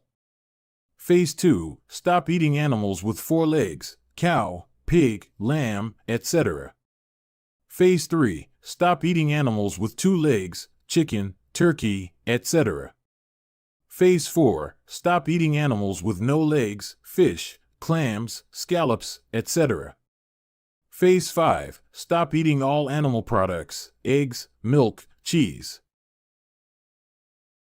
Starting to exercise. Phase 1. Change into workout clothes. Phase 2. Step out the door, try taking a walk. Phase 3. Drive to the gym, exercise for 5 minutes, and leave. Phase 4. Exercise for 15 minutes at least once per week. Phase 5. Exercise 3 times per week. Nearly any larger life goal can be transformed into a 2-minute behavior. I want to live a healthy and long life greater than I need to stay in shape, greater than I need to exercise, greater than I need to change into my workout clothes. I want to have a happy marriage, greater than I need to be a good partner, greater than I should do something each day to make my partner's life easier, greater than I should meal plan for next week. Whenever you are struggling to stick with a habit, you can employ the 2-minute rule. It's a simple way to make your habits easy. Chapter Summary. Habits can be completed in a few seconds, but continue to impact your behavior for minutes or hours afterward. Many habits occur at decisive moments, choices that are like a fork in the road, and either send you in the direction of a productive day or an unproductive one. The 2-minute rule states, when you start a new habit, it should take less than 2 minutes to do. The more you ritualize the beginning of a process, the more likely it becomes that you can slip into the state of deep focus that is required to do great things. Standardize before you optimize. You can't improve a habit that doesn't exist. Chapter 14. How to make good habits inevitable and bad habits impossible. In the summer of 1830, Victor Hugo was facing an impossible deadline. 12 months earlier, the French author had promised his publisher a new book. But instead of writing, he spent that year pursuing other projects, entertaining guests, and delaying his work. Frustrated, Hugo's publisher responded by setting a deadline less than 6 months away. The book had to be finished by February 1831. Hugo concocted a strange plan to beat his procrastination. He collected all of his clothes and asked an assistant to lock them away in a large chest. He was left with nothing to wear except a large shawl. Lacking any suitable clothing to go outdoors, he remained in his study and wrote furiously during the fall and winter of 1830. The Hunchback of Notre Dame was published 2 weeks early on January 14, 1831. Sometimes success is less about making good habits easy and more about making bad habits hard. This is an inversion of the third law of behavior change: make it difficult. If you find yourself continually struggling to follow through on your plans, then you can take a page from Victor Hugo and make your bad habits more difficult by creating what psychologists call a commitment device. A commitment device is a choice you make in the present that controls your actions in the future. It is a way to lock in future behavior, bind you to good habits, and restrict you from bad ones. When Victor Hugo shut his clothes away so he could focus on writing, he was creating a commitment device. There are many ways to create a commitment device. You can reduce overeating by purchasing food in individual packages rather than in bulk size. You can voluntarily ask to be added to the banned list at casinos and online poker sites to prevent future gambling sprees. I've even heard of athletes who have to make weight for a competition choosing to leave their wallets at home during the week before weigh-in so they won't be tempted to buy fast food. As another example, my friend and fellow habits expert Nir Eyal purchased an outlet timer, which is an adapter that he plugged in between his internet router and the power outlet. At 10 p.m. each night, the outlet timer cuts off the power to the router. When the internet goes off, everyone knows it is time to go to bed. Commitment devices are useful because they enable you to take advantage of good intentions before you can fall victim to temptation. Whenever I'm looking to cut calories, for example, I will ask the waiter to split my meal and box half of it to go before the meal is served. If I waited until the meal came out and told myself I'll just eat half, it would never work. The key is to change the task such that it requires more work to get out of the good habit than to get started on it. If you're feeling motivated to get in shape, schedule a yoga session and pay ahead of time. If you're excited about the business you want to start, email an entrepreneur you respect and set up a consulting call. When the time comes to act, the only way to bail is to cancel the meeting, which requires effort and may cost money. Commitment devices increase the odds that you'll do the right thing in the future by making bad habits difficult in the present. However, we can do even better. We can make good habits inevitable and bad habits impossible. How to automate a habit and never think about it again. John Henry Patterson was born in Dayton, Ohio, in 1844. He spent his childhood doing chores on the family farm and working shifts at his father's sawmill. After attending college at Dartmouth, Patterson returned to Ohio and opened a small supply store for coal miners. It seemed like a good opportunity. The store faced little competition and enjoyed a steady stream of customers, but still struggled to make money. That was when Patterson discovered his employees were stealing from him.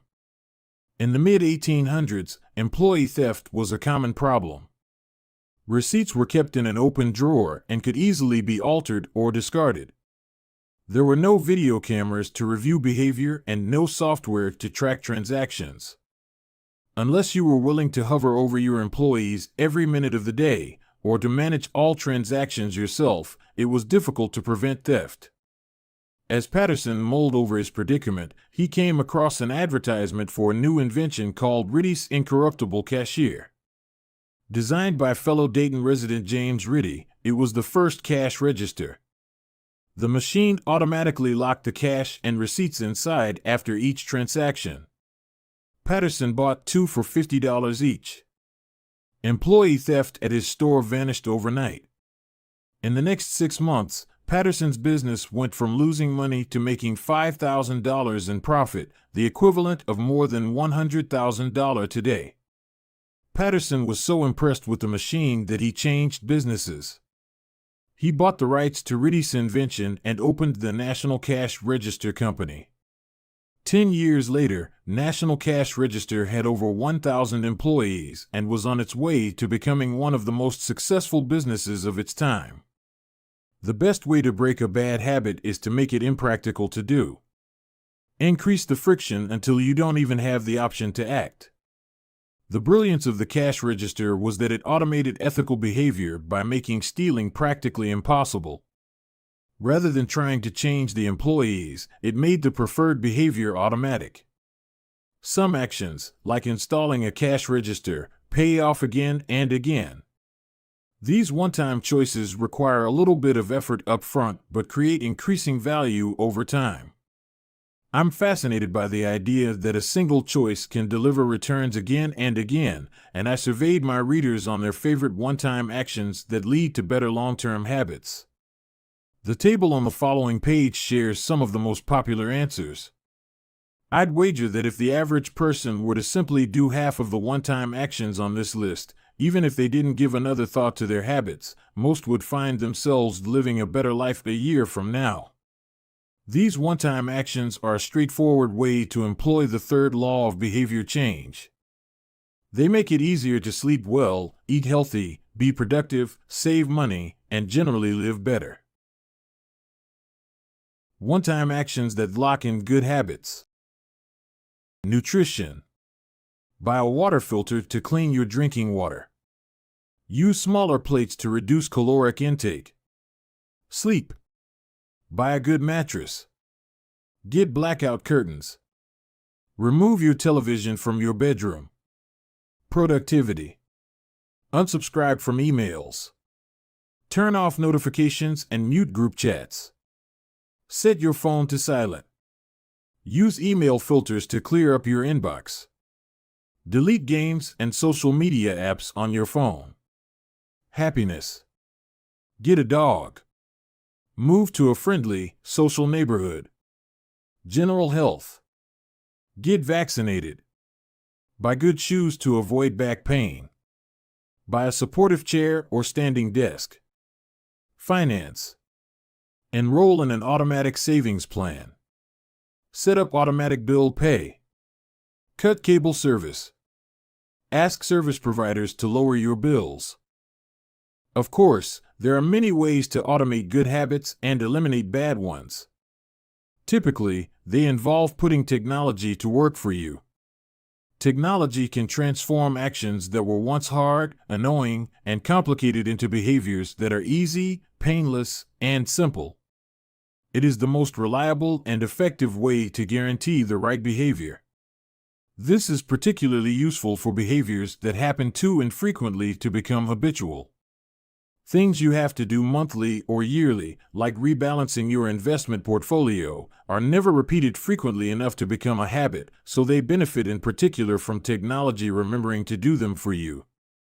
Other examples include medicine. Prescriptions can be automatically refilled. Personal finance. Employees can save for retirement with an automatic wage deduction. Cooking. Meal delivery services can do your grocery shopping.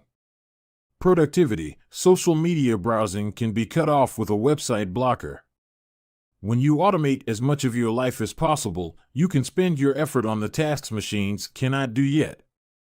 Each habit that we hand over to the authority of technology frees up time and energy to pour into the next stage of growth. As mathematician and philosopher Alfred North Whitehead wrote, civilization advances by extending the number of operations we can perform without thinking about them. Of course, the power of technology can work against us as well. Binge watching becomes a habit because you have to put more effort in to stop looking at the screen than to continue doing so. Instead of pressing a button to advance to the next episode, Netflix or YouTube will autoplay it for you. All you have to do is keep your eyes open. Technology creates a level of convenience that enables you to act on your smallest whims and desires. At the mere suggestion of hunger, you can have food delivered to your door. At the slightest hint of boredom, you can get lost in the vast expanse of social media. When the effort required to act on your desires becomes effectively zero, you can find yourself slipping into whatever impulse arises at the moment. The downside of automation is that we can find ourselves jumping from easy task to easy task without making time for more difficult, but ultimately more rewarding, work. I often find myself gravitating toward social media during any downtime. If I feel bored for just a fraction of a second, I reach for my phone. It's easy to write off these minor distractions as just taking a break, but over time they can accumulate into a serious issue. The constant tug of just one more minute can prevent me from doing anything of consequence. I'm not the only one. The average person spends over 2 hours per day on social media. What could you do with an extra 600 hours per year? During the year I was writing this book, I experimented with a new time management strategy. Every Monday, my assistant would reset the passwords on all my social media accounts, which logged me out on each device. All week I worked without distraction. On Friday, she would send me the new passwords. I had the entire weekend to enjoy what social media had to offer until Monday morning when she would do it again.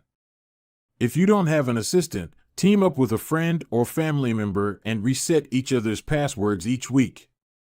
One of the biggest surprises was how quickly I adapted. Within the first week of locking myself out of social media, I realized that I didn't need to check it nearly as often as I had been, and I certainly didn't need it each day. It had simply been so easy that it had become the default.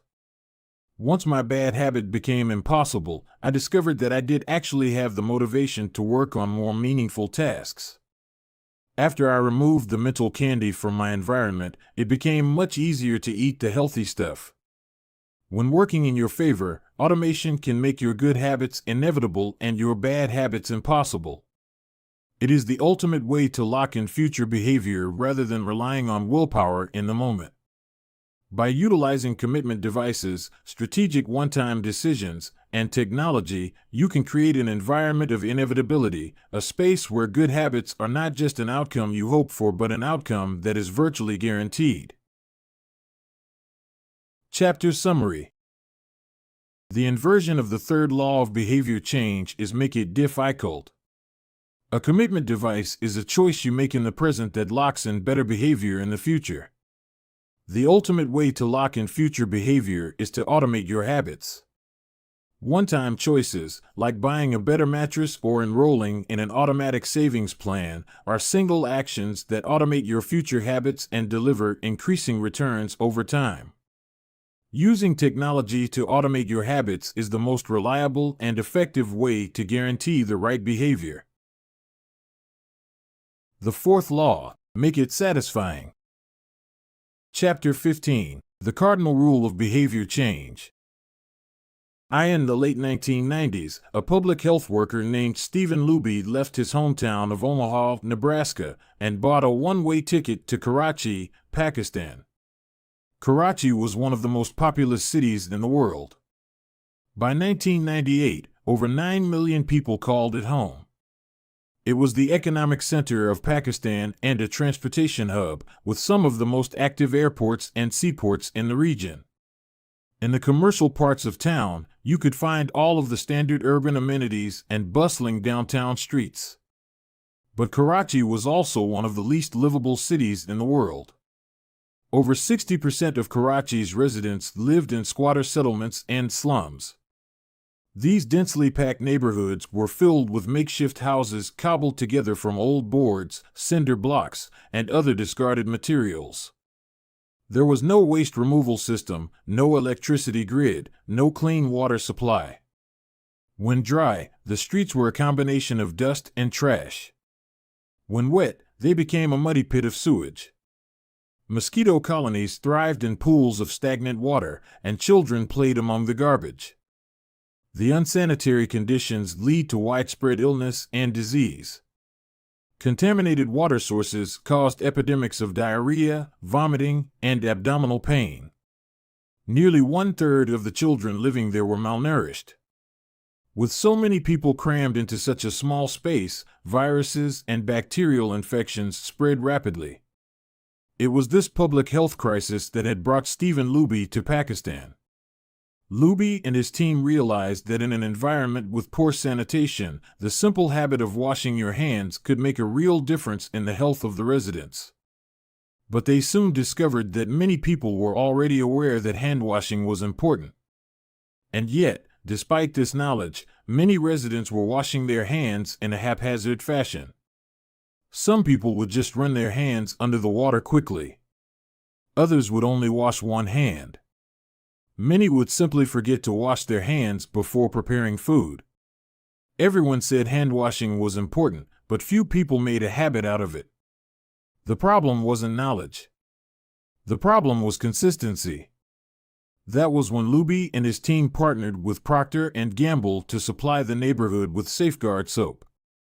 Compared to your standard bar of soap, using Safeguard was a more enjoyable experience.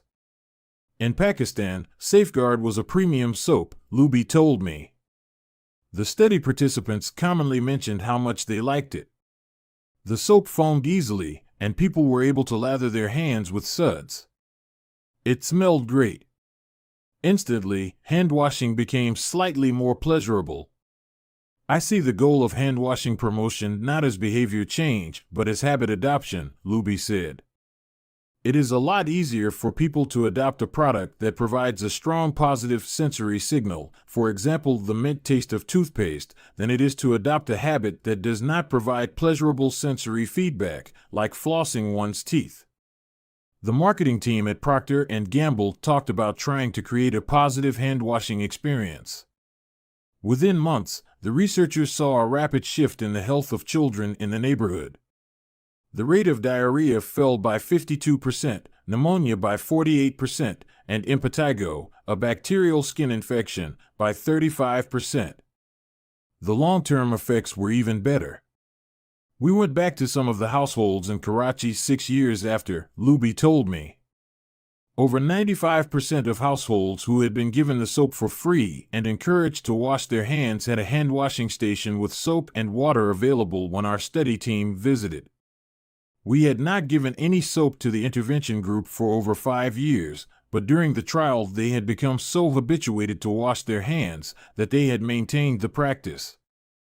It was a powerful example of the fourth and final law of behavior change: make it satisfying. We are more likely to repeat a behavior when the experience is satisfying. This is entirely logical.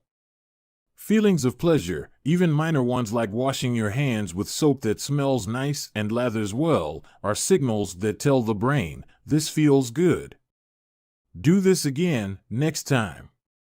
Pleasure teaches your brain that a behavior is worth remembering and repeating. Take the story of chewing gum. Chewing gum had been sold commercially throughout the 1800s, but it wasn't until Wrigley launched in 1891 that it became a worldwide habit. Early versions were made from relatively bland resins, chewy, but not tasty. Wrigley revolutionized the industry by adding flavors like spearmint and juicy fruit, which made the product flavorful and fun to use. Then they went a step further and began pushing chewing gum as a pathway to a clean mouth. Advertisements told readers to refresh your taste. Tasty flavors and the feeling of a fresh mouth provided little bits of immediate reinforcement and made the product satisfying to use. Consumption skyrocketed, and Wrigley became the largest chewing gum company in the world. Toothpaste had a similar trajectory. Manufacturers enjoyed great success when they added flavors like spearmint, peppermint, and cinnamon to their products.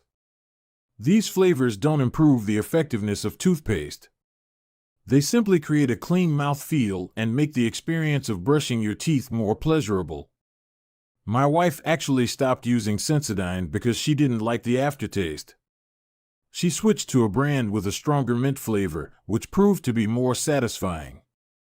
Conversely, if an experience is not satisfying, we have little reason to repeat it. In my research, I came across the story of a woman who had a narcissistic relative who drove her nuts. In an attempt to spend less time with this egomaniac, she acted as dull and as boring as possible whenever he was around. Within a few encounters, he started avoiding her because he found her so uninteresting. Stories like these are evidence of the cardinal rule of behavior change: what is rewarded is repeated. What is punished is avoided. You learn what to do in the future based on what you were rewarded for doing or punished for doing in the past. Positive emotions cultivate habits. Negative emotions destroy them.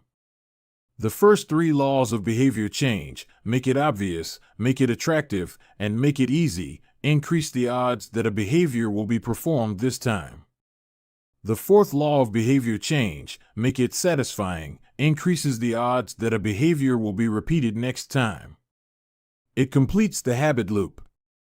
But there is a trick. We are not looking for just any type of satisfaction. We are looking for immediate satisfaction. The mismatch between immediate and delayed rewards. Imagine you're an animal roaming the plains of Africa, a giraffe, or an elephant or a lion. On any given day, most of your decisions have an immediate impact. You are always thinking about what to eat or where to sleep or how to avoid a predator. You are constantly focused on the present or the very near future. You live in what scientists call an immediate return environment because your actions instantly deliver clear and immediate outcomes. Now switch back to your human self. In modern society, many of the choices you make today will not benefit you immediately. If you do a good job at work, you'll get a paycheck in a few weeks. If you exercise today, perhaps you won't be overweight next year. If you save money now, maybe you'll have enough for retirement decades from now. You live in what scientists call a delayed return environment because you can work for years before your actions deliver the intended payoff. The human brain did not evolve for life in a delayed return environment. The earliest remains of modern humans, known as Homo sapiens sapiens, are approximately 200,000 years old. These were the first humans to have a brain relatively similar to ours. In particular, the neocortex, the newest part of the brain and the region responsible for higher functions like language, was roughly the same size 200,000 years ago as today. You are walking around with the same hardware as your Paleolithic ancestors. It is only recently, during the last 500 years or so, that society has shifted to a predominantly delayed return environment. Compared to the age of the brain, modern society is brand new. In the last 100 years, we have seen the rise of the car, the airplane, the television, the personal computer, the internet, the smartphone, and Beyoncé. The world has changed much in recent years, but human nature has changed little. Similar to other animals on the African savanna, our ancestors spent their days responding to grave threats, securing the next meal, and taking shelter from a storm. It made sense to place a high value on instant gratification. The distant future was less of a concern. And after thousands of generations in an immediate return environment, our brains evolved to prefer quick payoffs to long-term ones.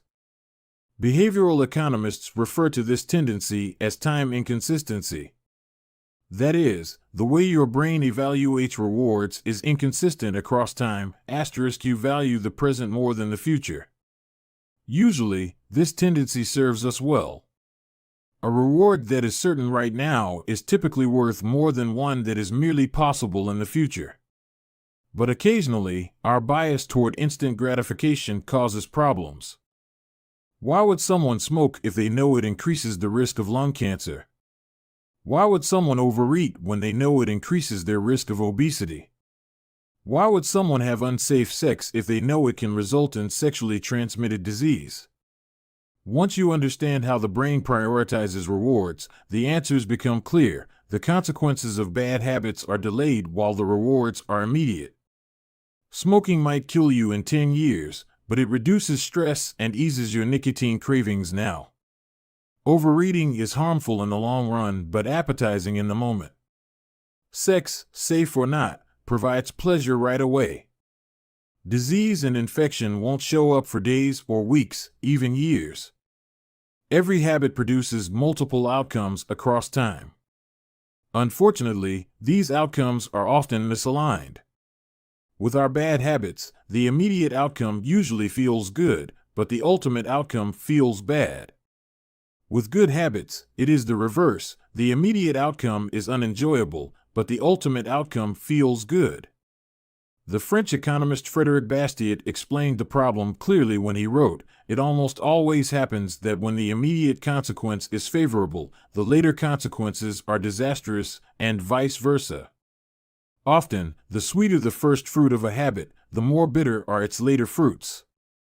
Put another way, the costs of your good habits are in the present. The costs of your bad habits are in the future. The brain's tendency to prioritize the present moment means you can't rely on good intentions. When you make a plan to lose weight, write a book, or learn a language, you are actually making plans for your future self. And when you envision what you want your life to be like, it is easy to see the value in taking actions with long-term benefits. We all want better lives for our future selves.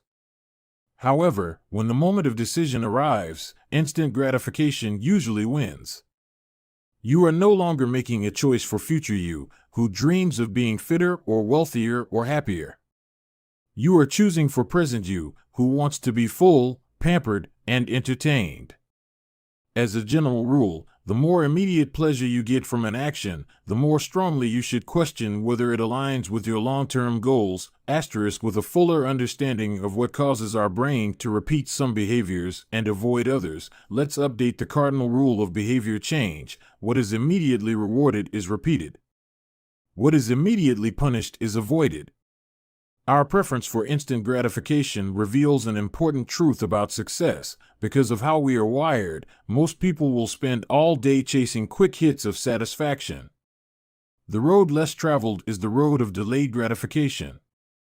If you're willing to wait for the rewards, you'll face less competition and often get a bigger payoff. As the saying goes, the last mile is always the least crowded. This is precisely what research has shown. People who are better at delaying gratification have higher SAT scores, lower levels of substance abuse, lower likelihood of obesity, better responses to stress, and superior social skills.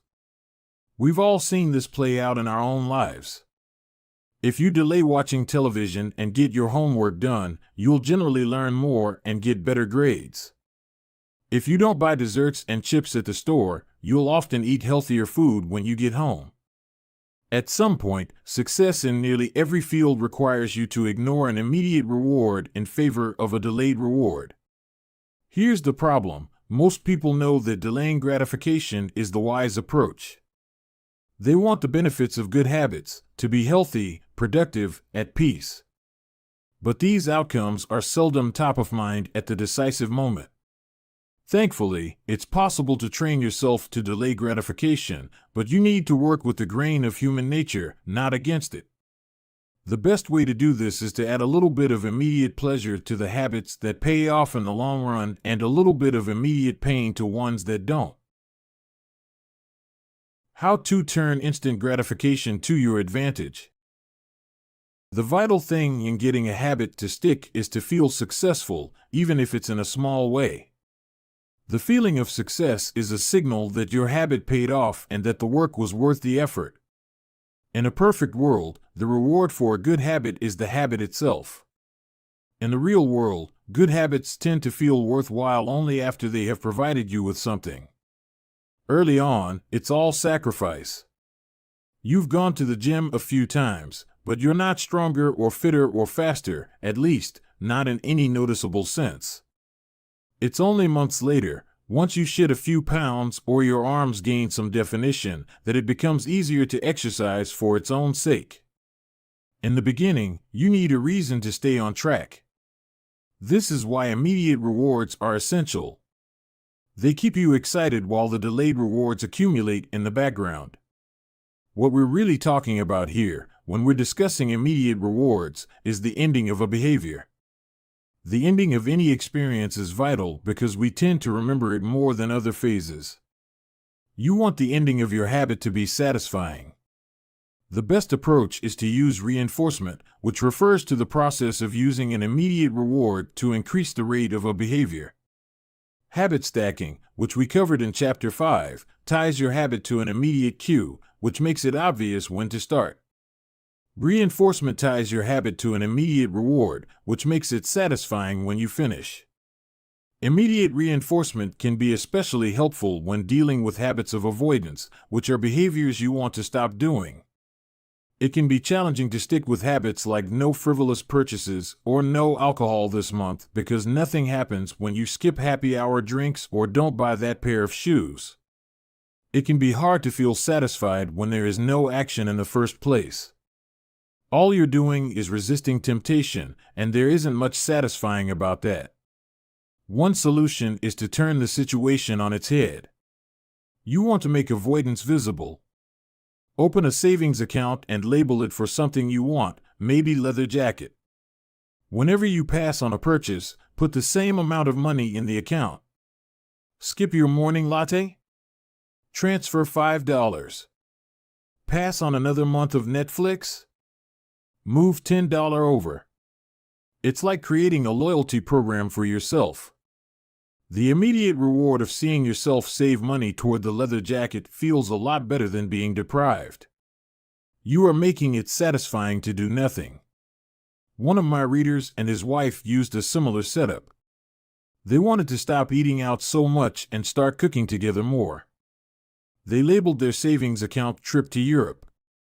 Whenever they skipped going out to eat, they transferred $50 into the account. At the end of the year, they put the money toward the vacation. It is worth noting that it is important to select short-term rewards that reinforce your identity rather than ones that conflict with it. Buying a new jacket is fine if you're trying to lose weight or read more books, but it doesn't work if you're trying to budget and save money. Instead, taking a bubble bath or going on a leisurely walk are good examples of rewarding yourself with free time, which aligns with your ultimate goal of more freedom and financial independence. Similarly, if your reward for exercising is eating a bowl of ice cream, then you're casting votes for conflicting identities, and it ends up being a wash. Instead, maybe your reward is a massage, which is both a luxury and a vote toward taking care of your body. Now the short-term reward is aligned with your long-term vision of being a healthy person. Eventually, as intrinsic rewards like a better mood, more energy, and reduced stress kick in, you'll become less concerned with chasing the secondary reward. The identity itself becomes the reinforcer. You do it because it's who you are and it feels good to be you. The more a habit becomes part of your life, the less you need outside encouragement to follow through. Incentives can start a habit. Identity sustains a habit. That said, it takes time for the evidence to accumulate and a new identity to emerge. Immediate reinforcement helps maintain motivation in the short term while you're waiting for the long-term rewards to arrive. In summary, a habit needs to be enjoyable for it to last. Simple bits of reinforcement, like soap that smells great or toothpaste that has a refreshing mint flavor or seeing $50 hit your savings account, can offer the immediate pleasure you need to enjoy a habit. And change is easy when it is enjoyable. Chapter Summary. The fourth law of behavior change is make it satisfying. We are more likely to repeat a behavior when the experience is satisfying. The human brain evolved to prioritize immediate rewards over delayed rewards. The cardinal rule of behavior change: what is immediately rewarded is repeated. What is immediately punished is avoided. To get a habit to stick, you need to feel immediately successful, even if it's in a small way. The first three laws of behavior change, make it obvious, make it attractive, and make it easy, increase the odds that a behavior will be performed this time. The fourth law of behavior change, make it satisfying, increases the odds that a behavior will be repeated next time.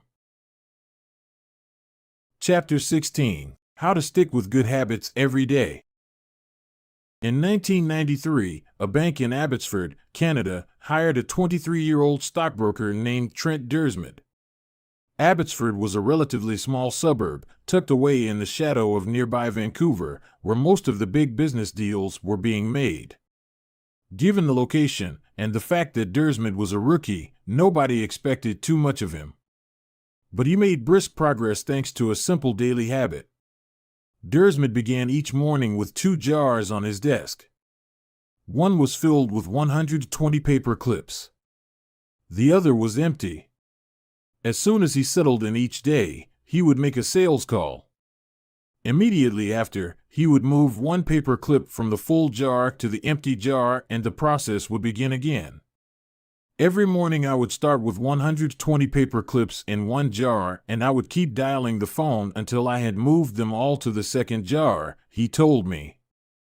Within 18 months, Dersmid was bringing in $5 million to the firm. By age 24, he was making $75,000 per year, the equivalent of $125,000 today. Not long after, he landed a 6-figure job with another company. I like to refer to this technique as the paperclip strategy, and, over the years, I've heard from readers who have employed it in a variety of ways. One woman shifted a hairpin from one container to another whenever she wrote a page of her book. Another man moved a marble from one bin to the next after each set of push-ups. Making progress is satisfying, and visual measures, like moving paper clips or hairpins or marbles, provide clear evidence of your progress. As a result, they reinforce your behavior and add a little bit of immediate satisfaction to any activity. Visual measurement comes in many forms: food journals, workout logs, loyalty punch cards, the progress bar on a software download, even the page numbers in a book. But perhaps the best way to measure your progress is with a habit tracker. How to keep your habits on track. A habit tracker is a simple way to measure whether you did a habit. The most basic format is to get a calendar and cross off each day you stick with your routine. For example, if you meditate on Monday, Wednesday, and Friday, each of those dates gets an X. As time rolls by, the calendar becomes a record of your habit streak. Countless people have tracked their habits, but perhaps the most famous was Benjamin Franklin. Beginning at age 20, Franklin carried a small booklet everywhere he went and used it to track 13 personal virtues. This list included goals like lose no time, be always employed in something useful, and avoid trifling conversation. At the end of each day, Franklin would open his booklet and record his progress. Jerry Seinfeld reportedly uses a habit tracker to stick with his streak of writing jokes. In the documentary Comedian, he explains that his goal is simply to never break the chain of writing jokes every day.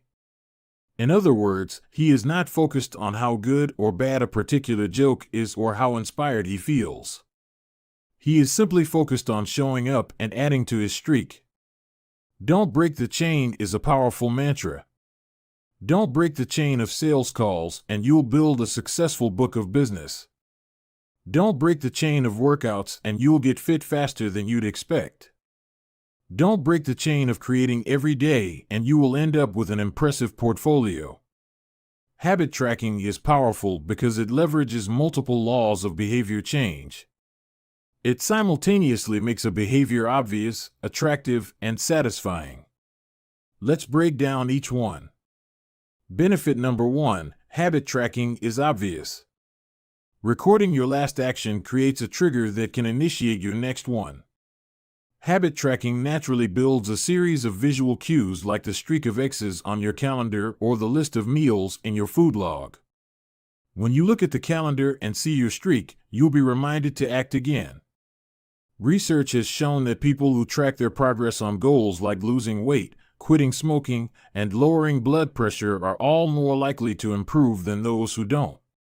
One study of more than 1,600 people found that those who kept a daily food log lost twice as much weight as those who did not. The mere act of tracking a behavior can spark the urge to change it. Habit tracking also keeps you honest. Most of us have a distorted view of our own behavior. We think we act better than we do. Measurement offers one way to overcome our blindness to our own behavior and notice what's really going on each day. One glance at the paper clips in the container and you immediately know how much work you have, or haven't, been putting in.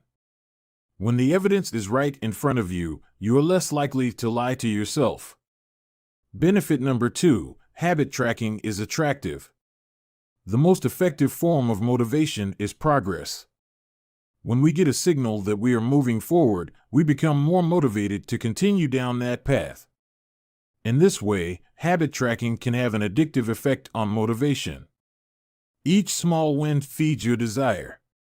This can be particularly powerful on a bad day. When you're feeling down, it's easy to forget about all the progress you have already made.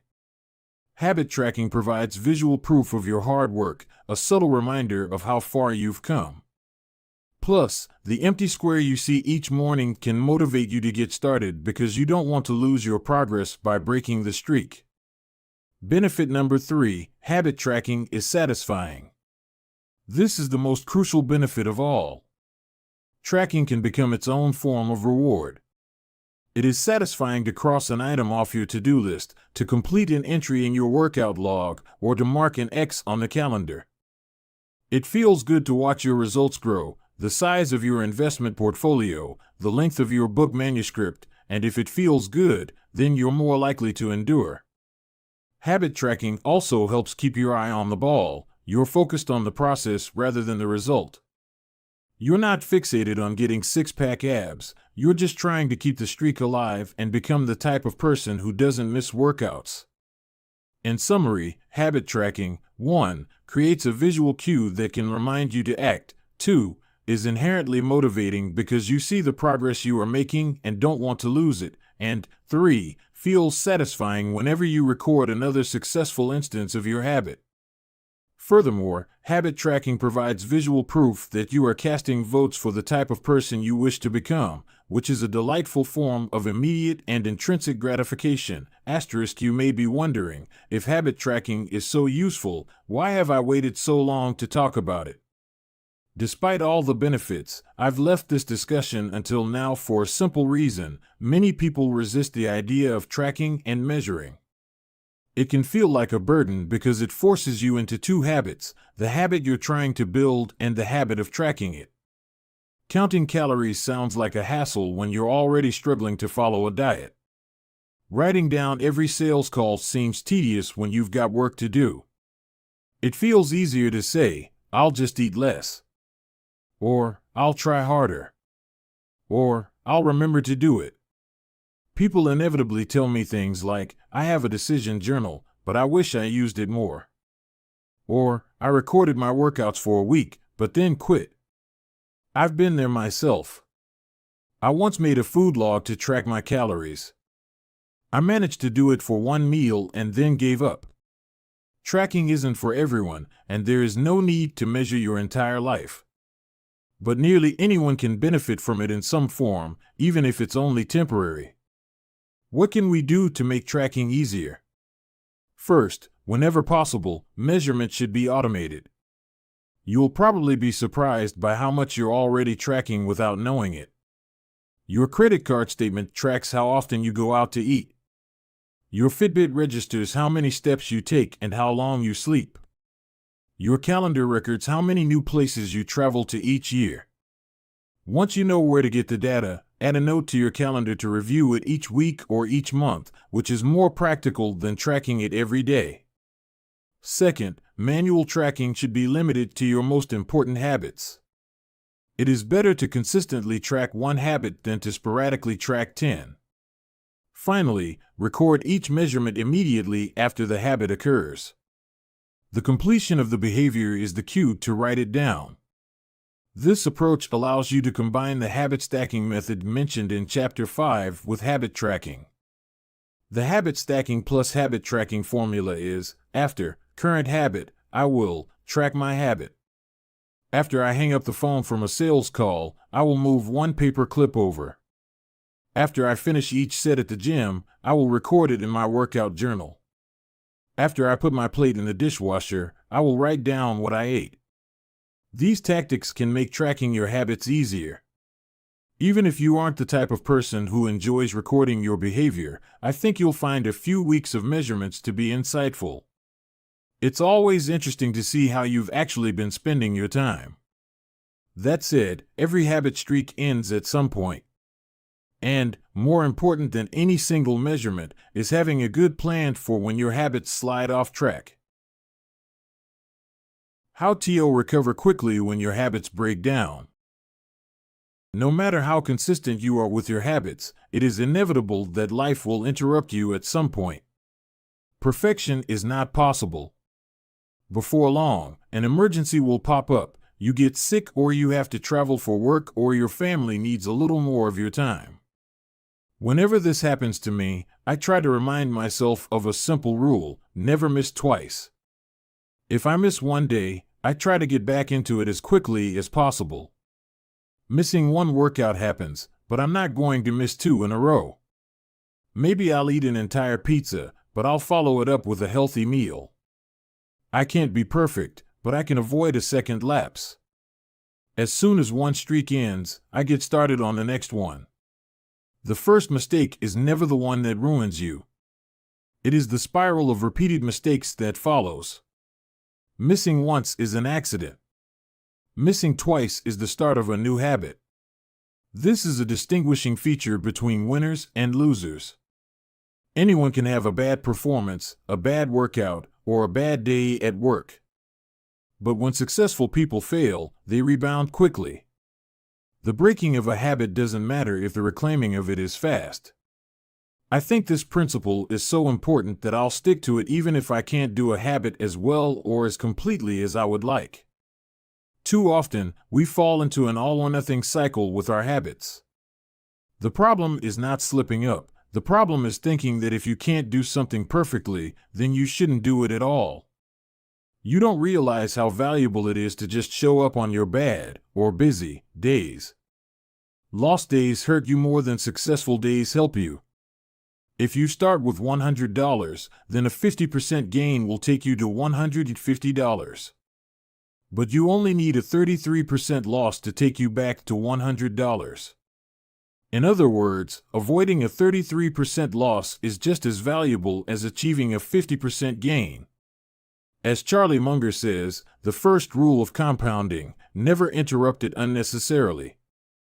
This is why the bad workouts are often the most important ones.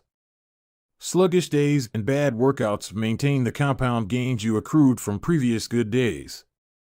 Simply doing something, 10 squats, 5 sprints, a push-up, anything really, is huge. Don't put up a zero. Don't let losses eat into your compounding. Furthermore, it's not always about what happens during the workout. It's about being the type of person who doesn't miss workouts. It's easy to train when you feel good, but it's crucial to show up when you don't feel like it, even if you do less than you hope. Going to the gym for 5 minutes may not improve your performance, but it reaffirms your identity. The all-or-nothing cycle of behavior change is just one pitfall that can derail your habits. Another potential danger, especially if you are using a habit tracker, is measuring the wrong thing. Knowing when, and when not, to track a habit. Say you're running a restaurant and you want to know if your chef is doing a good job. One way to measure success is to track how many customers pay for a meal each day. If more customers come in, the food must be good. If fewer customers come in, something must be wrong. However, this one measurement, daily revenue, only gives a limited picture of what's really going on. Just because someone pays for a meal doesn't mean they enjoy the meal. Even dissatisfied customers are unlikely to dine and dash. In fact, if you're only measuring revenue, the food might be getting worse, but you're making up for it with marketing or discounts or some other method. Instead, it may be more effective to track how many customers finish their meal or perhaps the percentage of customers who leave a generous tip. The dark side of tracking a particular behavior is that we become driven by the number rather than the purpose behind it. If your success is measured by quarterly earnings, you will optimize sales, revenue, and accounting for quarterly earnings.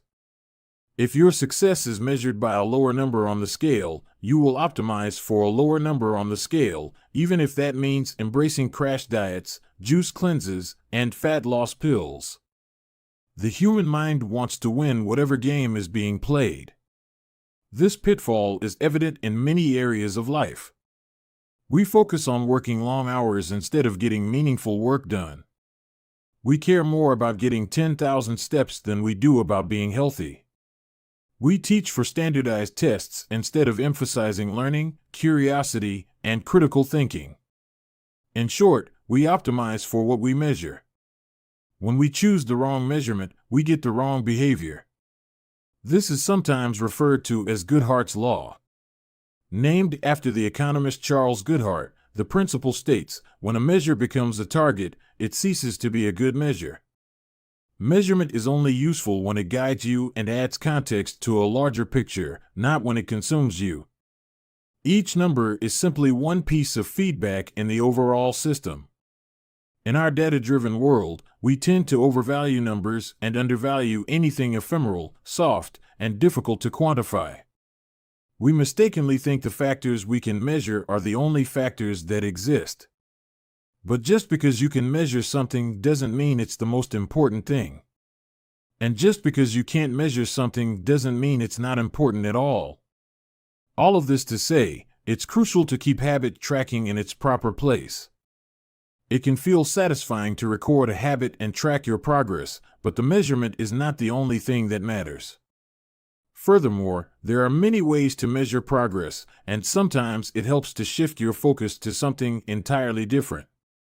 This is why non-scale victories can be effective for weight loss.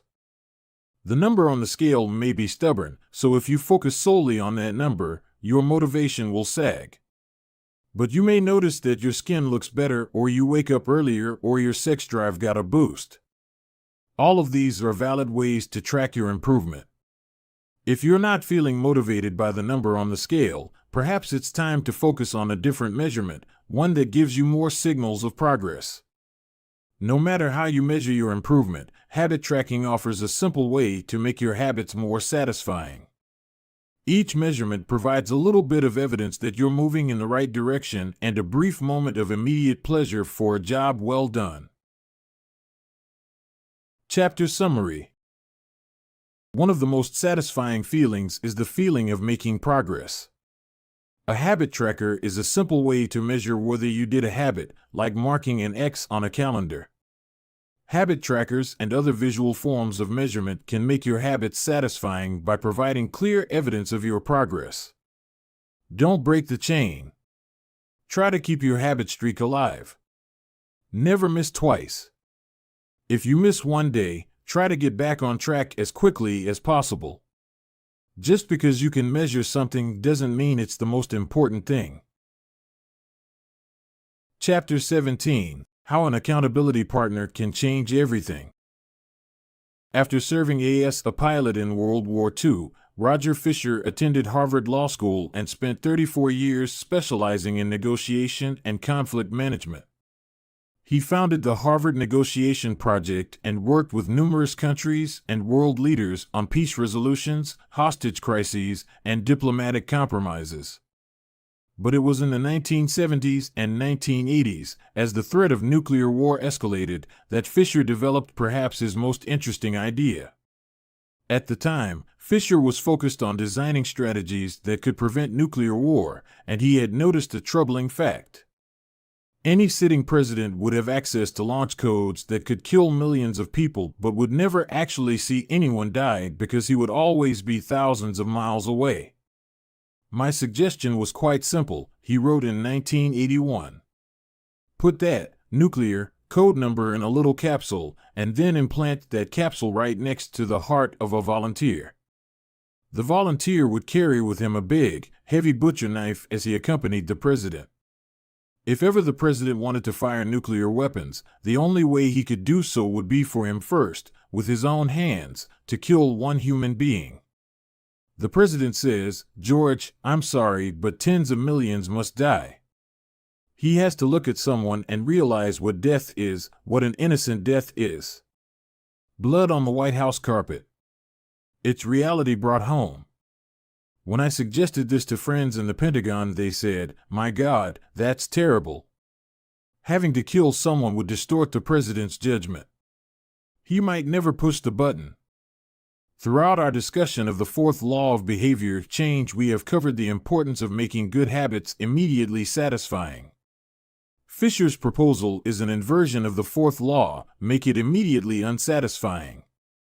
Just as we are more likely to repeat an experience when the ending is satisfying, we are also more likely to avoid an experience when the ending is painful. Pain is an effective teacher. If a failure is painful, it gets fixed. If a failure is relatively painless, it gets ignored. The more immediate and more costly a mistake is, the faster you will learn from it. The threat of a bad review forces a plumber to be good at his job. The possibility of a customer never returning makes restaurants create good food. The cost of cutting the wrong blood vessel makes a surgeon master human anatomy and cut carefully. When the consequences are severe, people learn quickly. The more immediate the pain, the less likely the behavior.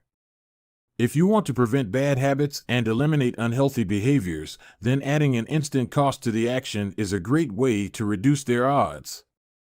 We repeat bad habits because they serve us in some way, and that makes them hard to abandon. The best way I know to overcome this predicament is to increase the speed of the punishment associated with the behavior. There can't be a gap between the action and the consequences. As soon as actions incur an immediate consequence, behavior begins to change. Customers pay their bills on time when they are charged a late fee.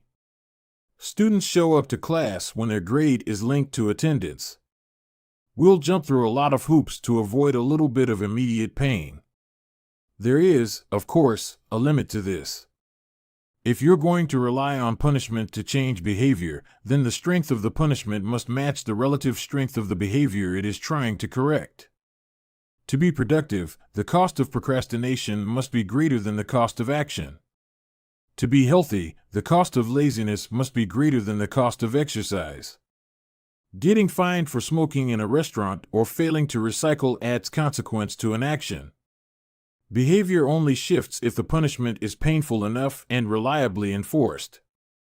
In general, the more local, tangible, concrete, and immediate the consequence, the more likely it is to influence individual behavior. The more global, intangible, vague, and delayed the consequence, the less likely it is to influence individual behavior. Thankfully, there is a straightforward way to add an immediate cost to any bad habit: create a habit contract. The habit contract. The first seatbelt law was passed in New York on December 1, 1984. At the time, just 14% of people in the United States regularly wore a seatbelt, but that was all about to change. Within 5 years, over half of the nation had seatbelt laws. Today, wearing a seatbelt is enforceable by law in 49 of the 50 states. And it's not just the legislation, the number of people wearing seatbelts has changed dramatically as well. In 2016, over 88% of Americans buckled up each time they got in a car.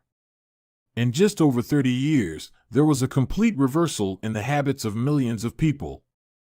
Laws and regulations are an example of how government can change our habits by creating a social contract. As a society, we collectively agree to abide by certain rules and then enforce them as a group. Whenever a new piece of legislation impacts behavior, seatbelt laws, banning smoking inside restaurants, mandatory recycling, it is an example of a social contract shaping our habits. The group agrees to act in a certain way, and if you don't follow along, you'll be punished.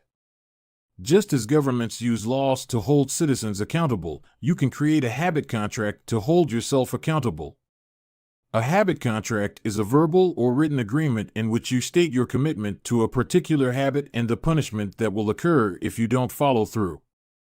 Then you find 1 or 2 people to act as your accountability partners and sign off on the contract with you. Brian Harris, an entrepreneur from Nashville, Tennessee, was the first person I saw put this strategy into action. Shortly after the birth of his son, Harris realized he wanted to shed a few pounds.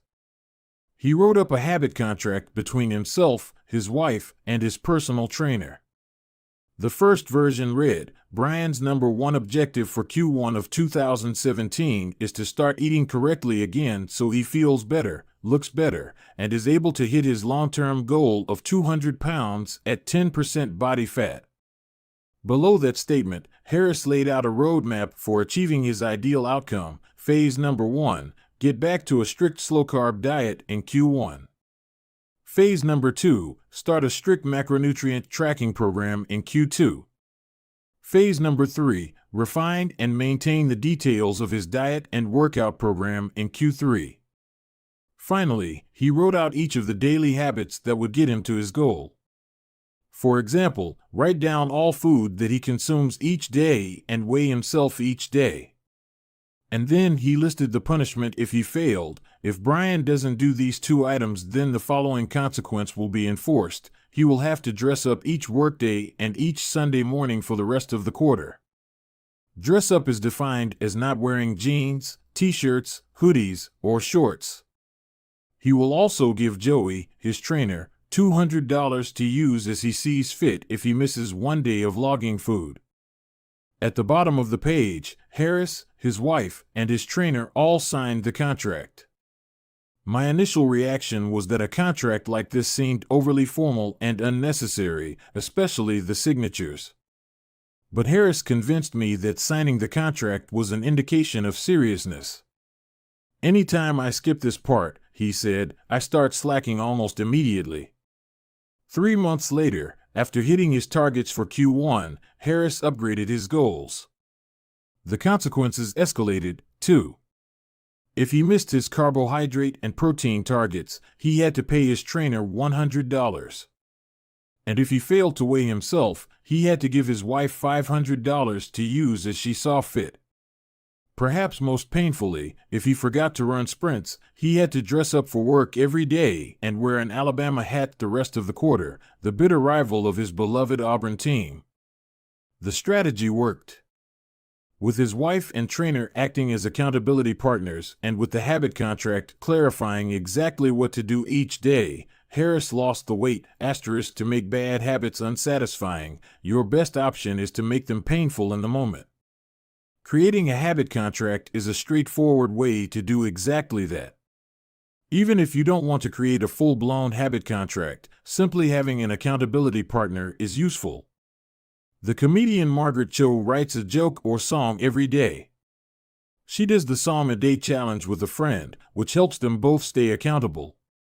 Knowing that someone is watching can be a powerful motivator. You are less likely to procrastinate or give up because there is an immediate cost.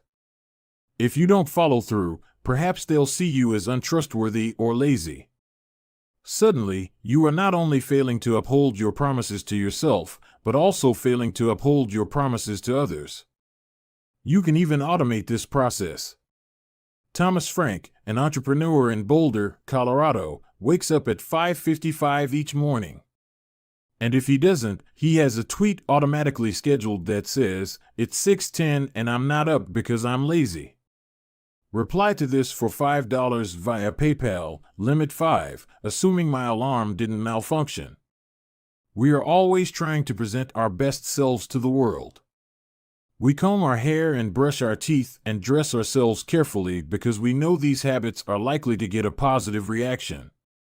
We want to get good grades and graduate from top schools to impress potential employers and mates and our friends and family. We care about the opinions of those around us because it helps if others like us. This is precisely why getting an accountability partner or signing a habit contract can work so well. Chapter Summary. The inversion of the fourth law of behavior change is make it unsatisfying. We are less likely to repeat a bad habit if it is painful or unsatisfying. An accountability partner can create an immediate cost to inaction.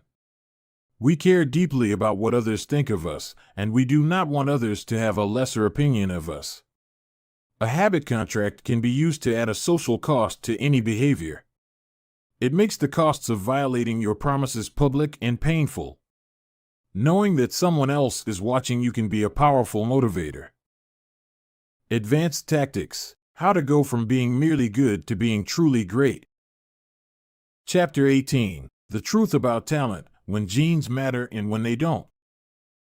Many people are familiar with Michael Phelps, who is widely considered to be one of the greatest athletes in history. Phelps has won more Olympic medals not only than any swimmer but also more than any Olympian in any sport.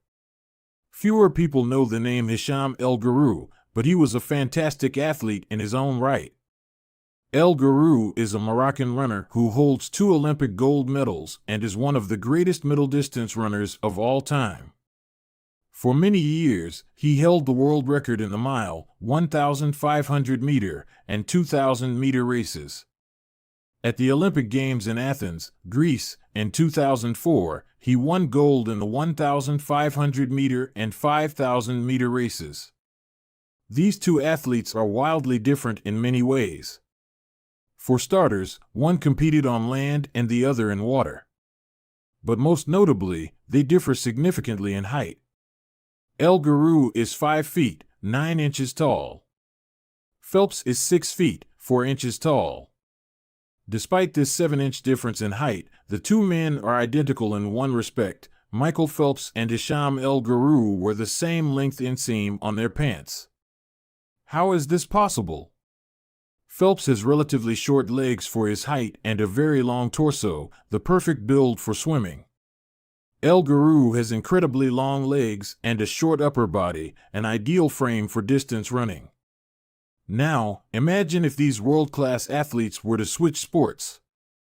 Given his remarkable athleticism, could Michael Phelps become an Olympic-caliber distance runner with enough training? It's unlikely. At peak fitness, Phelps weighed 194 pounds, which is 40% heavier than El Guru, who competed at an ultralight 138 pounds. Taller runners are heavier runners, and every extra pound is a curse when it comes to distance running. Against elite competition, Phelps would be doomed from the start. Similarly, El Guru might be one of the best runners in history, but it's doubtful he would ever qualify for the Olympics as a swimmer. Since 1976, the average height of Olympic gold medalists in the men's 1,500-meter run is 5 feet, 10 inches. In comparison, the average height of Olympic gold medalists in the men's 100-meter freestyle swim is 6 feet, 4 inches. Swimmers tend to be tall and have long backs and arms, which are ideal for pulling through the water. El Guru would be at a severe disadvantage before he ever touched the pool. The secret to maximizing your odds of success is to choose the right field of competition. This is just as true with habit change as it is with sports and business. Habits are easier to perform and more satisfying to stick with when they align with your natural inclinations and abilities. Like Michael Phelps in the pool or Hisham El Guru on the track, you want to play a game where the odds are in your favor. Embracing this strategy requires the acceptance of the simple truth that people are born with different abilities. Some people don't like to discuss this fact. On the surface, your genes seem to be fixed, and it's no fun to talk about things you cannot control.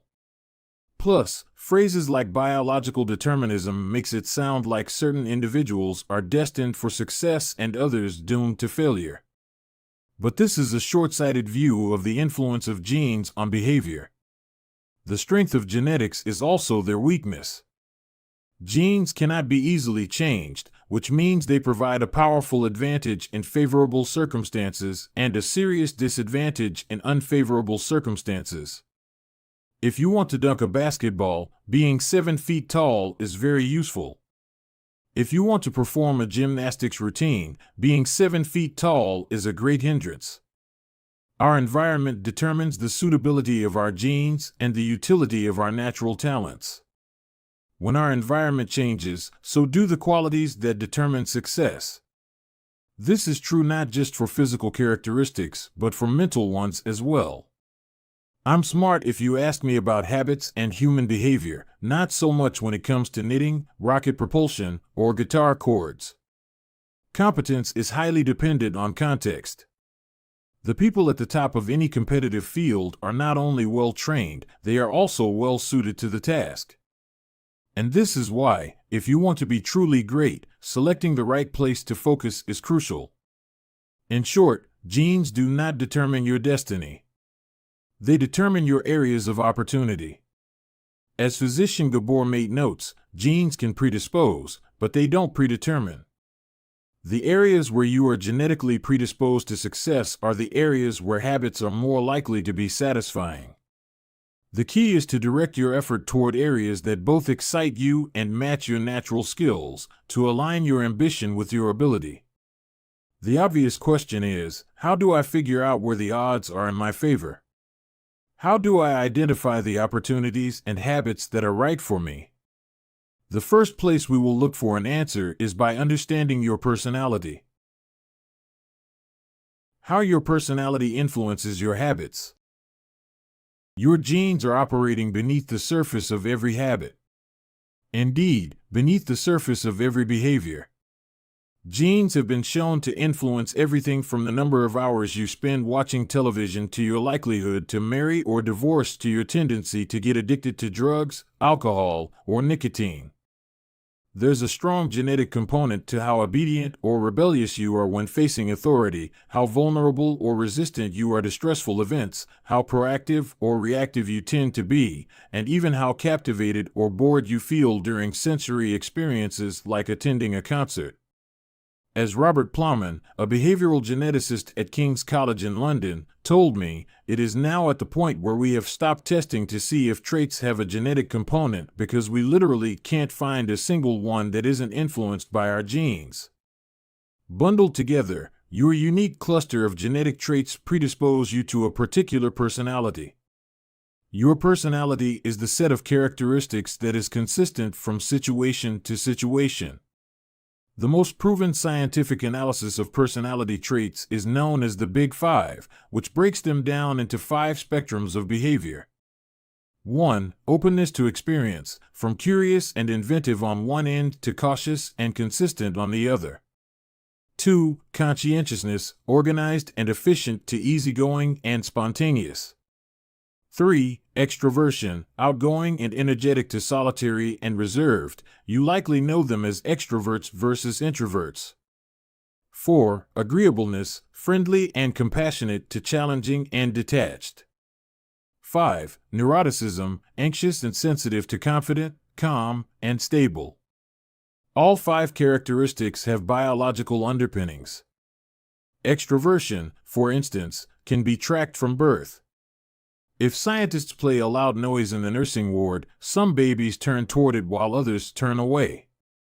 When the researchers tracked these children through life, they found that the babies who turned toward the noise were more likely to grow up to be extroverts.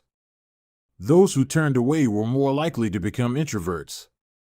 People who are high in agreeableness are kind, considerate, and warm. They also tend to have higher natural oxytocin levels, a hormone that plays an important role in social bonding, increases feelings of trust, and can act as a natural antidepressant. You can easily imagine how someone with more oxytocin might be inclined to build habits like writing thank you notes or organizing social events. As a third example, consider neuroticism, which is a personality trait all people possess to various degrees. People who are high in neuroticism tend to be anxious and worry more than others. This trait has been linked to hypersensitivity of the amygdala, the portion of the brain responsible for noticing threats. In other words, people who are more sensitive to negative cues in their environment are more likely to score high in neuroticism. Our habits are not solely determined by our personalities, but there is no doubt that our genes nudge us in a certain direction. Our deeply rooted preferences make certain behaviors easier for some people than for others. You don't have to apologize for these differences or feel guilty about them, but you do have to work with them. A person who scores lower on conscientiousness, for example, will be less likely to be orderly by nature and may need to rely more heavily on environment design to stick with good habits. As a reminder for the less conscientious readers among us, environment design is a strategy we discussed in chapters 6 and 12. The takeaway is that you should build habits that work for your personality. People can get ripped working out like a bodybuilder, but if you prefer rock climbing or cycling or rowing, then shape your exercise habit around your interests. If your friend follows a low-carb diet but you find that low-fat works for you, then more power to you. If you want to read more, don't be embarrassed if you prefer steamy romance novels over nonfiction. Read whatever fascinates you. You don't have to build the habits everyone tells you to build. Choose the habit that best suits you, not the one that is most popular. There is a version of every habit that can bring you joy and satisfaction. Find it. Habits need to be enjoyable if they are going to stick. This is the core idea behind the 4th law. Tailoring your habits to your personality is a good start, but this is not the end of the story. Let's turn our attention to finding and designing situations where you're at a natural advantage. How to find a game where the odds are in your favor. Learning to play a game where the odds are in your favor is critical for maintaining motivation and feeling successful. In theory, you can enjoy almost anything. In practice, you are more likely to enjoy the things that come easily to you. People who are talented in a particular area tend to be more competent at that task and are then praised for doing a good job. They stay energized because they are making progress where others have failed, and because they get rewarded with better pay and bigger opportunities, which not only makes them happier but also propels them to produce even higher quality work. It's a virtuous cycle. Pick the right habit and progress is easy. Pick the wrong habit and life is a struggle. How do you pick the right habit? The first step is something we covered in the third law: make it easy. In many cases, when people pick the wrong habit, it simply means they picked a habit that was too difficult. When a habit is easy, you are more likely to be successful. When you are successful, you are more likely to feel satisfied. However, there is another level to consider. In the long run, if you continue to advance and improve, any area can become challenging. At some point, you need to make sure you're playing the right game for your skill set.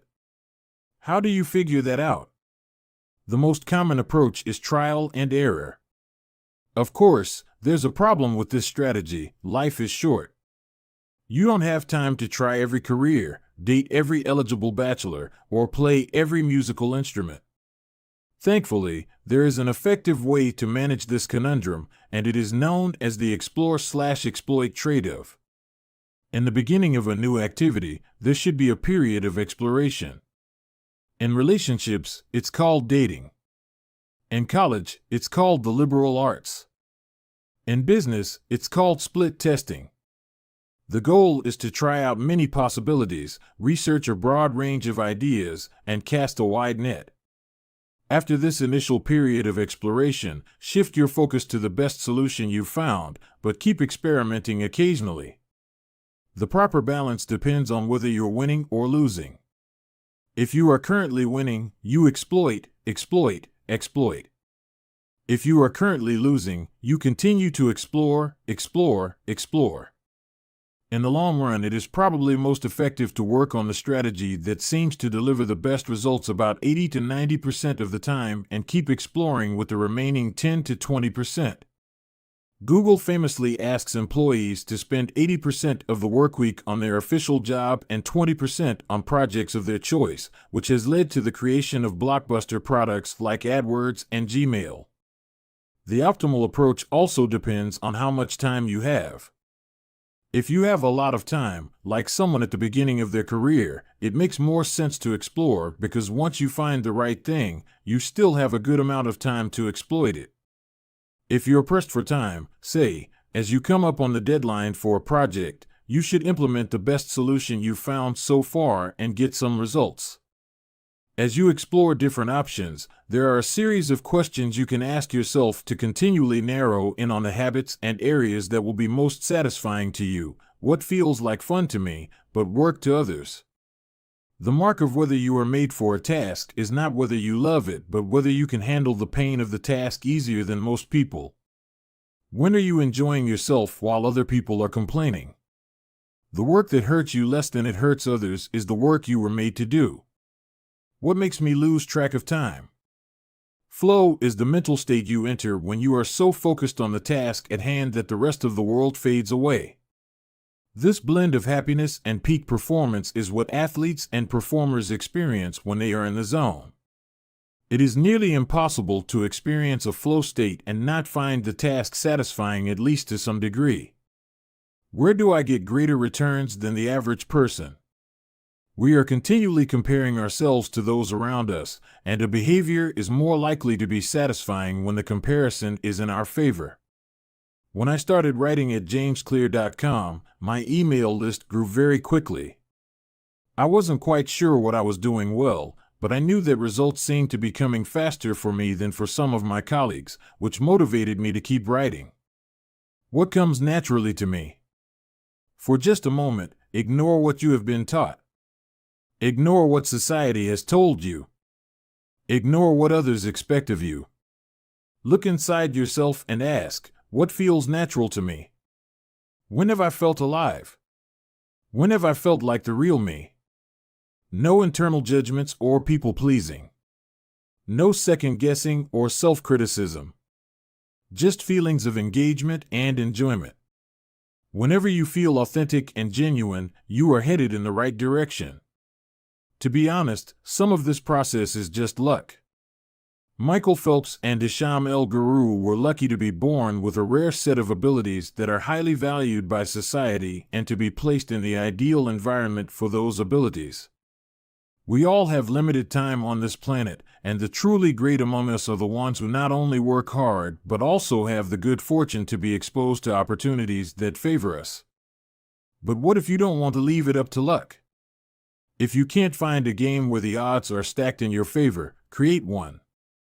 Scott Adams, the cartoonist behind Dilbert, says, everyone has at least a few areas in which they could be in the top 25% with some effort. In my case, I can draw better than most people, but I'm hardly an artist.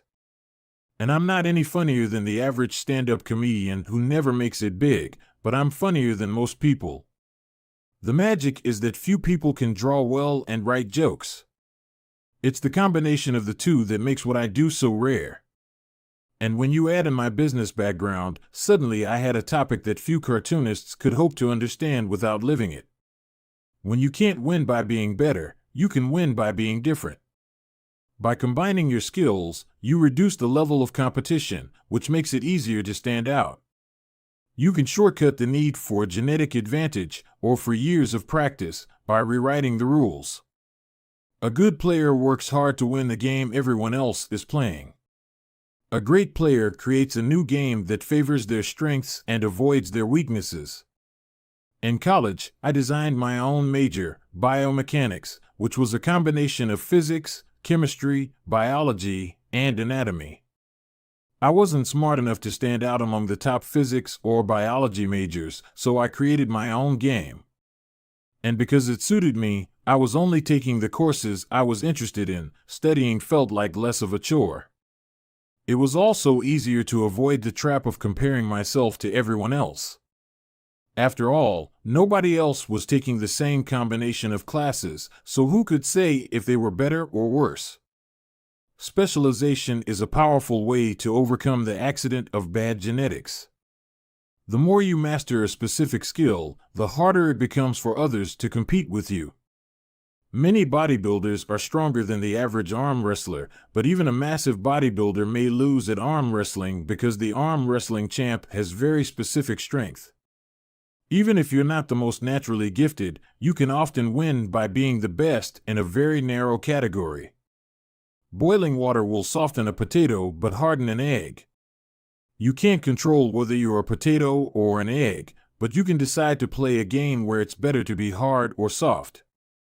If you can find a more favorable environment, you can transform the situation from one where the odds are against you to one where they are in your favor. How to get the most out of your genes. Our genes do not eliminate the need for hard work. They clarify it. They tell us what to work hard on. Once we realize our strengths, we know where to spend our time and energy. We know which types of opportunities to look for and which types of challenges to avoid. The better we understand our nature, the better our strategy can be. Biological differences matter. Even so, it's more productive to focus on whether you are fulfilling your own potential than comparing yourself to someone else. The fact that you have a natural limit to any specific ability has nothing to do with whether you are reaching the ceiling of your capabilities.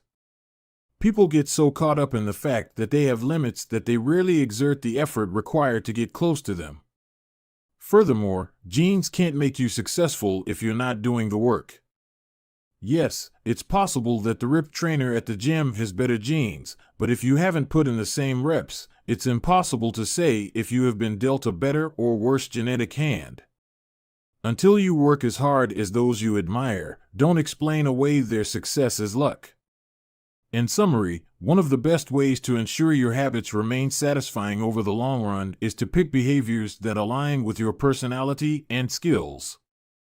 Work hard on the things that come easy.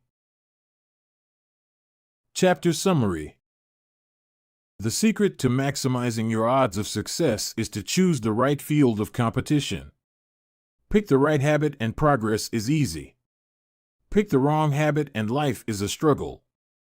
Genes cannot be easily changed, which means they provide a powerful advantage in favorable circumstances and a serious disadvantage in unfavorable circumstances. Habits are easier when they align with your natural abilities. Choose the habits that best suit you. Play a game that favors your strengths. If you can't find a game that favors you, create one. Genes do not eliminate the need for hard work. They clarify it. They tell us what to work hard on. Chapter 19. The Goldilocks Rule: How to Stay Motivated in Life and Work. In 1955, Disneyland had just opened in Anaheim, California, when a 10-year-old boy walked in and asked for a job. Labor laws were loose back then, and the boy managed to land a position selling guidebooks for 50 cents apiece.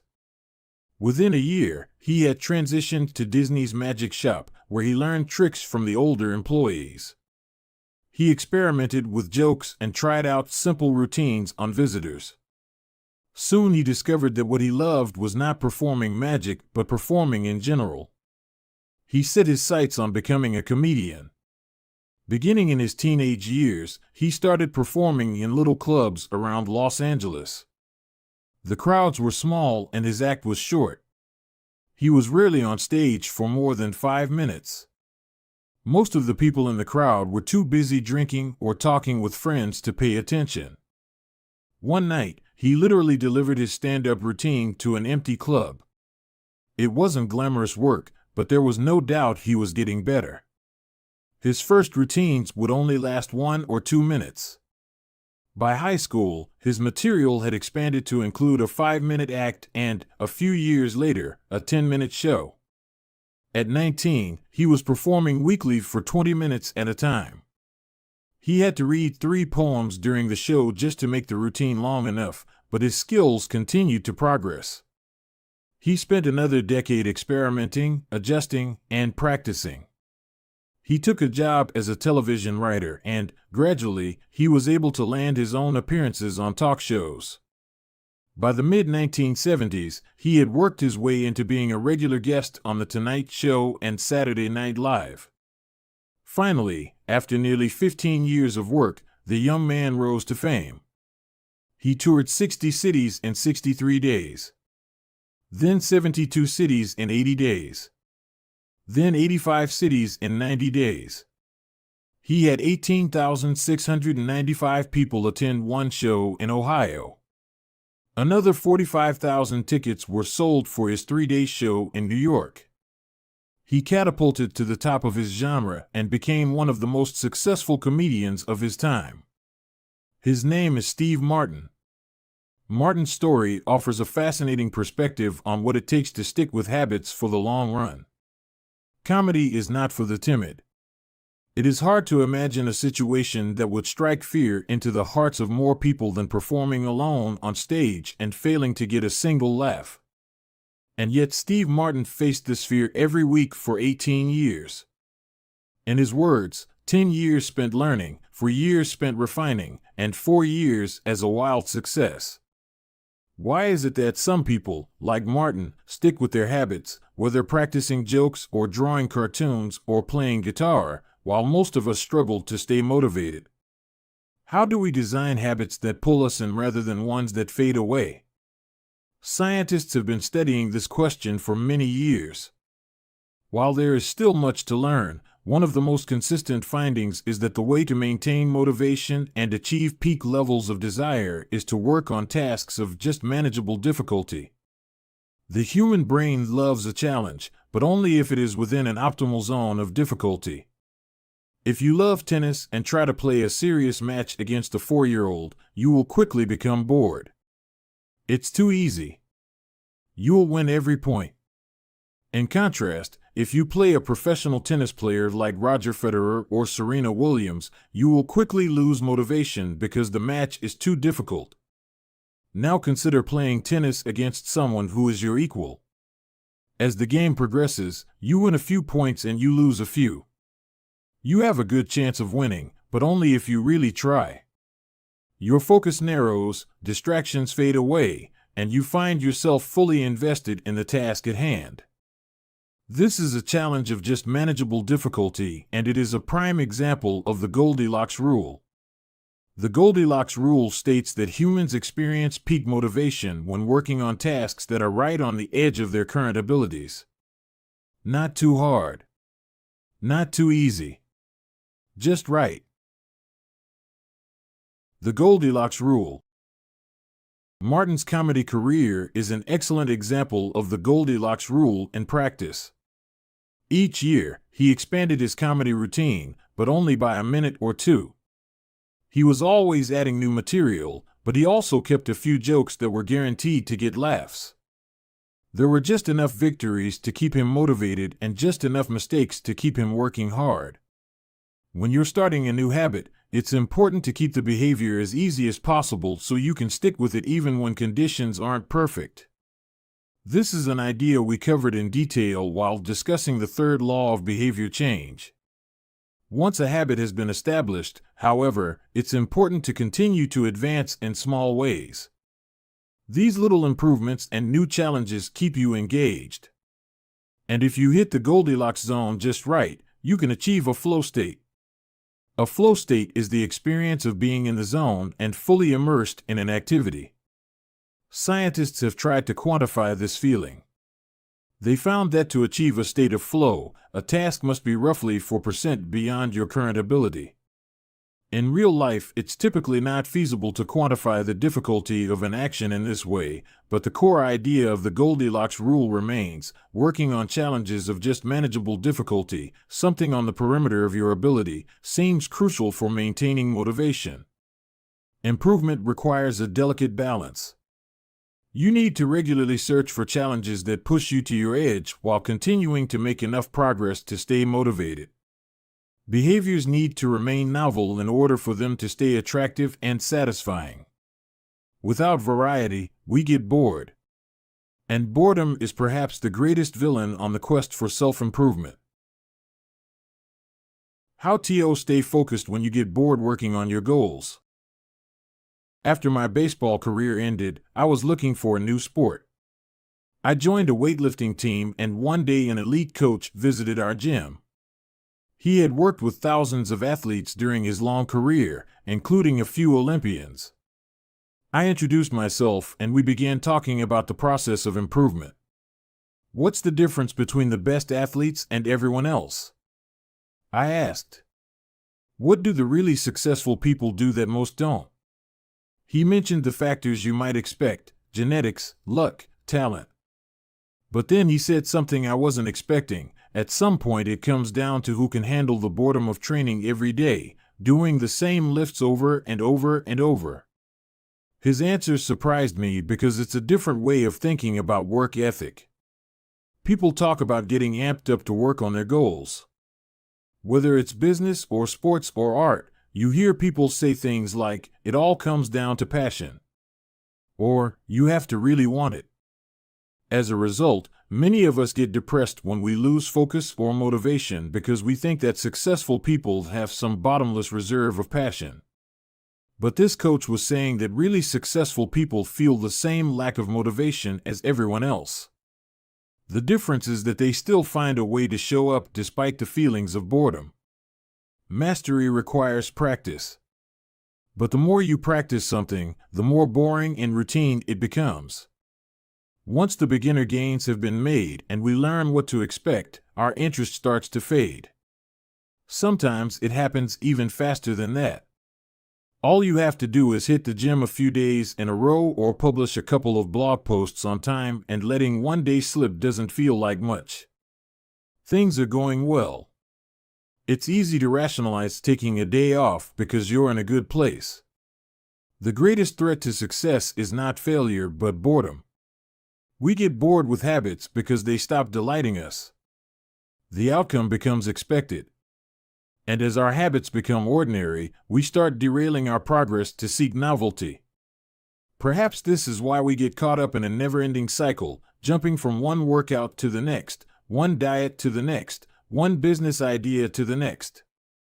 As soon as we experience the slightest dip in motivation, we begin seeking a new strategy, even if the old one was still working.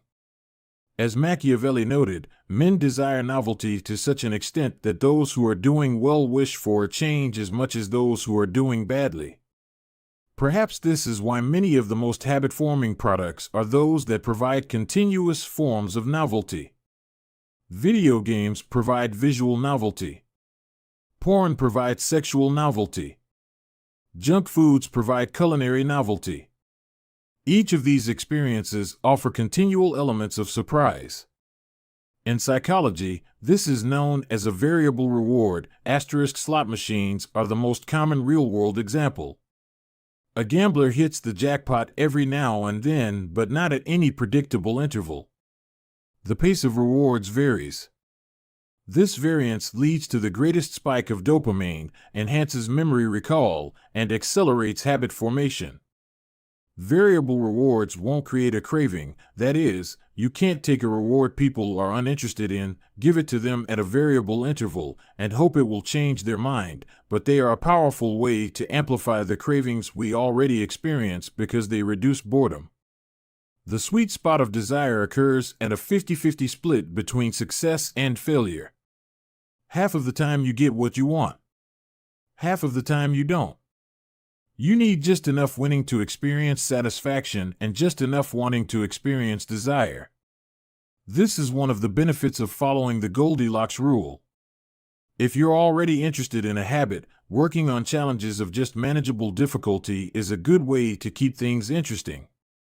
Of course, not all habits have a variable reward component, and you wouldn't want them to.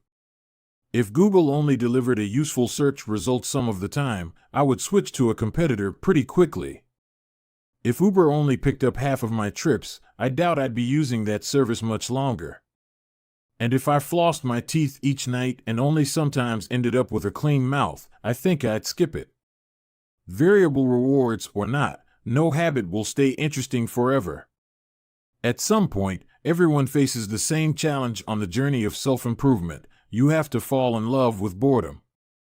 We all have goals that we would like to achieve and dreams that we would like to fulfill, but it doesn't matter what you are trying to become better at. If you only do the work when it's convenient or exciting, then you'll never be consistent enough to achieve remarkable results.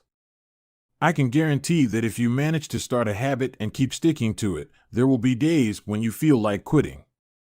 When you start a business, there will be days when you don't feel like showing up. When you're at the gym, there will be sets that you don't feel like finishing. When it's time to write, there will be days that you don't feel like typing. But stepping up when it's annoying or painful or draining to do so, that's what makes the difference between a professional and an amateur.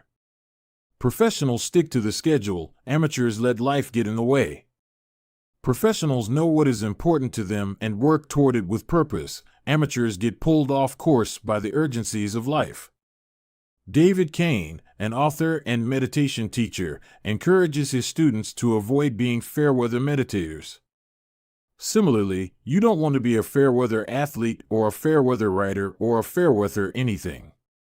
When a habit is truly important to you, you have to be willing to stick to it in any mood. Professionals take action even when the mood isn't right. They might not enjoy it, but they find a way to put the reps in. There have been a lot of sets that I haven't felt like finishing, but I've never regretted doing the workout. There have been a lot of articles I haven't felt like writing, but I've never regretted publishing on schedule. There have been a lot of days I've felt like relaxing, but I've never regretted showing up and working on something that was important to me.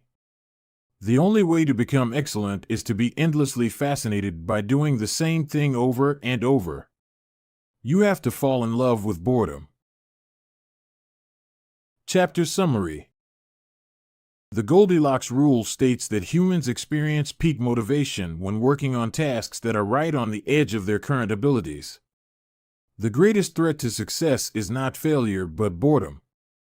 As habits become routine, they become less interesting and less satisfying. We get bored. Anyone can work hard when they feel motivated. It's the ability to keep going when work isn't exciting that makes the difference. Professionals stick to the schedule, amateurs let life get in the way. Chapter 20: The Downside of Creating Good Habit. Habits create the foundation for mastery. In chess, it is only after the basic movements of the pieces have become automatic that a player can focus on the next level of the game. Each chunk of information that is memorized opens up the mental space for more effortful thinking. This is true for any endeavor. When you know the simple movements so well that you can perform them without thinking, you are free to pay attention to more advanced details. In this way, habits are the backbone of any pursuit of excellence. However, the benefits of habits come at a cost. At first, each repetition develops fluency, speed, and skill. But then, as a habit becomes automatic, you become less sensitive to feedback. You fall into mindless repetition. It becomes easier to let mistakes slide. When you can do it good enough on autopilot, you stop thinking about how to do it better. The upside of habits is that we can do things without thinking. The downside of habits is that you get used to doing things a certain way and stop paying attention to little errors. You assume you're getting better because you're gaining experience. In reality, you are merely reinforcing your current habits, not improving them. In fact, some research has shown that once a skill has been mastered, there is usually a slight decline in performance over time. Usually, this minor dip in performance is no cause for worry. You don't need a system to continuously improve how well you brush your teeth or tie your shoes or make your morning cup of tea. With habits like these, good enough is usually good enough. The less energy you spend on trivial choices, the more you can spend it on what really matters. However, when you want to maximize your potential and achieve elite levels of performance, you need a more nuanced approach. You can't repeat the same things blindly and expect to become exceptional. Habits are necessary, but not sufficient for mastery. What you need is a combination of automatic habits and deliberate practice. Habits plus deliberate practice equals mastery. To become great, certain skills do need to become automatic. Basketball players need to be able to dribble without thinking before they can move on to mastering layups with their non-dominant hand. Surgeons need to repeat the first incision so many times that they could do it with their eyes closed, so that they can focus on the hundreds of variables that arise during surgery. But after one habit has been mastered, you have to return to the effortful part of the work and begin building the next habit. Mastery is the process of narrowing your focus to a tiny element of success, repeating it until you have internalized the skill, and then using this new habit as the foundation to advance to the next frontier of your development. Old tasks become easier the second time around, but it doesn't get easier overall because now you're pouring your energy into the next challenge. Each habit unlocks the next level of performance. It's an endless cycle. Mastering one habit. Although habits are powerful, what you need is a way to remain conscious of your performance over time, so you can continue to refine and improve. It is precisely at the moment when you begin to feel like you have mastered a skill, right when things are starting to feel automatic and you are becoming comfortable, that you must avoid slipping into the trap of complacency. The solution? Establish a system for reflection and review. How to review your habits and make adjustments. In 1986, the Los Angeles Lakers had one of the most talented basketball teams ever assembled, but they are rarely remembered that way. The team started the 1985 to 1986 NBA season with an astounding 29-5 record. The pundits were saying that we might be the best team in the history of basketball, head coach Pat Riley said after the season. Surprisingly, the Lakers stumbled in the 1986 playoffs and suffered a season-ending defeat in the Western Conference Finals. The best team in the history of basketball didn't even play for the NBA championship. After that blow, Riley was tired of hearing about how much talent his players had and about how much promise his team held. He didn't want to see flashes of brilliance followed by a gradual fade in performance. He wanted the Lakers to play up to their potential, night after night. In the summer of 1986, he created a plan to do exactly that, a system that he called the Career Best Effort Program, or CBE. When players first joined the Lakers, Riley explained, we track their basketball statistics all the way back to high school.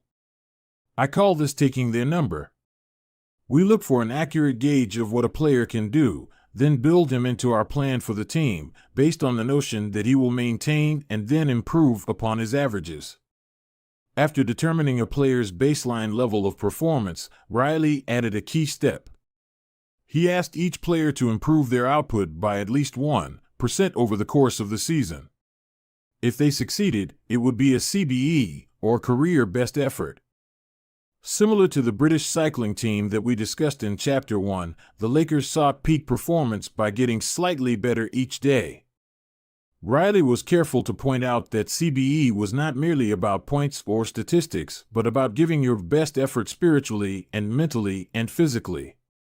Players got credit for allowing an opponent to run into you when you know that a foul will be called against him, diving for loose balls, going after rebounds whether you are likely to get them or not, helping a teammate when the player he's guarding has surged past him, and other unsung hero deeds.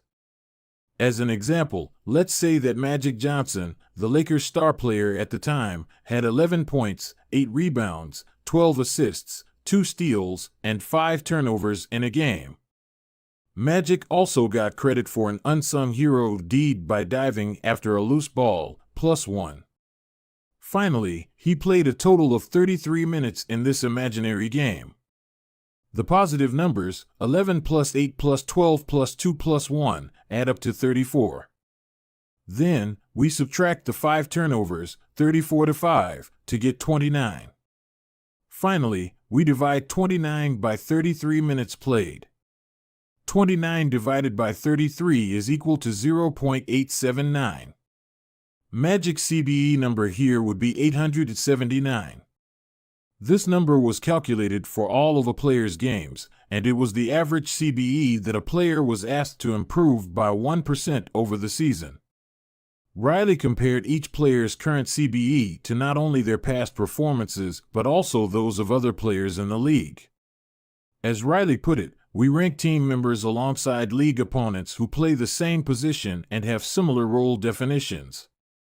Sports writer Jackie McMullen noted, Riley trumpeted the top performers in the league in bold lettering on the blackboard each week and measured them against the corresponding players on his own roster. Solid, reliable players generally rated a score in the 600s, while elite players scored at least 800. Magic Johnson, who submitted 138 triple-doubles in his career, often scored over 1,000. The Lakers also emphasized year-over-year progress by making historical comparisons of CBE data. Riley said, we stacked the month of November 1986 next to November 1985 and showed the players whether they were doing better or worse than at the same point last season. Then we showed them how their performance figures for December 1986 stacked up against November's. The Lakers rolled out CBE in October 1986. 8 months later, they were NBA champions. The following year, Pat Riley led his team to another title as the Lakers became the first team in 20 years to win back-to-back NBA championships. Afterward, he said, sustaining an effort is the most important thing for any enterprise. The way to be successful is to learn how to do things right, then do them the same way every time. The CBE program is a prime example of the power of reflection and review. The Lakers were already talented. CBE helped them get the most out of what they had and made sure their habits improved rather than declined. Reflection and review enables the long-term improvement of all habits because it makes you aware of your mistakes and helps you consider possible paths for improvement. Without reflection, we can make excuses, create rationalizations, and lie to ourselves. We have no process for determining whether we are performing better or worse compared to yesterday. Top performers in all fields engage in various types of reflection and review, and the process doesn't have to be complex. Kenyan runner Eliud Kipchoge is one of the greatest marathoners of all time and an Olympic gold medalist. He still takes notes after every practice in which he reviews his training for the day and searches for areas that can be improved. Similarly, gold medal swimmer Katie Ledecky records her wellness on a scale of 1 to 10 and includes notes on her nutrition and how well she slept. She also records the times posted by other swimmers. At the end of each week, her coach goes over her notes and adds his thoughts. It's not just athletes either. When comedian Chris Rock is preparing fresh material, he will first appear at small nightclubs dozens of times and test hundreds of jokes. He brings a notepad on stage and records which bits go over well and where he needs to make adjustments. The few killer lines that survive will form the backbone of his new show. I know of executives and investors who keep a decision journal in which they record the major decisions they make each week, why they made them, and what they expect the outcome to be. They review their choices at the end of each month or year to see where they were correct and where they went wrong. Improvement is not just about learning habits, it's also about fine-tuning them. Reflection and review ensures that you spend your time on the right things and make course corrections whenever necessary, like Pat Riley adjusting the effort of his players on a nightly basis. You don't want to keep practicing a habit if it becomes ineffective. Personally, I employ two primary modes of reflection and review. Each December, I perform an annual review, in which I reflect on the previous year. I tally my habits for the year by counting up how many articles I published, how many workouts I put in, how many new places I visited, and more. Then, I reflect on my progress, or lack thereof, by answering 3 questions. 1. What went well this year? 2. What didn't go so well this year? 3. What did I learn? 6 months later, when summer rolls around, I conduct an integrity report. Like everyone, I make a lot of mistakes. My integrity report helps me realize where I went wrong and motivates me to get back on course. I use it as a time to revisit my core values and consider whether I have been living in accordance with them. This is when I reflect on my identity and how I can work toward being the type of person I wish to become. My yearly integrity report answers 3 questions. 1. What are the core values that drive my life and work? 2. How am I living and working with integrity right now? 3. How can I set a higher standard in the future? These 2 reports don't take very long, just a few hours per year, but they are crucial periods of refinement. They prevent the gradual slide that happens when I don't pay close attention. They provide an annual reminder to revisit my desired identity and consider how my habits are helping me become the type of person I wish to be. They indicate when I should upgrade my habits and take on new challenges, and when I should dial my efforts back and focus on the fundamentals. Reflection can also bring a sense of perspective. Daily habits are powerful because of how they compound, but worrying too much about every daily choice is like looking at yourself in the mirror from an inch away. You can see every imperfection and lose sight of the bigger picture.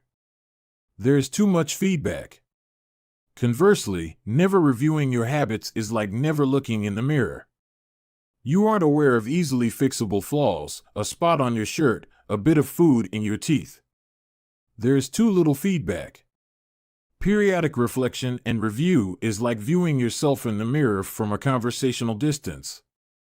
You can see the important changes you should make without losing sight of the bigger picture. You want to view the entire mountain range, not obsess over each peak and valley. Finally, reflection and review offers an ideal time to revisit one of the most important aspects of behavior change, identity. How to break the beliefs that hold you back. In the beginning, repeating a habit is essential to build up evidence of your desired identity. As you latch onto that new identity, however, those same beliefs can hold you back from the next level of growth. When working against you, your identity creates a kind of pride that encourages you to deny your weak spots and prevents you from truly growing. This is one of the greatest downsides of building habits. The more sacred an idea is to us, that is, the more deeply it is tied to our identity, the more strongly we will defend it against criticism. You see this in every industry. The schoolteacher who ignores innovative teaching methods and sticks with her tried-and-true lesson plans. The veteran manager who is committed to doing things his way. The surgeon who dismisses the ideas of her younger colleagues. The band who produces a mind-blowing first album and then gets stuck in a rut. The tighter we cling to an identity, the harder it becomes to grow beyond it. One solution is to avoid making any single aspect of your identity an overwhelming portion of who you are. In the words of investor Paul Graham, keep your identity small.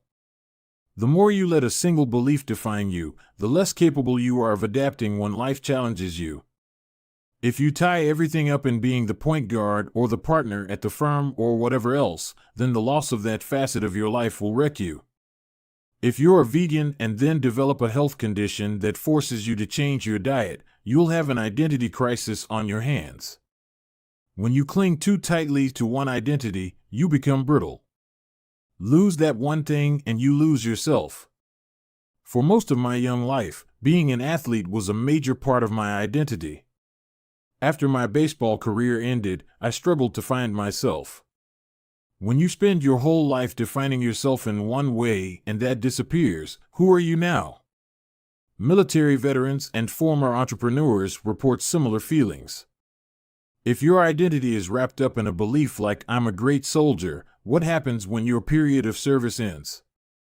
For many business owners, their identity is something along the lines of "I'm the CEO" or "I'm the founder."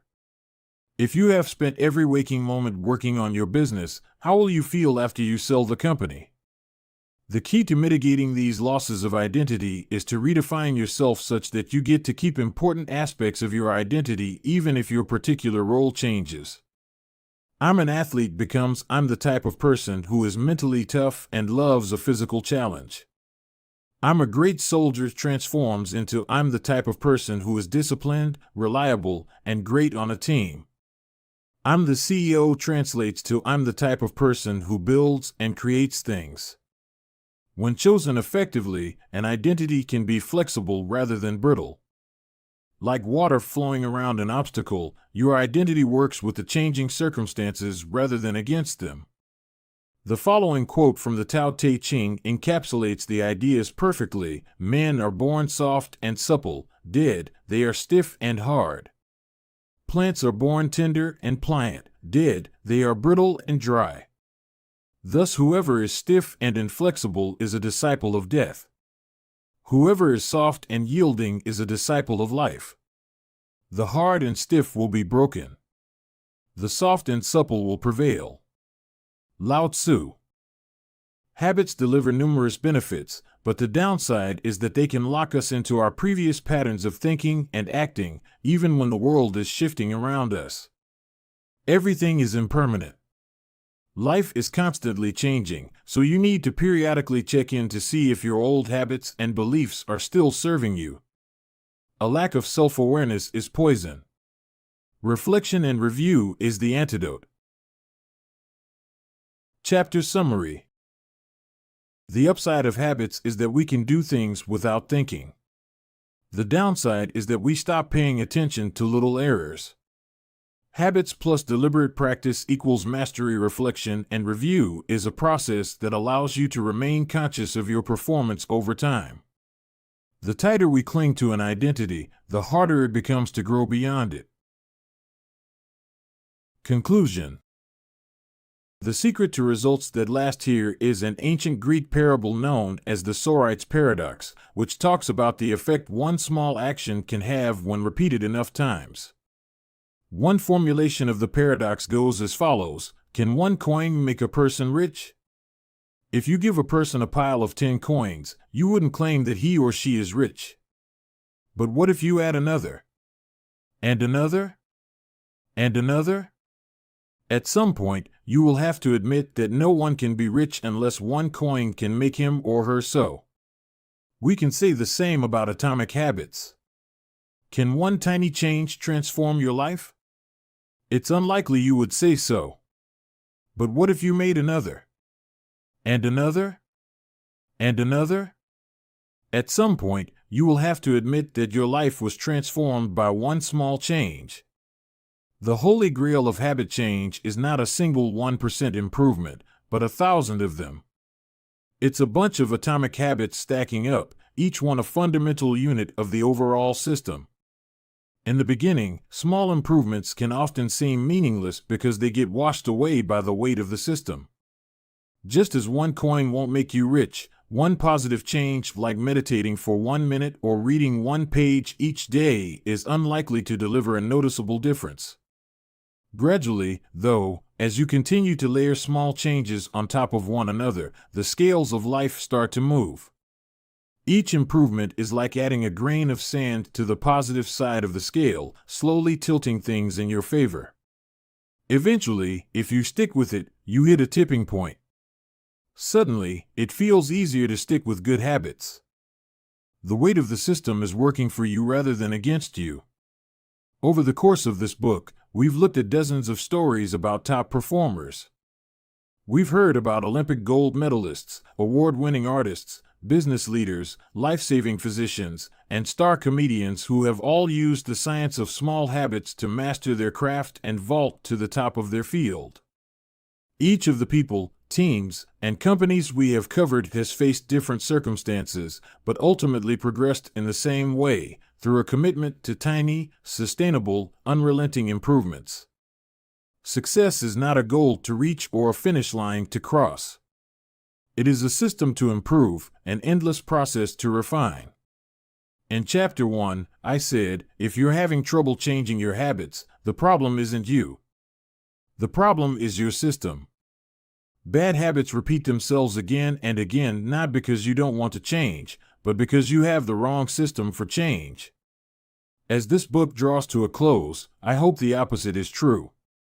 With the 4 laws of behavior change, you have a set of tools and strategies that you can use to build better systems and shape better habits. Sometimes a habit will be hard to remember and you'll need to make it obvious. Other times you won't feel like starting and you'll need to make it attractive.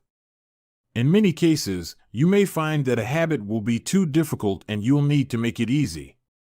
And sometimes, you won't feel like sticking with it and you'll need to make it satisfying. You want to push your good habits toward the left side of the spectrum by making them obvious, attractive, easy, and satisfying. Meanwhile, you want to cluster your bad habits toward the right side by making them invisible, unattractive, hard, and unsatisfying.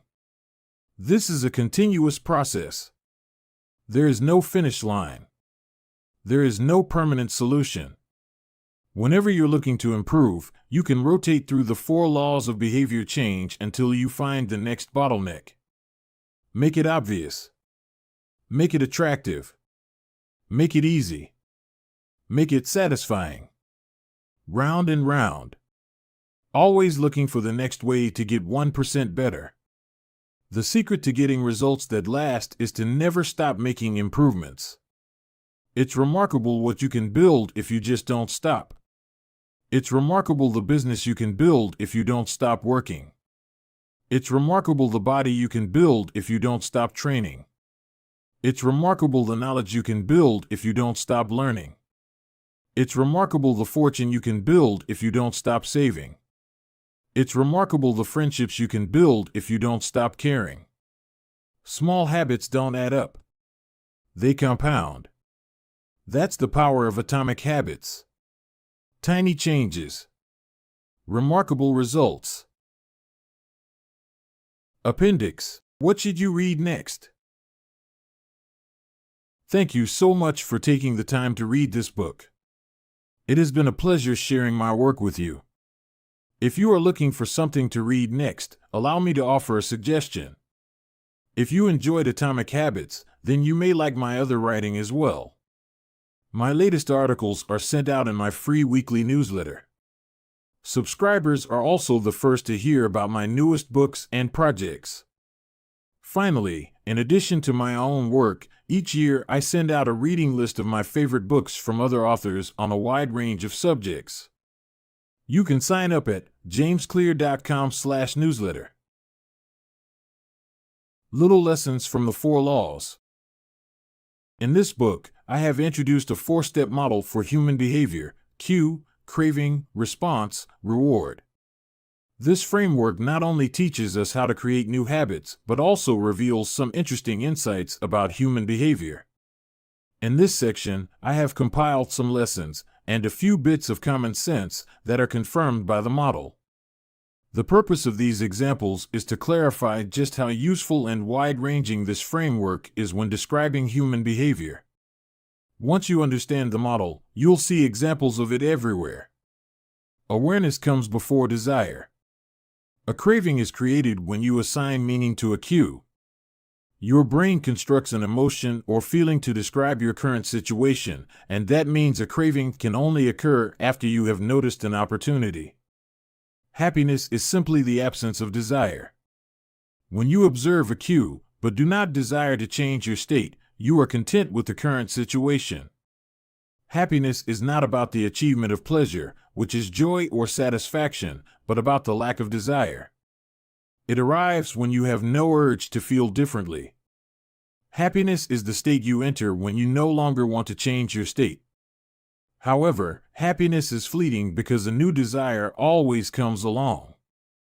As Claude Boudris says, happiness is the space between one desire being fulfilled and a new desire forming.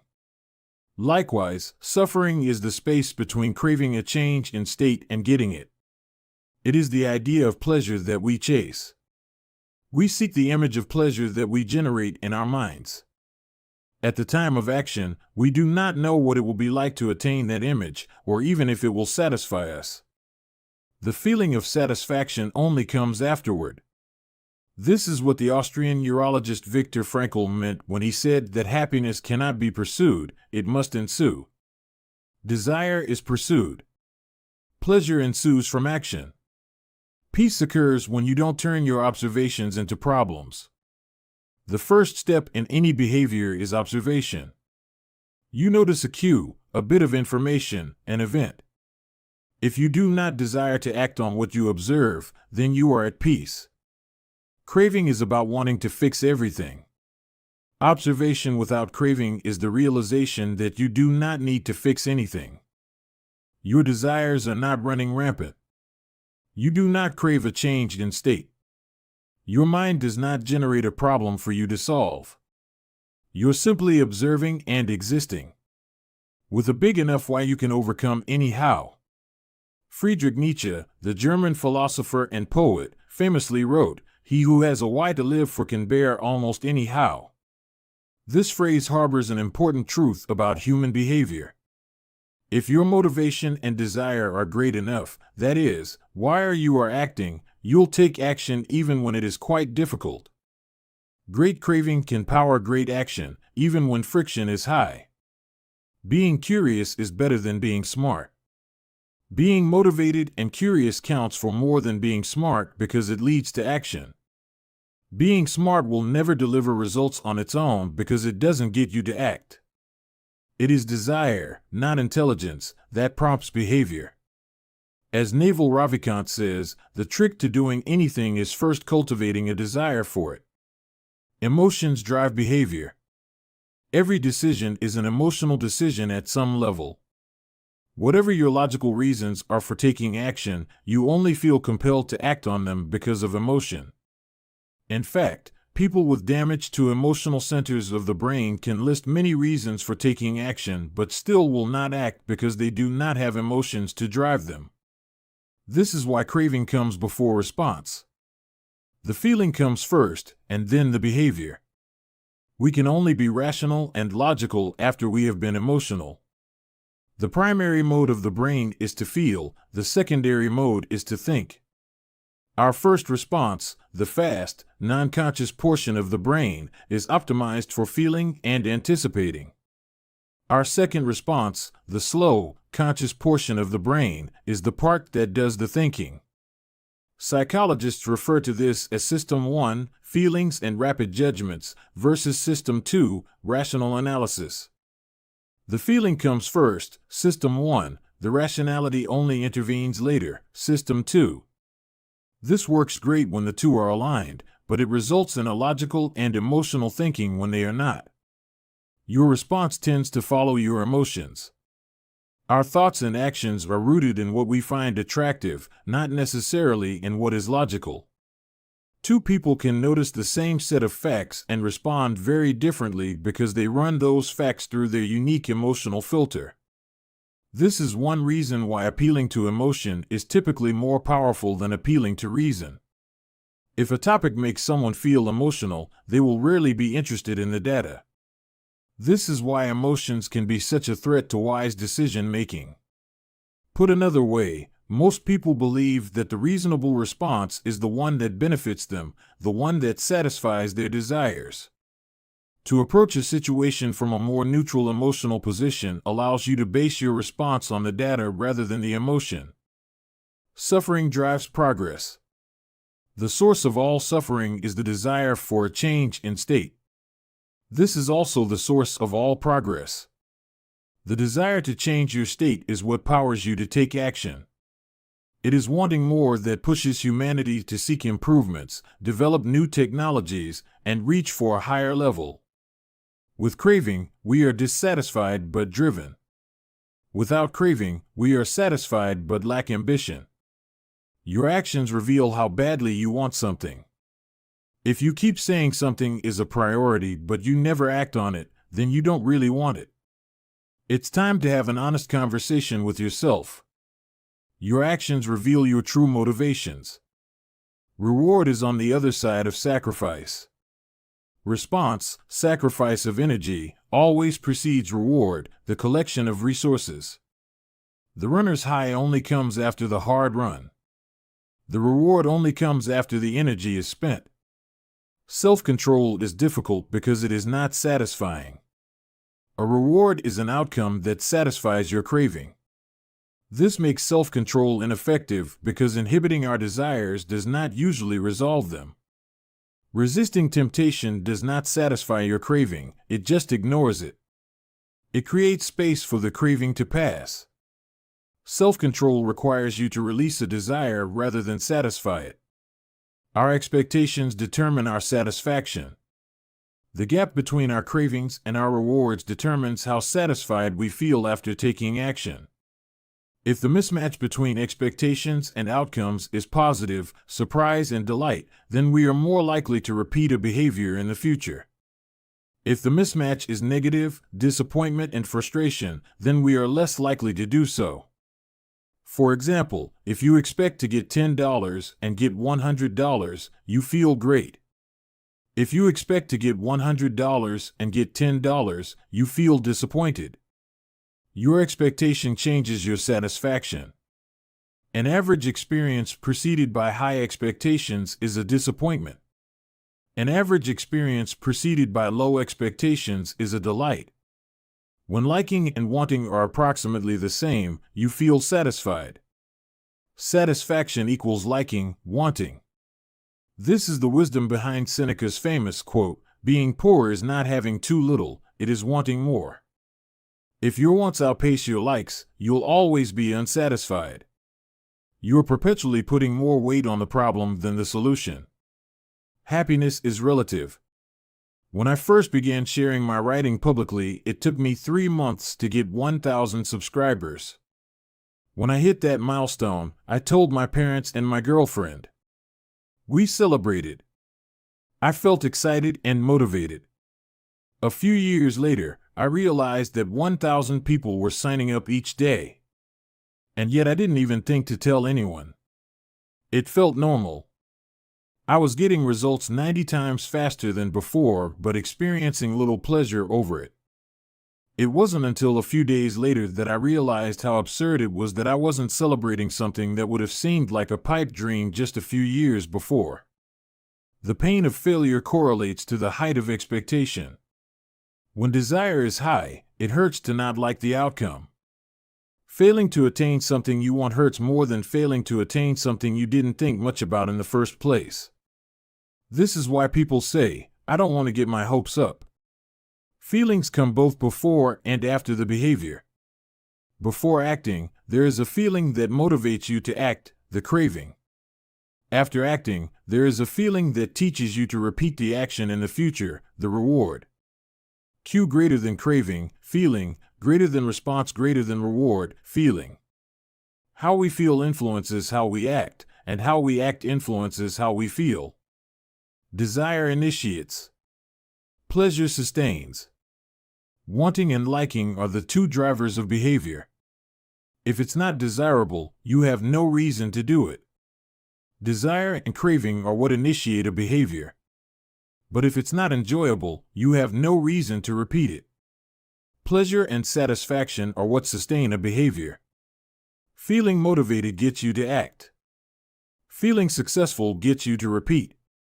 Hope declines with experience and is replaced by acceptance. The first time an opportunity arises, there is hope of what could be. Your expectation, cravings, is based solely on promise. The second time around, your expectation is grounded in reality. You begin to understand how the process works, and your hope is gradually traded for a more accurate prediction and acceptance of the likely outcome. This is one reason why we continually grasp for the latest get-rich-quick or weight loss scheme. New plans offer hope because we don't have any experiences to ground our expectations. New strategies seem more appealing than old ones because they can have unbounded hope. As Aristotle noted, youth is easily deceived because it is quick to hope. Perhaps this can be revised to youth is easily deceived because it only hopes. There is no experience to root the expectation in. In the beginning, hope is all you have. Acknowledgements. I have relied heavily on others during the creation of this book. Before anyone else, I must thank my wife, Christy, who has been indispensable throughout this process. She has played every role a person can play in the writing of a book: spouse, friend, fan, critic, editor, researcher, therapist. It is no exaggeration to say this book would not be the same without her. It might not exist at all. Like everything in our life, we did it together. Second, I am grateful to my family, not only for their support and encouragement on this book, but also for believing in me no matter what project I happen to be working on. I have benefited from many years of support from my parents, grandparents, and siblings. In particular, I want my mom and dad to know that I love them. It is a special feeling to know that your parents are your greatest fans. Third, to my assistant, Lindsay Knuckles. At this point, her job defies description as she has been asked to do nearly everything one could imagine for a small business. Thankfully, her skills and talents are more powerful than my questionable management style. Some sections of this book are as much hers as they are mine. I am deeply grateful for her help. As for the content and writing of the book, I have a long list of people to thank. To start, there are a few people from whom I have learned so much that it would be a crime to not mention them by name. Leo Babauta, Charles Duhigg, Nir Eyal, and B.J. Fogg have each influenced my thoughts on habits in meaningful ways. Their work and ideas can be found sprinkled throughout this text. If you enjoyed this book, I'd encourage you to read their writing as well. At various stages of writing, I benefited from the guidance of many fine editors. Thanks to Peter Guzzardi for walking me through the early stages of the writing process and for a kick in the pants when I really needed it. I am indebted to Blake Atwood and Robin Delabo for transforming my ugly and insanely long first drafts into a tight, readable manuscript. And I am thankful to Anne Barngrover for her ability to add a little class and poetic style to my writing. I'd like to thank the many people who read early versions of the manuscript, including Bruce Ammons, Darcy Ansell, Tim Ballard, Vishal Bardwaj, Charlotte Blank, Jerome Burt, Sim Campbell, Alabama Carlos, Nikki Case, Julie Chang, Jason Collins, Deborah Croy, Roger Dooley, Tiago Forte, Matt Gartland, Andrew Girer, Randy Giffen, John Gigante, Adam Gilbert, Stefan Guyanet, Jeremy Hendon, Jane Horvath, Joachim Jansen, Josh Kaufman, and Kavanaugh, Chris Klaus, Zeke Lopez, Katie Macon, Sid Matson, Kira McGrath, Amy Mitchell, Anna Moise, Stacy Morris, Tara Nicole Nelson, Taylor Pearson, Max Shank, Trey Shelton, Jason Shen, Jacob Zangelitis, and Ari Zelmano. The book benefited greatly from your feedback. To the team at Avery and Penguin Random House who made this book a reality, thank you. I owe a debt of special thanks to my publisher, Megan Newman, for her endless patience as I continually pushed back deadlines. She gave me the space I needed to create a book I was proud of and championed my ideas at every step. To Nina, for her ability to transform my writing while still retaining my original message. To Lindsay, Farron, Casey, and the rest of the PRH team for spreading the message of this book to more people than I could ever reach on my own. To Pete Garceau, for designing a beautiful cover for this book. And to my agent, Lisa DeMona, for her guidance and insight at every step of the publishing process. To the many friends and family members who asked how's the book going and offered a word of encouragement when I inevitably replied slowly, thank you. Every author faces a few dark moments when writing a book, and one kind word can be enough to get you to show up again the next day. I am sure there are people I have forgotten, but I keep an updated list of anyone who has influenced my thinking in meaningful ways at jamesclear.com/thanks. And finally, to you. Life is short and you have shared some of your precious time with me by reading this book. Thank you.